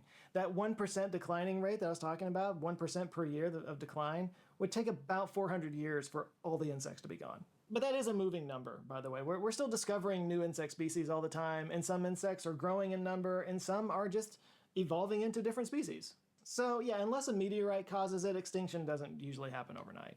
It might slow down, it might speed up, it might go backwards because of environmental changes and conservation efforts that we're actually making. But let's just say that all the bugs do disappear, whether it's 400 years from now or 100 years from now. Could we survive? Maybe. Probably not. Even if we found a way to grow and pollinate crops without insects, we still have to deal with all the other ecosystems collapsing. Insects play a vital role in almost every food chain. Without them, most amphibians and reptiles and almost half of all bird species would vanish completely because they just have nothing to eat. As E.O. Wilson once said, quote, If all mankind were to disappear, the world would regenerate back to the rich state of equilibrium that existed 10,000 years ago. If insects were to vanish, the environment would collapse into chaos. But look, it's not all doom and gloom. Some insects are actually thriving and living their best lives. For example, the ringlet butterfly in the UK. Warm weather has actually helped them to spread to new areas, and they've increased in number by more than 100% over the last 50 years. So it's not always a case of just insects dying out, it's just, insects changing. Whatever that move is. Conservation efforts are also helping insects survive. Like the Prague Zoo is part of an international effort to create better living conditions for a specific insect called the Lord Howe Island stick insect, which was thought to be extinct for more than 80 years. Efforts like this are important, and it's just one of many ways that can help head off the bug apocalypse. And there are things that you can do too. Things like grow native plants, convert your lawn into a natural habitat, reduce pesticide use, limit your use of exterior. They walk around, these little reduce beetle sulfur guys runoff walk from around washing the house cars and all the building fucking exteriors. time. Tell others the positive traits of insects. Become an advocate for insect conservation. And get involved in local politics, support science, and vote. That last one is good for reasons other than just insects. So, the point of this video is not to panic, not to doom and gloom, but to just, be aware and love the bugs that love you. I can tell you one place that's got a lot of bugs still, and that's far north Canada. Yeah, remember how I was saying that the bugs are traveling north to escape the heat? Yeah, I got to see that firsthand last year when I traveled to far north Canada. I was there for the oldest and newest places on Earth documentary. Yeah, the oldest rocks are part of the Canadian Shield. And they're out in the middle of nowhere. And I was warned that the bugs are for real out there. And I did prepare for it. I did not prepare enough. Yeah, not only did I get eaten alive by mosquitoes, which I did, but I also got attacked by these little black flies, which are basically like flying ticks. Yeah, and they just fucking out of your skin when you pull them off of you. They're awful. Oh, and there were also these little hoverflies that looked exactly like wasps. They were perfectly harmless. They didn't sting or bite or anything, but they looked just like wasps. And they would fly up in my face, and every single time it happened, my central nervous system would just short out. So at the time that I'm recording this, we're putting the very final touches on the documentary. It's really close. I'm getting excited about it. But it should be going up on Nebula in the next month or so. It's going to live there exclusively for a while. It will eventually wind up on YouTube, but there's supplemental stuff, interview footage, outtakes, little bits that got cut and whatnot. That will live on Nebula and only on Nebula. You won't be able to see that anywhere else ever. Nebula is, of course, a streaming platform where I post all my videos early and ad-free and with extra content that you can't see on YouTube. And Nebula is where a whole bunch of other thoughtful creators do the exact same thing on top of original and exclusive projects that let us stretch our talents and do bigger and better things. Things like traveling to the oldest and newest places on Earth to get a better idea of how the Earth was formed, how it continues to reshape itself, the insane scale of deep time, and our tiny little place in the middle of it. This is a documentary that I've been working on for 4 years now. We finally got a chance to take the journey last year, and I'm incredibly happy with how this thing is coming out, and I can't wait for you guys to see it. So if you want to be one of the first people to see it, just go to nebula.tv/Joe Scott. You can get 50% off your annual subscription, which is more than we usually do. It gets down to $30 a year, just $2.50 a month. Or you can gift a subscription, should you need a last-minute gift idea. Nebula's great. There's a million other awesome things to see on there, and it helps support the channel. And it's the only place you'll be able to see this documentary, which I honestly think, is the best thing I've ever done. So, take a look at the link down below. True. See you over there. Alright, thank you guys so much for watching. Please do like and share this video if you liked it. And if this is your first time here, welcome. I'm glad to see you. You can go check out this video that Google thinks that you'll like, and any of the others that might be on the little sidebar. And if you like them, I do invite you to subscribe. I come back with videos pretty much every week. Big thanks to the Answer Files on Patreon and the channel members who help keep the lights on around here. If you're looking for something to read, my book is still available on Amazon, The Book of Mysteries, The Last Smarter Book of Mysteries. Links down below. But until next time, go check out Joe Scott. He is freaking awesome. Stay safe, and I'll see you guys next time. Love you guys. Take care. True. All right. And now we got the Hidden Moral Code. And then we're probably going to play some Path of Exile for a little bit. Hi, I'm John Matthew Fox of Book Fox. I'm an editor who helps authors write better books through coaching and through courses. So for this video, I'm drawing inspiration from two sources. One would be John Gardner's On Moral Fiction, and he argues that true art is by its very nature moral. And then the other source is John Truby, The Anatomy of Story. And he has a whole section in that book that talks about how morality can influence your plot. But ultimately, I read and thought about this for a long time, and then I created this structure to help you use morality to craft your book. Let's get started with number one. show the central moral issue of your story. So it's a great idea to start your book, and I'm talking about like the very first Racism. scene, with introducing the Racism. Hey guys, we passed the first test because the first scene in the book is literally a guy trying to prove, like, the leadership trying to prove to people that it's like it doesn't matter who's underneath the mask. The only problem is, yes, it does matter who's underneath the mask, and they kill the guy. They're like, fuck the Lamia, we don't want Beastman up in our fucking shit. It's like, but he's been, like, your biggest, most, like, your biggest dude. Like, your guy that you've all advocated for. And it's like, well, we didn't know he was a Lamia. Fuck him. It's like, oh my fucking god. Even in this situation, it's like, you know, taking it to the extremes, right? Where we've proven to you that this character or this person can do the job, and it has nothing to do with race, and they still make it everything about race.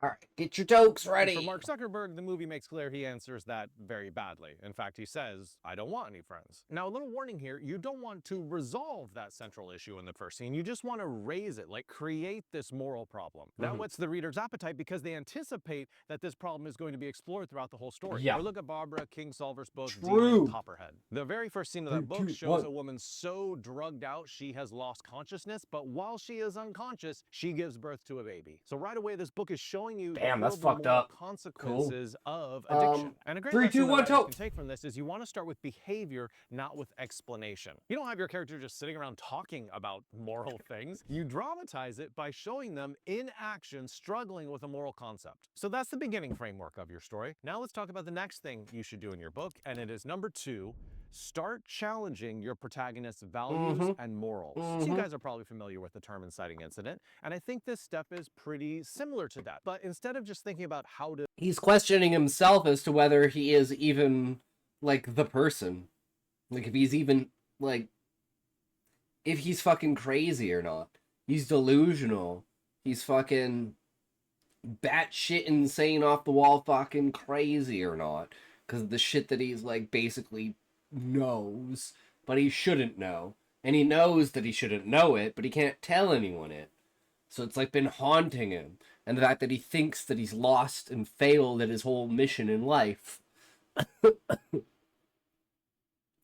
Get action in your story right from the beginning, or how to get conflict, I'm encouraging you to think about He has to leave behind everything that he loves in order to go and search the world. How their morality is being challenged in some way. Let's look at V.E. Schwab's The Invisible Life of Addie LaRue. Listen, Addie is a good girl, but she is threatened with an arranged marriage. Obviously, she wants to avoid this at all costs. So what does she do? She makes a deal with the devil. Use this scene to contrast what the character believes with what they actually do under pressure. If you'd asked Addie before this whole arranged marriage thing, oh, do you want to make a deal with the devil? She would have said, no, thank you. But a lot... Yeah, if you asked Tusai, would you go against the government? He would have said, well, if the government wasn't doing what the people wanted, then yes, I'd go against the government, because if at the end of the day, the government is for the people. And now he's looking at this saying, oh, fuck, the people don't mean anything. The government is everything. Like, it's such an illusion in the way that it's constructed, right? And he's like, fuck. Protagonists think they know their moral code until they come up against something that challenges it, and then they change. And then he's like, okay, well, I can't stand up to the monarchy, so I have to leave. And he has to run away. Right off the Another bat, example would be straight into the rogue bottom from Matt McCarthy. 15. Anytime they meet another survivor, they have to be wary, like, oh, is this guy a cannibal who wants to kill us and eat us? So on one hand, they want to be the good guys who help strangers, but then on the other hand, that kind of traditional morality ends up getting you killed in this post-apocalyptic wasteland. Now, for your book, I would recommend making the morally questionable choice the only way forward for your protagonist. It invites all sorts of delicious possibilities. He has to If you go need into more the help with your bottom novel, 15 and basically find people that will smuggle him out of the tree. That's the new idea I've been having of how does Husai get out of the tree? There has to be something that's like because before it was like maybe him being charged with murder is in the background, but now maybe it's something that's like in the foreground where it's like after this inciting incident, it's like, oh, this has all been incited by the Adventurers Guild, by Husai. Here's him making sure that no one can complete the 100-year quest, and it's him killing Torg. And he's like, well, shit, fuck. Okay, well, I don't know what to do now. And I think that's a way better start to it, because it immediately says, hey, by the way, you're fucked. And it's a reason. Husai doesn't want the 100-year quest to be completed, because that's the final goal and the final outcome of the Adventurers Guild. Without the 100-year quest, is there even really an Adventurers Guild? Because the entire world has been explored already. The only final frontier is the 100-year quest, as far as they know. But yeah. So I've been thinking about that for a different, like, how the beginning of the book works, and then it takes Husai into the bottom 15, and of course he finds, like, the first people he meets up with are the Warriors of Light in the bottom 15. And that's the only place they can go inside of the tree, and if anyone recognized who they were or knew who they were, but for some reason Husai kind of has an idea of who they were, but he doesn't realize that they're Warriors of Light. He just thinks that, oh yeah, shit, they're probably descendants of the monarchy in some way. Like some sort of small sign or something like that that can indicate it. Two ways to help you. One would be BookFox Academy, which is 10 self-guided courses. It'll take you through the entire process of writing your novel. And then the second choice would be my mentorship program, which is BookFox Lab, where you get weekly feedback on your work, where you meet with mentors regularly, where you get weekly craft. I have been considering, if we get enough people together, of taking this program to see if it's actually worth it. And then giving you guys the insight on it. One of those I did it so you didn't have to. Show your protagonist moving from moral weakness to moral strength. Look, your character has some sort of... From weakness to strength and morality. Well... This one's a little bit harder. What is Husai's weakness in morality?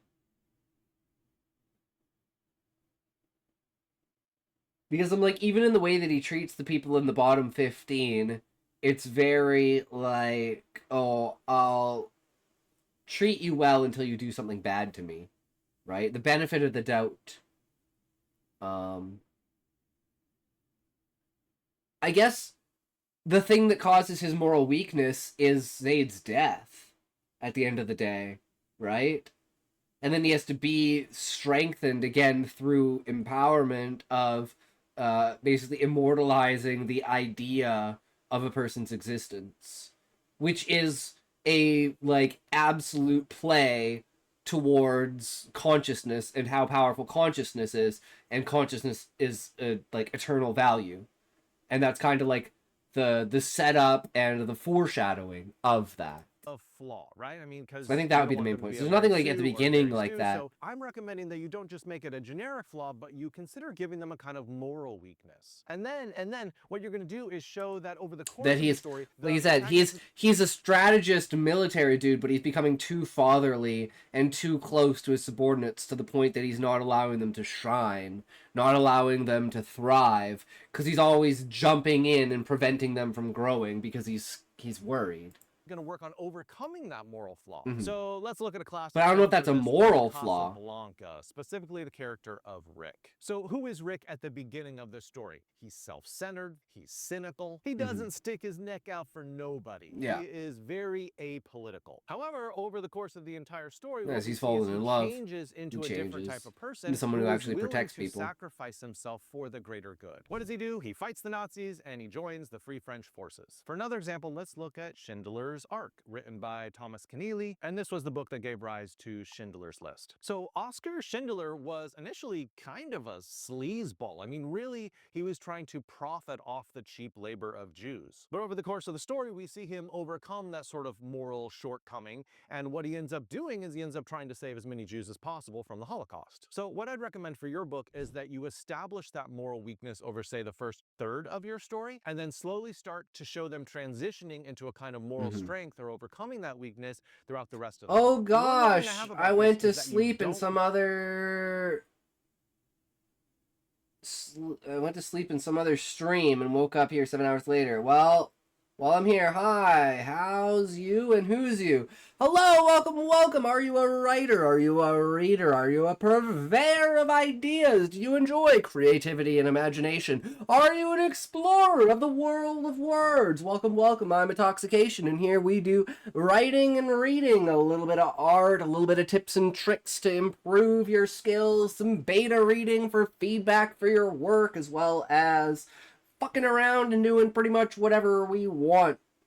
But yeah, welcome, welcome. I'm guessing you came from Hellish Mist's stream, because he raided me earlier. That would be my guess, but I don't know if you came from someone else's stream who raided from there. But always good to have another one in here. We are watching currently, this channel is called Book Fox, and we are doing the hidden moral code behind every best-selling novel. And basically I treat these like a checklist. So for this one, show your protagonist moving from a moral weakness to a moral strength. Yeah, that would be the one. Hell yeah. Hellish is fucking epic. So in his second book, I have a cult that's like, basically they're against cooking and any form of like, basically it's like take veganism to like the extreme, where it's like you can't do anything to plants, you can't do anything to like, animals, like, to the point where, like, they just starve to death and die. But they're, like, extreme fanatics to the point that, like, they blackmail people into indoctrination by basically coercing them into doing things, and then they keep just, like, expanding their reach. And they're basically trying to... Their whole philosophy is basically, if you die from hunger, you go to heaven. And it's just this, like, random cult that's kind of trying to take over, and you gotta be very careful about it, because they put you in very morally, questionably ambiguous places, and then slowly but surely press you further and further until they have so much blackmail on you. You just have to do what they say. And that's basically the premise of it. Super excited to see how he works that in. But yeah, for this, it's moral weakness to moral strength. The main moral weakness of Husai, I guess, is nice. Yeah. Let's see.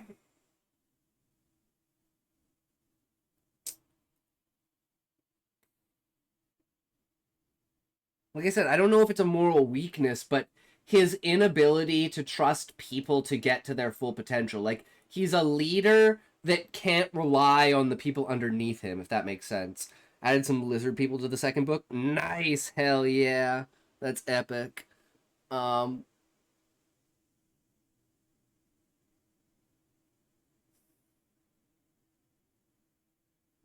Maybe it could have to do with the Beastman. So, he's an advocate that all... And this could be like a psychological moral weakness, right?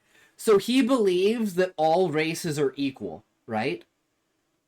But he's the only human in the entire book.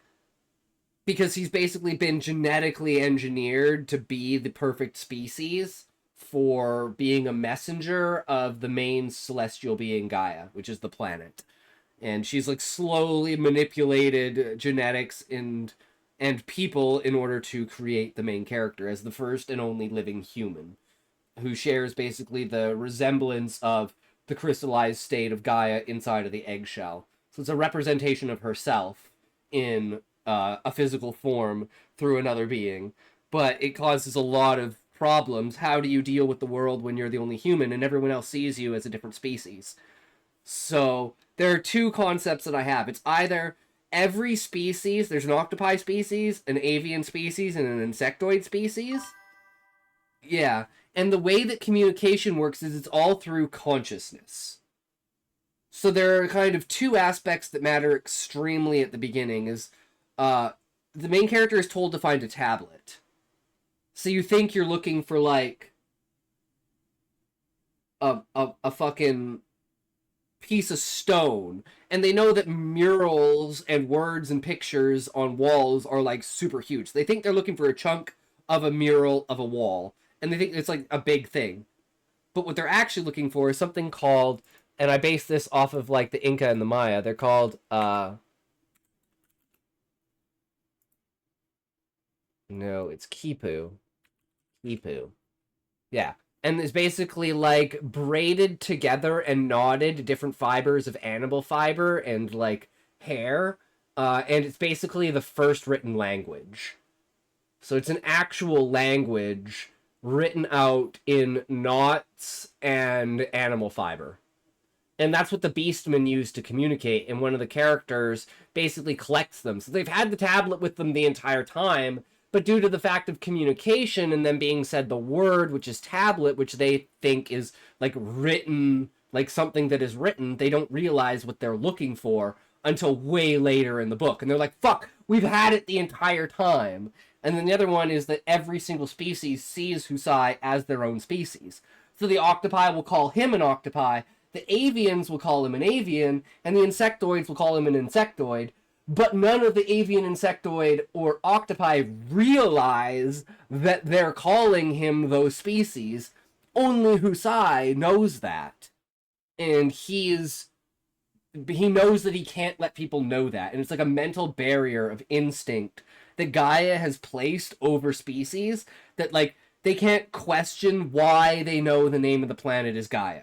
They can't question why all of the species can communicate with, like, a universal language. It's, like, a mental block that makes it them unable to consciously understand the concept behind it. So Husai repeatedly tries to tell people this, and they just can't get it. And they just blank over it and then, like, forget it, like someone erased their fucking memory. And it pisses him the fuck off.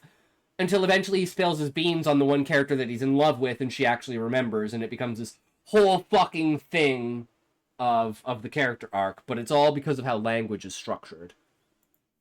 Want to skip the cost. It also means I don't have to worry about different languages in the book, so it solves the problem, which is how it started, and then it turned into that. Decision has to cost your character an enormous amount. Okay, yeah. So now we're the moral decision is because he doesn't trust people, he's not bringing his assistant along with him, his apprentice. And in doing so, he gets, because he doesn't want his apprentice to die. So he's like, I'm not bringing with you because I know that a Beastman War is going to break out and we're going to be stuck in the thick of it, and I don't want you to be there to die.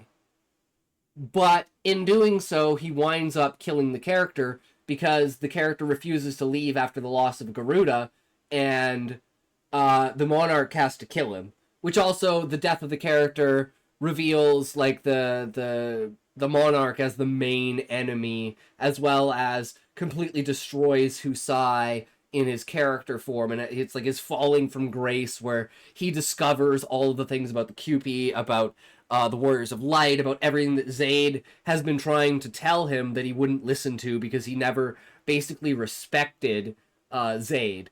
And it's this kind of thing of being like in a position of power and not respecting the individuality and ability of your own oversight for people underneath you to see the holes in your vision, because you don't, like, because you're looking at the greater picture, you can't see the cracks in between, but the people that are on a smaller level can. And it's a huge part of the formation of Husai's character, is learning to work as a team with the people underneath him instead of as like a dictator, right?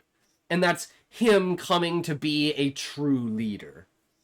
of your story. And I think a good step for this stage of the story is number 4, create a moral dilemma. Moral dilemmas are absolutely fantastic because it forces your hero. And another thing, it's about his psychological perspective towards species and the beastmen being less than human in a way, because they're kind of like children on a cognitive level of like consciousness. So they can't basically express themselves beyond that. Like, they can't understand high-level complex. You're doing real nice. Well, I mean, that's my biggest thing. I'm like, I look at all these things and I go, well, the best thing you can do is when you're trying to learn to do something, and all of the things that you're trying to learn to do are things that you already do, or you never noticed that you did them, but you still do them. And this is one thing I always say to Callie, is like, he's very poetic and ambiguous in his writing. So there's points and times at certain points where you just have to straight out say what the fuck is going on. And he does that naturally over the course of the story at, like, literally key pivotal points without even realizing that he's doing it, because that's just how he feels the story should be. And I think that's the ultimate way to be with your creation, is you almost have to let the story itself carry you.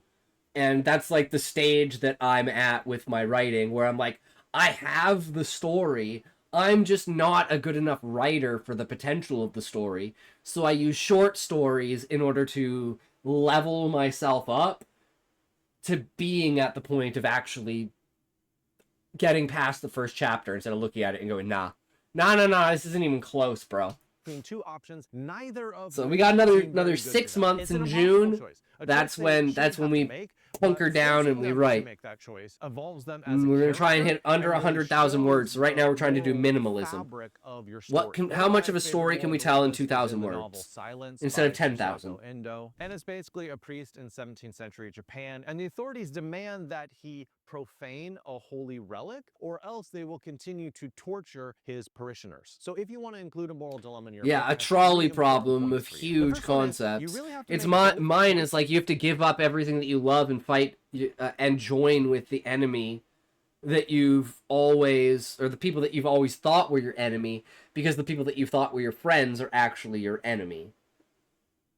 Sounds cliche until you look at the deeper nuances of it, and it's like, okay, yeah, that's kind of fucked up, but it totally works, right? It's like, it's like cliches are cliches because they work. But the difference is putting your own unique twist on it so that it takes people 2 or 3 levels of depth of thought before they get to the point of realizing that it's a cliche. It's like, oh, now that I actually think about it, yeah, that is a really big cliche, but it's like hidden under all this nuance. Make both choices legitimate. Yeah, do you join with the Beastmen and go against all of your people, or do you break away from the politics of the tree and rally all of the adventurers together? And Husai's actual decision at the end of the day is to rally all of the adventurers against the Beastmen, even though he's pretty sure the Beastmen are in the right. But that, just because you know that the enemy is in the right, doesn't mean that you can just give up the battle and let everyone that you love die. And that's where it becomes this massive, what's the word? Not smorgasbord. Goulash.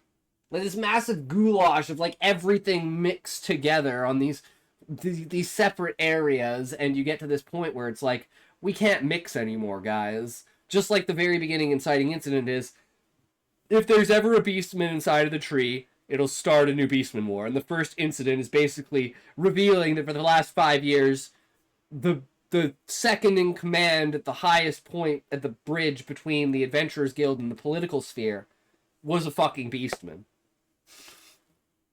Seem like legitimate options. So it's like Husai knows how crazy and fanatical people inside the tree are. And the main party of power that has come to power through Husai's like like advocation is let's let everyone be equal. Thank you for following LisaArt7. I hope you are enjoying the stream less than 4 less than 3 plus 1. Thank you for the follow. I really appreciate it. Hope you are enjoying the conversation. But yeah, and from there, it's like you have to think what is the highest point for the character to go when you know that at the end of the day, the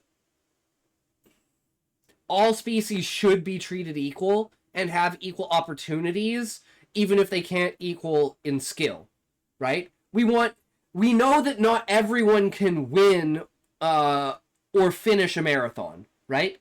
But everyone should be allowed to start the marathon. We shouldn't be like, hey, you don't have legs, you can't start the marathon. It'll be like, hey, at least I'll try, right? See how far I can get pulling with my arms or jumping on my ass or some shit like that. I want to at least try, right? It's like eliminating that gatekeeping of social status that's tied to specific race. In this case, octopi are considered extremely high on social status, not only because only female octopi can be voted in to be the concubines of the viceroy and the monarch, thus making them the political rulers, and the viceroy and the monarch are the military rulers. And this keeps the balance. I need to go to breakfast, but thank you. No worries. Enjoy the rest of your night. Thanks, or rest of your day. Thanks for hanging out. Enjoy your breakfast. I hope you'll be back. We stream every single day at the same time. So, hope to see you again. Enjoy.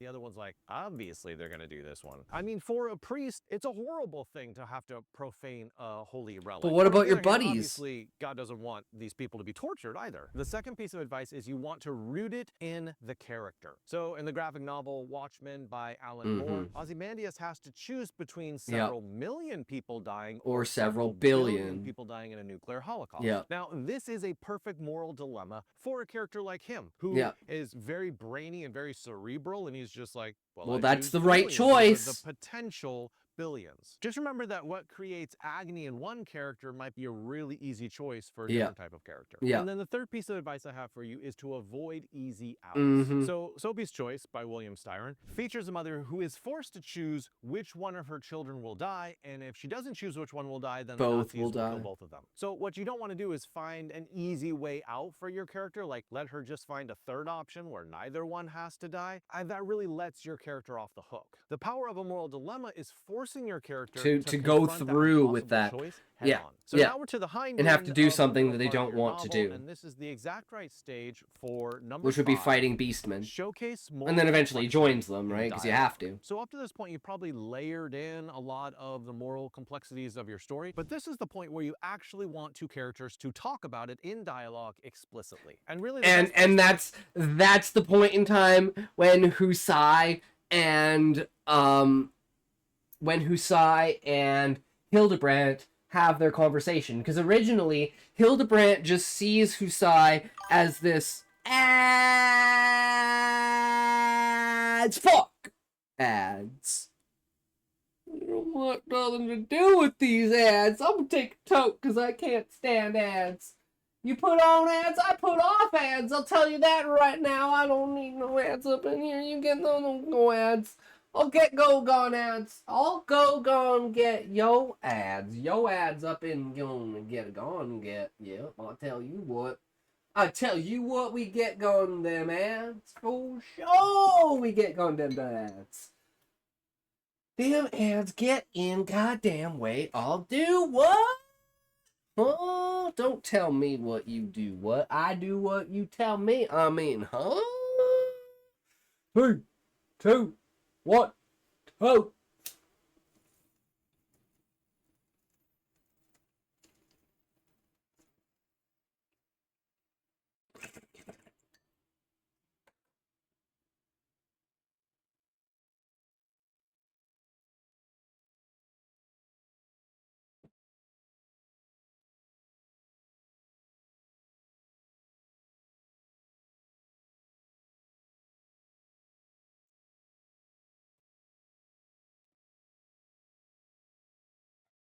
Come on, ads. Let's get out of the ads. I forgot what I was saying.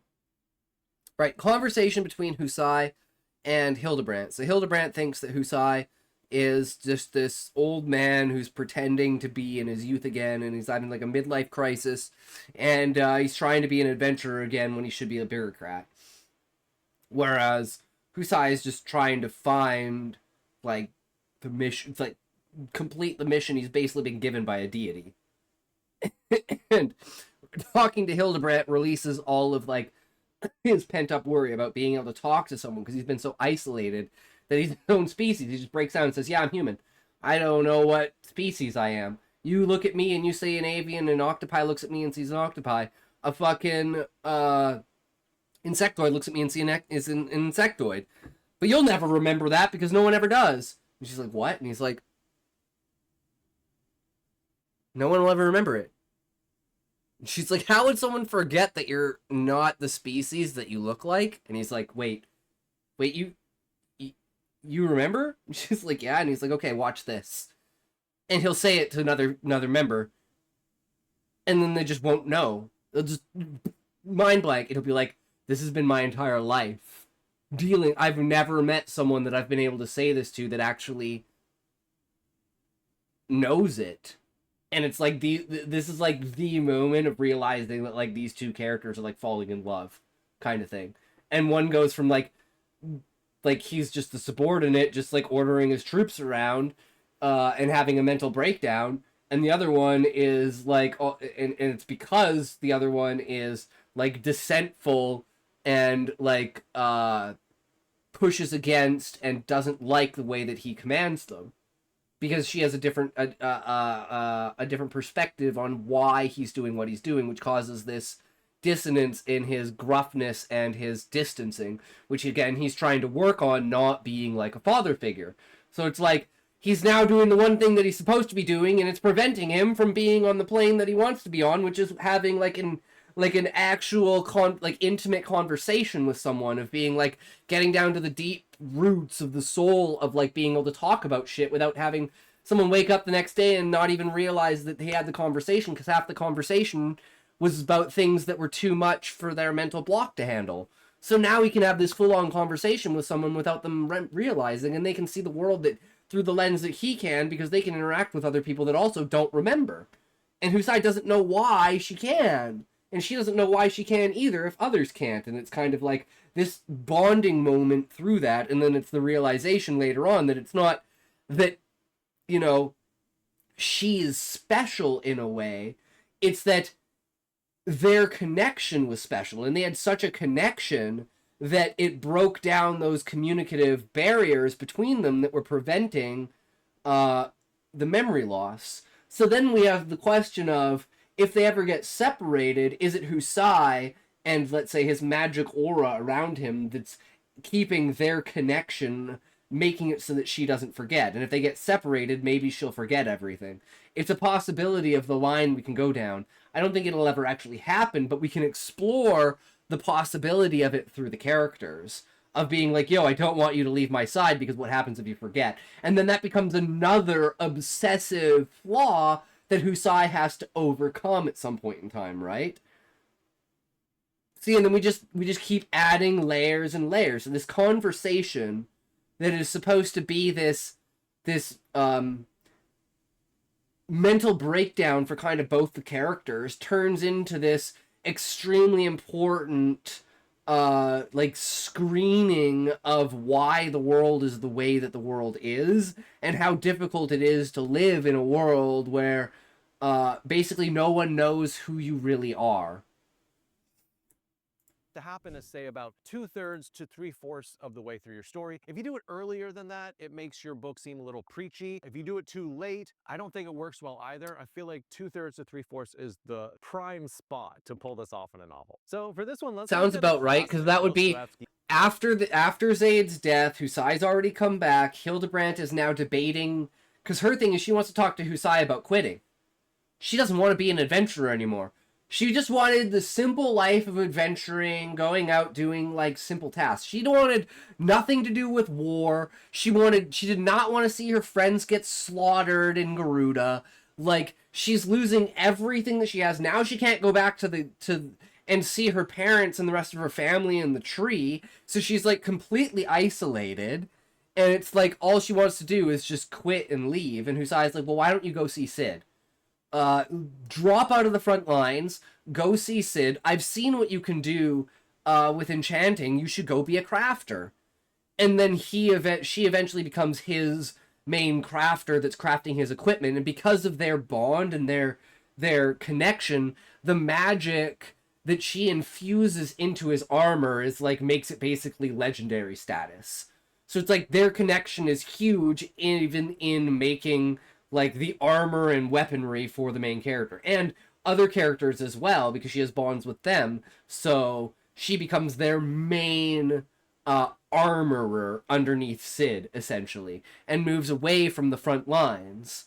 And it's all of this happens through this conversation. Crime and punishment. So there's a whole conversation between Raskolnikov and Sonya where basically they are debating whether some people are above morality. Basically, did he have the right to kill his landlady? Now, Raskolnikov basically says, I have the right to transgress for a higher purpose. And Sonya very vehemently says, nope. No, you don't. You have gone over to the devil. So in your book, what you want to do is make sure that each character in the novel has a very different approach to the central moral question. Yeah. In Dostoevsky, Raskolnikov has a very Nietzschean view of morals, like, I am the Ubermensch, who is above any sort of morality. And Sonya has a very Christian view of morality. Now, the danger of a dialogue-heavy section like this is that you create a straw man, where you're not really accurately representing what one side would actually say. You want to give both sides the best possible arguments that they could possibly make. Okay, now we are almost to the climax, not quite, but almost there with step number 6, which is the hero takes dubious moral steps to defeat the antagonist. Teaming up with the enemy, the people that, but then again, it's like learning about the truth and everything like that. But still, you know, confronting the demons of the past.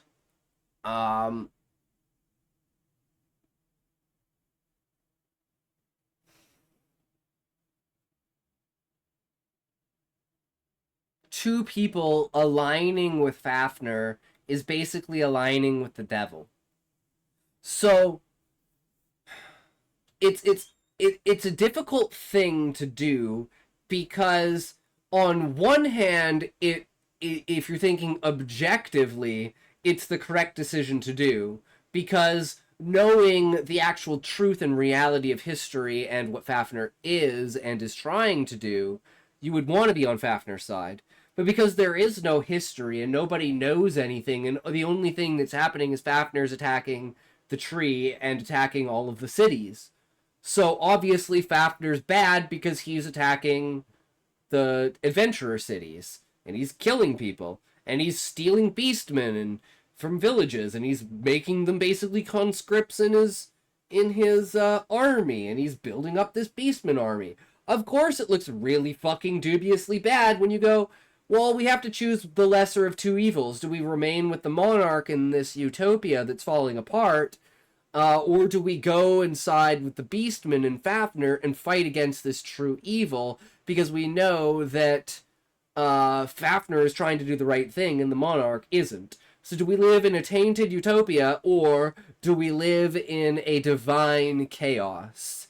And that's always the moral dilemma that you're faced in, is living under the rule of a dictator in a utopia better than having no resources and freedom? And it's a very hard coin to toss. But when you think you can dictate yourself the outcome and dishelve someone from that utopia and claim the utopia in order to return it to the utopia that it was, but then you got to look back on the bottom 15 and everything like that, and it's like the dark side of the Adventurers Guild and stuff like that. Like there is very much a ambiguity to the approach of morality in a world where survival is pitted against your morality. So at this point, you're trying to create a little bit of a moral breakdown in your protagonist. They want to win so badly that the ends justify the means. Yeah. And so they're willing to basically, and this would be, they're willing to use the enemy of their the weapon of their enemy that caused the catastrophe to begin with, which is the emerald weapon, or the diamond weapon in this case, because it's the emerald, sapphire, and ruby weapon combined to create the diamond weapon. And the diamond weapon is the weapon that pulled the moon out of the sky, which caused the tree to grow because it's the consciousness of the moon. But it was the monarch's nuclear option in destroying the beastmen, because he wants to wipe out the beastmen. That's his ultimate goal, because he only wants high-level intelligent species. And he needed to facilitate the increase of the avians and the insectoids in order to, you know, basically win against or hold back the beastmen until he created the diamond weapon, and then he only wanted to use the diamond weapon when it wasn't enough.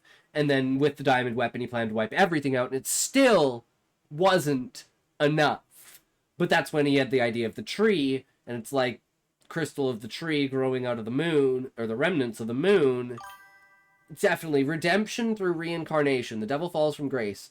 Attempt to escape to continue God's work, only to be thrown back into hell repeatedly until he finally gives up his pride, and then his immortality, and creates a soul for himself, which then goes to the reincarnation cycle. God then sends him into the world of magic, where angels themselves will be hunted and drained for their powers. Damn, Sean, that sounds fucking epic, dude. Oh my god. Hell yeah. But is it morally acceptable to use the weapon that was used in genocide? So this would be like, is it morally acceptable? Let's go full fucking hard ham on this, Sean. Is it morally acceptable to gas all of the Nazis because they tried to gas all of the Jews? Let's just say it. Let's just fucking say it. That was chapter 1. I'm on the fence if I want to keep going, but listen to chapter 2 now. That sounds amazing, Sean. If you've actually written chapter 1, that sounds so good. I definitely read that, bro. That's like the combination between spirituality and reality, right? Combining like all of the aspects of like reincarnation and Christianity kind of together. Because I believe they all are connected in a way. And that's someone else's work. I just found it on RR. I see. That's an epic idea, though. Definitely would. Epic idea. Take inspiration, right? Would be Hopper in Stranger Things. So yeah, he's not above punching a state trooper in the face in order to get access to the morgue. He's not even above assaulting Mayor Klein and smashing his nose into a door and threatening to cut off his finger with a cigar cutter. These are definitely morally dubious So acts. from I don't Lucifer think to anybody Lucian. would disagree with that, but we accept Nice. them and we accept him as a hero and still like them because we understand he's just trying to beat the antagonist. So what I see as an editor is that a lot of writers don't get their protagonists to the place where they can make mistakes, to get them to the place where they're so desperate that they make a questionable moral decision. Yeah. Push your character. Which Really is, again, to the edge. okay, think about this. So the Warriors, this is another, actually, I'm thinking about it now, this is another really good moral question. The Warriors of Light, the people who are supposed to save the entire world, are actually the people that are facilitating the hub that enables basically the dark side of the Adventurers Guild to operate. So they facilitate murderers, rapists, killers, psychopaths, crazy people, and they work with them and deal with them because they have the mutually assured destruction of, if the Warriors of Light, if anyone found out they were descendants of the monarchy, then they would be instantly killed. And if anyone found out that they were using the roots and the bottom 15 to get, like the Dark Adventurers Guild, to get inside of the tree, then the Dark Adventurers Guild would get wiped out, and so would the Warriors of Light.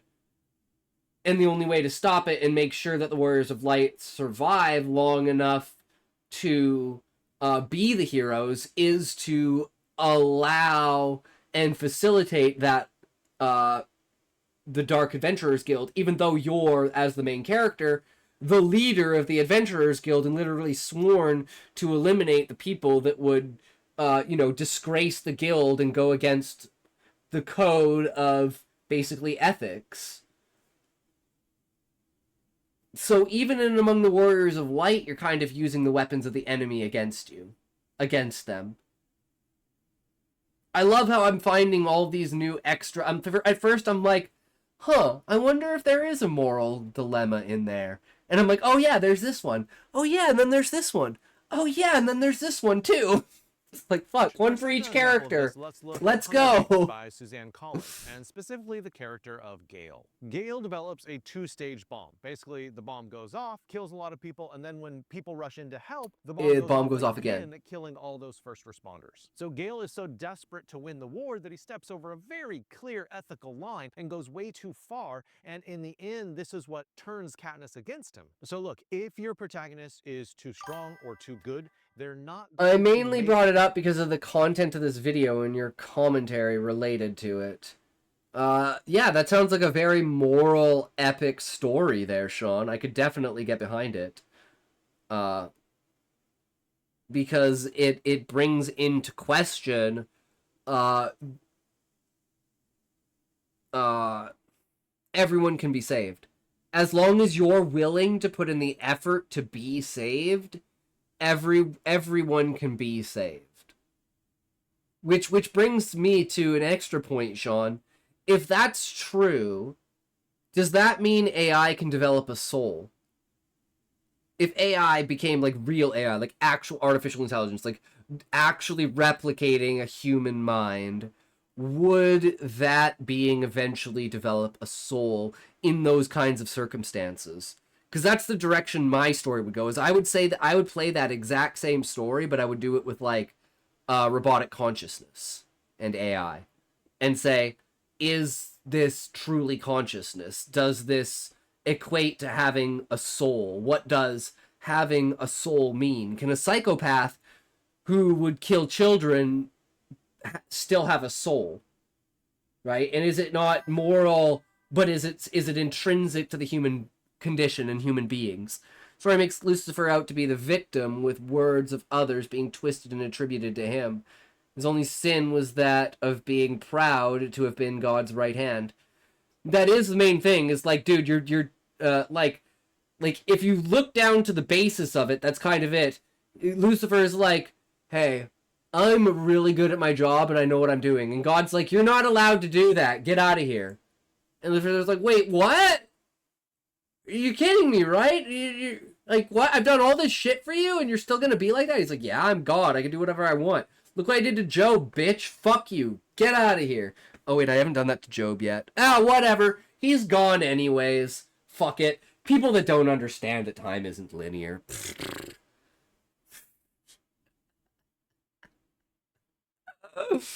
Oh, man. Mistakes like this. So give them the opportunity to make mistakes. Okay, we have two more steps, and this has to do with the climax. Number 7 is about moral decisions in your climax. Yes. It is a fantastic. So this is the moral decision in the climax, is the character is willing to give up their soul, their heart, their being, their consciousness, their everything in order to win.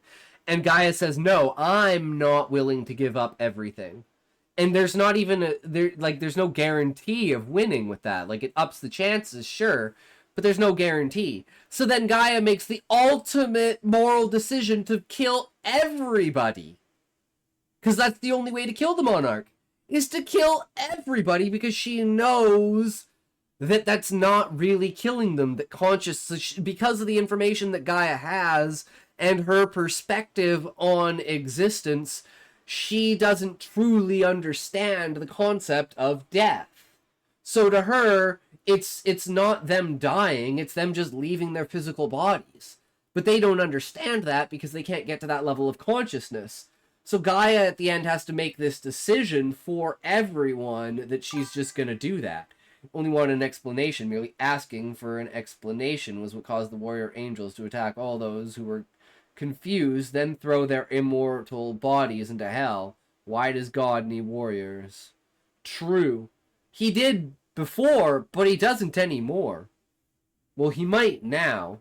So shit. True. I think that's the Ouroboros, the snake eating its own tail.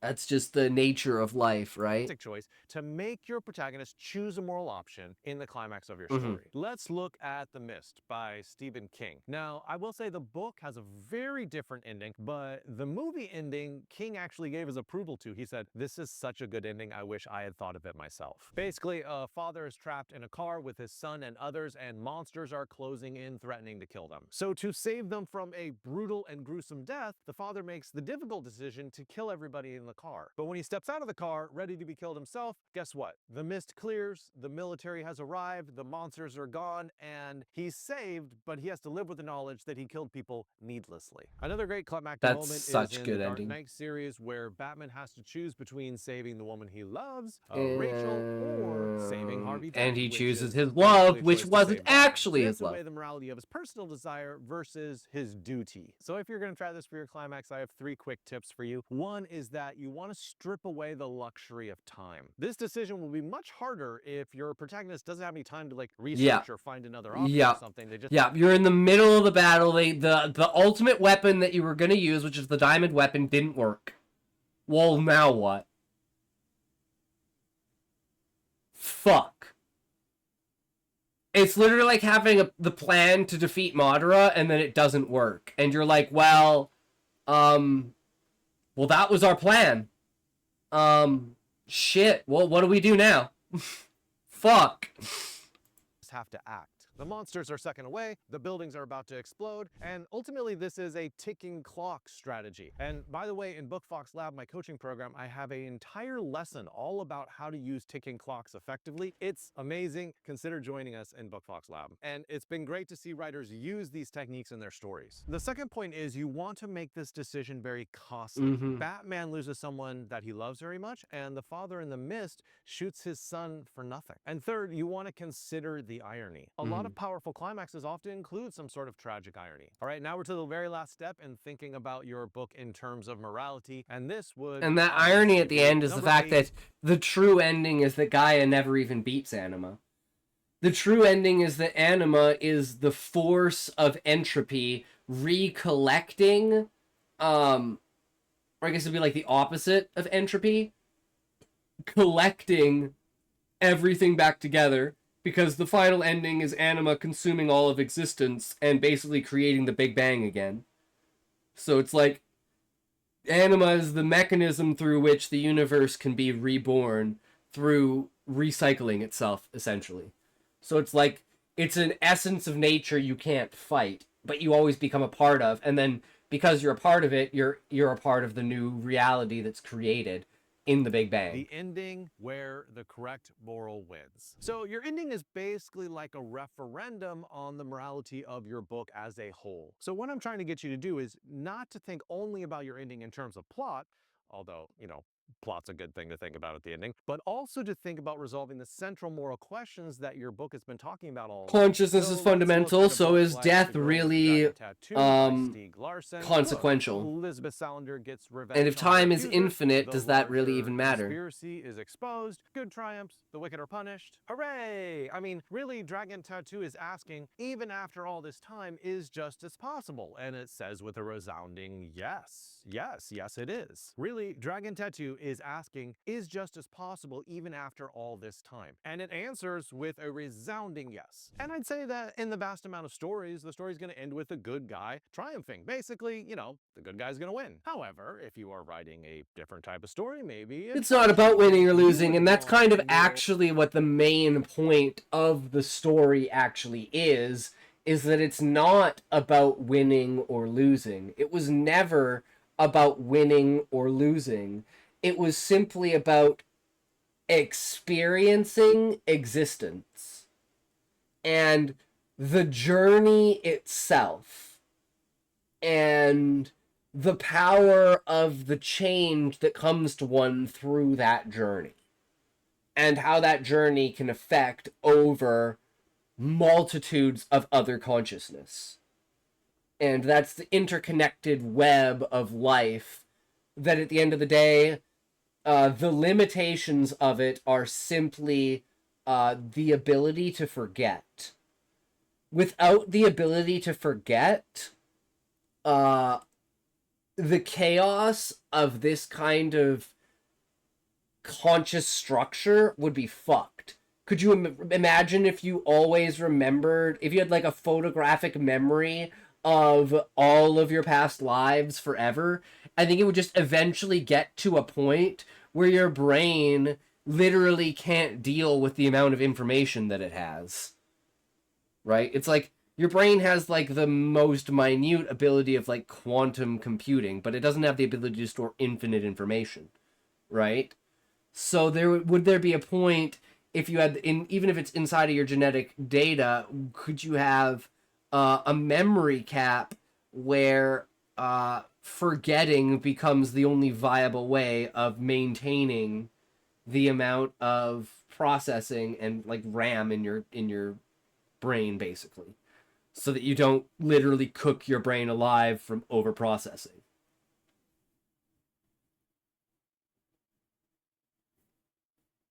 Calamity to happen at the end of your story. The destruction of the entire world. Game by Orson Scott Card. At the end of that book, Ender realizes that what he has done is fucking destroyed an entire. Yeah, he committed genocide. But that's what he's done. Yeah, now, this book and then he goes to the stars with an egg and a new queen. Even though he has committed a horrendous mistake, as readers, we're on his side, feeling that genocide is very, very bad. So in the end, even though everything went wrong, we definitely feel alongside him that this was a tragedy. But I will say there's one danger with this approach. And that's the best scene is when they're sitting there, and neither of them, like the two, like the human army and the bug army, and they're sitting there, and Ender's like, why aren't they attacking? And it's like, if he had taken that moment to be like, you know what? Back away. See what they do. And that could have been a moment of peace for it. But the commander's like, what are you doing? Attack them! Attack them! Right? So it's like being pushed and forced into that situation. So fucking brutal. That's what I love the most about Ender's Game. Tack on like some sort of, I don't know, a little bit too preachy of a moral lesson at the end, and it doesn't seem to correspond with everything the book has done so far. Eesh. Don't do that. Yeah. What you want to do is trust the story that your book has been wrestling with all along, and trust that the reader by now has gotten what you're trying to say. I hope that gave you a lot of practical ways to integrate morality into your novel and to structure your novel using morality. And make sure to click. I think we passed like eight of them. Or BookFox Lab. I love there's a couple of them that were a little iffy, but we went into pretty good depth over some of them. But yeah, good times. Another BookFox video. Love checking out the morality.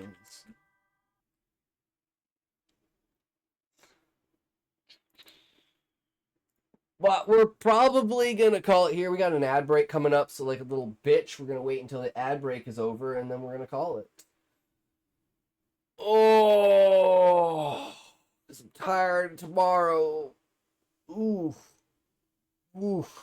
We got big work to do tomorrow. We got everything set up for the story, so we have like all of the scenes and stuff. Where are they?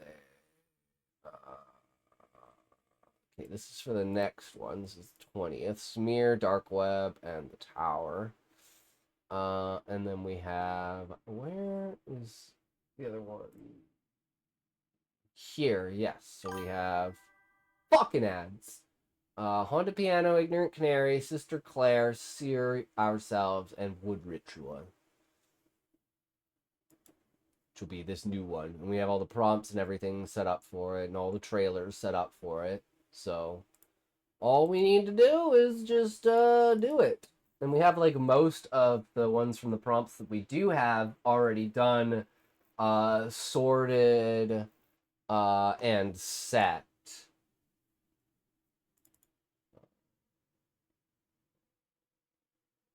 So we don't even have to worry about it. We just have to throw everything in, record the audio, and then we're all set, and then all we have to do is write the story, which we got to do in the Ballin style. So it's going to be like, you know, character was said age and said place, did said thing, this happened, back in time, this is what happened, that's why that happened, this did this, but then this actually went wrong and did that, which caused this, and that's when this went like this. Then we go back to this guy who's like that, and then he thought this, but then he found that, so it went like this, and now we're here. Fuck! That's pretty much what the story is going to be. And then it wound up all along that it was actually the network he was talking to and not ghosts. Not aliens, but members uploaded to the network. And actually, now that I'm thinking about it, he can tap in. Oh, dude, yes. He can tap into Trevor and Sam. And he can start sending messages to Trevor and Sam. And remember how I was saying I needed a story that connected, like, the location, like, information for finding the location for Sam and Trevor. And that's the reason why they give this chip to this guy. It wasn't an accident that he was given this chip. It was purposeful because they knew he had the technology and the aim to do it, and they knew they could manipulate him. Boom. Okay, now we have a solid fucking story. Oh, this is going to be fucking great. Okay. Okay, hell yeah. But anyways, we're going to call it here. Thanks for coming by. Thanks for stopping by. Thanks for hanging out. You guys are fucking awesome. Never forget to continue to be creative and create and be you. Because even if you start small, working your way up, as long as you never stop improving, you can surpass even the great legends of the world. So remember, you can't say fuck you to your friends. Who can you say fuck you to? Fuck you! Scatman for dances, don't forget. True, I still have to do that, Sean, because I'm retarded. I still haven't done it. It's literally so easy, and it'll take me like 10 seconds to do. But I'm just fucking retarded.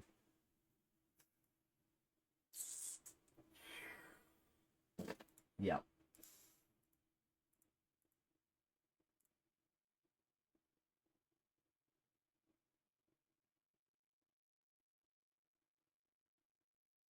Okay, where are we? Forgetful brain with pot modifier on top of that. True. True. I don't know who this is, but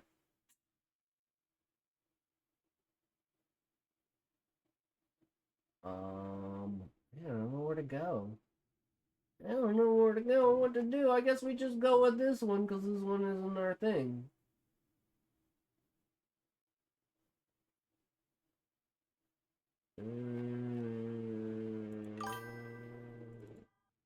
Found an extended version, but it's only 9 minutes. Damn. Sean, you can only do 90 seconds. If you do more than 90 seconds, the thing freaks out. Like, it won't let you. But anyways, get your views ready. So we can only do 90 seconds of Scatman. Because the notifications can only be 90 seconds. But we'll see you on the other side.